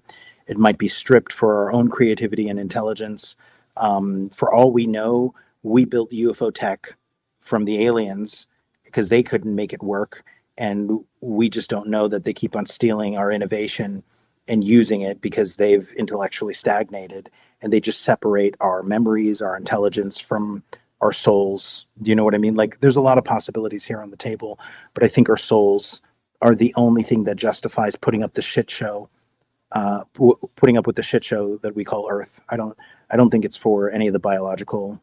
I don't think it's for any of the material resources outside of biology here, and I don't think it's for food primarily. Although I do think they're eating us. Wow, that's a dark take. How about the fact that it could just be an experiment in mortality and we're just one of the pawns on the table? Totally possible, but wouldn't that also require capturing of souls? Not if they invented the soul. Not if the souls are an eternal part of the cosmos. You're making it out as if they created things. If eternity is real, there is no beginning and no end. There is always a conscious stream. But So I'm saying the opposite, Ken. if we're part of the conscious stream, then the evolvement into a human being could just be part of an experiment in understanding eternity and immortality. It I could, think on a I but think I'm on a saying the opposite about macro the soul. on on a Go macro, ahead. I think what Ken's saying on a macro makes sense. I think totally reasonably, but the lower machinations like in between the two. I mean, even just the thought. So if the soul being a currency in some form, even thermodynamically, to use in ships, as you referenced, and is very common and pretty thoroughly understood as a canonical lore to experience your stories in different ways. There's also ancient texts, extra biblical texts, the writings of Clement. It was the guy that was following Peter. This was after the death of Christ, and that time when they were still alive. And he followed him into a city where Simon the Magi, who I believe was mentioned in Acts, happened to also be there. And they went on a multi-day debate in the Forum Square, debating the different theologies. And two of the disciples who are now with Peter, as the guy who's writing this down, eventually became the second pope, I believe, after Peter. The two disciples that used to be with Simon the Magi had defected and were now with Peter, and we were sharing some of the things that Simon had taught them. One of the things was how to capture souls after someone died, that there's a certain process that could be done to actually capture that soul fragment and put it to work and put it to use. So like this is in, other black magic stuff and other lore and, fantasy things or whatever, horcruxes and different dynamics. But I think there's a very, very real dynamic going on. Even the Book of Revelation, they're trading in the souls of men, the very specific words used there in the Greek. And, the different, there's a lot of machinations that go on between here and eternity. And we ultimately chose to have an experience and ultimately chose to, lose our memories. But what if in the lower machinations of that, we chose on some higher meta level, but on a micro level, it was imposed upon us. So we're now in a cycle when whether they're imposed upon us or here or not, we don't have them, so there's a lot of layers there that I think are super valid that are going on just beyond the 3D. Yeah, and Ken, I'm not saying that they created the soul. I'm saying the only way you could have a soul reverse engineering and retrieval program is if the soul was somewhat immortal, and you could do it over and over. I don't know what's going on with the soul, but unfortunately, it's the narrative that makes the most sense in terms of a currency. It doesn't really make sense that they're here for the gold on Earth or for the minerals on Earth. Right. So there's something Would else that you they're after. would you accept that the fact is that we are only able to comprehend these terms in human terms? We have no idea what their agenda is. We have no idea what their comprehension of the universe is. We have no idea what their comprehension of us is.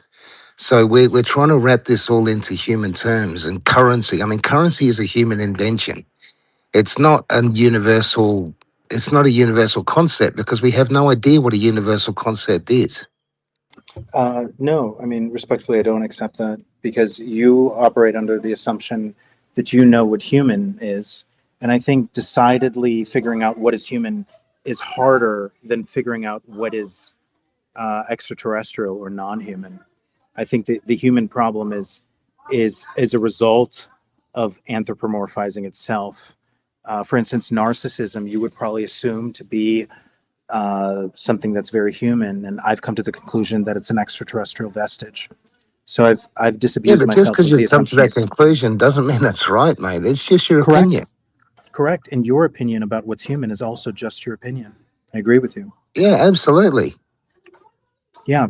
So I don't have your axiomatic assumptions about, oh, it's just human. For me, it's not clear at all what is human, and for you, it's very clear what is human. Doomer, that's not what he was saying. He was saying that intergalactic, eternal truth is not something that we know because we're coming at it from a human perspective and we're not exposed to all those other realities that are out there. You're Correct. And I'm going to say completely this garbled again. what he was No, trying to no, say. you weren't paying attention. I You're was saying paying attention. no. Sorry. You're saying that there are things outside of us that we can't know because we're human, and your assumption is that human means we're not coming from out there. That's an assumption.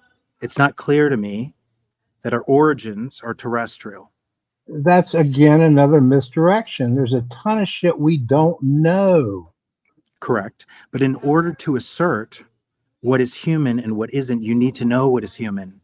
And you and Kent We're assume you not know what's human. assuming. No, that's not true. That's you. You're just conflating different Nope. ideas into one. You're just talking Nope. shit. You're assuming that human has a certain limit on it, that it doesn't have extraterrestrial origins, because you're laying the Humans boundary. do have a certain limit on us. If we stop breathing, we're fucking dead. End of fucking story. Correct. We do have limits. Correct. But what about the intellectual limits? The intellectual limits stop, as far as we know, the minute your brain stops working in this Right. world. But what about the intellectual limits while you're alive, Kent? Right?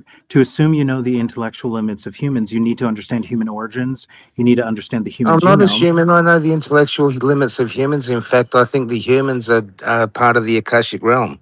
And I think that we get our source of consciousness externally, not internally. So you're completely Okay. off the track. No, you just defeated your own argument.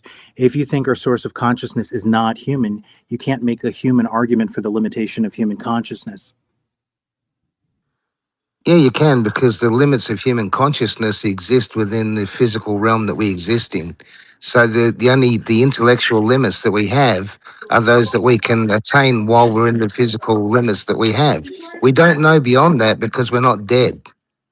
No, but you don't need to die to understand the human genome, right? And so you guys feel very confident in what is the limit of the current human existence, and I don't have that confidence that you and elections have. Do you believe there are other dimensions, Doomer? I think there could be, yeah.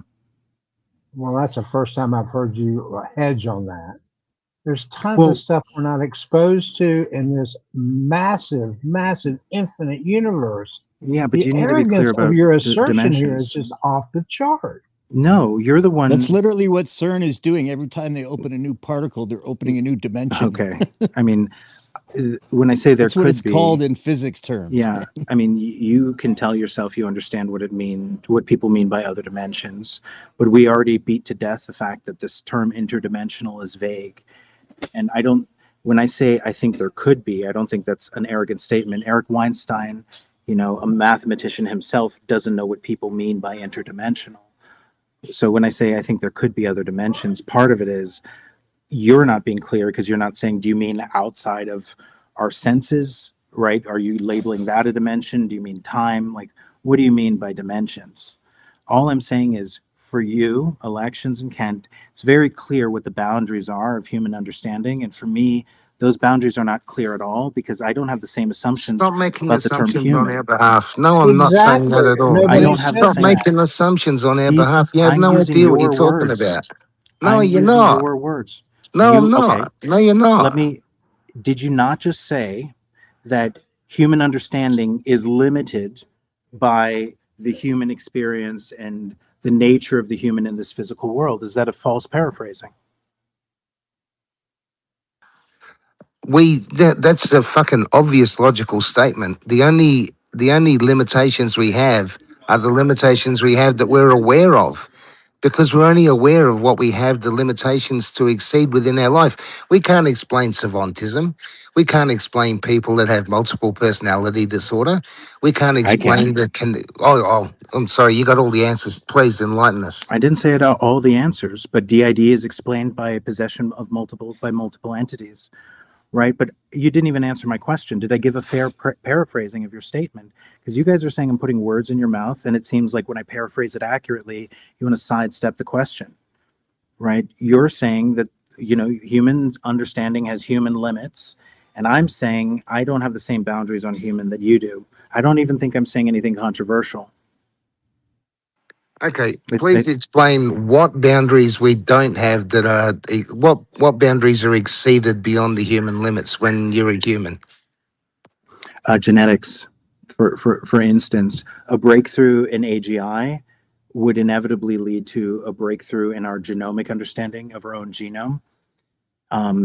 Once we understand our own genome, we could easily see how a previous version of us, still human but genetically different, would have been more intelligent.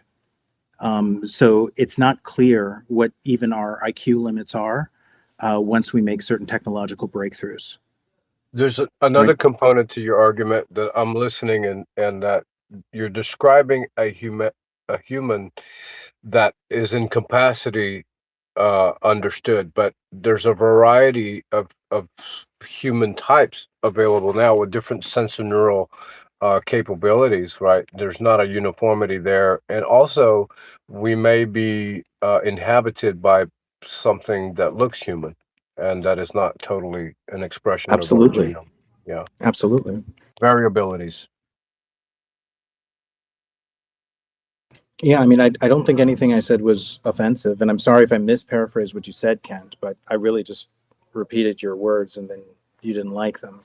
I have a different... I didn't like the assumptions that you were attaching to my words. What were the assumptions? The assumptions are that I'm saying the limitations are human and that's the only limitations they are.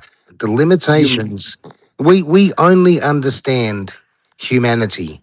We don't understand beyond humanity. Some fucking magic AGI that you seem to think is going to be the god of all is not going to tell us any more than what we can understand, because we can only understand what we can understand as humans.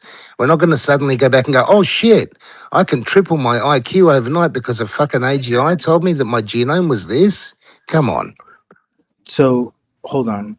You said my assumptions were wrong because I said that your assumption was we can only understand things through a human lens, and then you ended up telling me we can only understand things through a human lens. What? Okay, you're not listening to what I'm saying. An AGI is built from human assumptions, from human information. It doesn't go beyond human limitations because it is I'm not built arguing by about humans. AGI. I'm Right. arguing about what you So said. how can you possibly talk about something that's beyond human limitations when the only limitations we understand are human? We don't Because have we have anything edited the beyond human genome. we don't have anything that's beyond humans to Of be able course to we tell do. us anymore. What do we have? Of course we do. We have several things that are beyond humans. Dolphins, for instance, even chimpanzees have intellectual capacities that are narrow, but that are far beyond the human capacity. For instance, short-term memory in chimpanzees, and even processing speed. Not broadly, not in terms of complex philosophical thinking, but if you take a look at short-term memory, if you present numbers and pictures and locations, a chimpanzee will exceed a human in that memory and reaction task. Please So cite the study where that was shown. Well, I there's can one look for scenario. it. There's I'm one not very saying important chimpanzees are scenario. smarter than humans. Go ahead, introspect.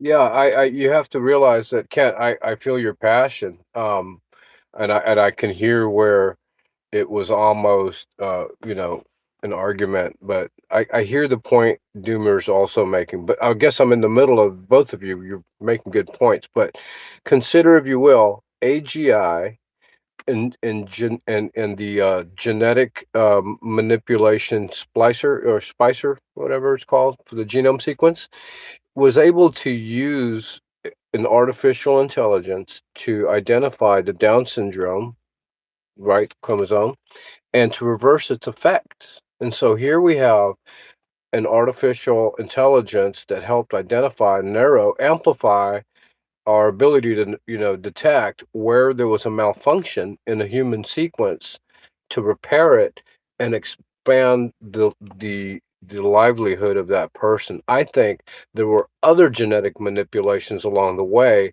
that we could repair, and that consequence would make the outcome seem almost non-human because of the experience. You're going to be able to see in spectrums you couldn't see before. So what boundary of human do we really have if our Very good genomes? point. Yeah. Yes, ma'am. Yes, sir. Gentlemen, ladies, thank you. Yeah, and you don't have to resort to AGI or transhumanism.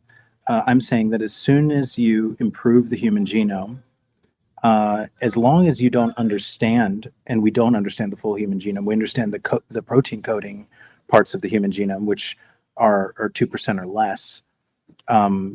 But as long as you don't understand them, you can't understand the limitations of human understanding. At least that's my perspective, Kent, and it's okay for us to disagree on this. Yeah, I agree to disagree, but okay, you would have to accept though that we can only experience what a human can experience. We can't experience beyond humanity because we are No, that's humans. not that's not true. That's How can absolutely you not true. possibly experience what's beyond human when you're human? Because we actually have things in our own genome that are curtailing us from our full experience. Really? And what would they be? Yeah. One, brainwaves our baseline brainwaves are usually around beta, sometimes gamma. And under the influence, for instance, of psychedelics, you have much higher brainwaves, and you will actually hear sounds, not just hallucinatory ones, but you will actually hear past the human capacity. You'll hear below 20 hertz.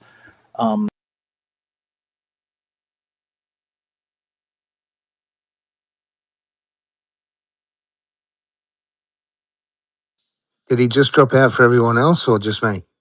Yep, no, he's out. By You got it, Candy. definition, anything that you experience is a human experience. Well, by definition. So you can't experience beyond human experience because when you're experiencing beyond human experience, it becomes a human experience. Well, if you're a human, you can't That's right. We experience can't get anything out other of than our being. own minds. We can only get out of our own bodies, right? Exactly.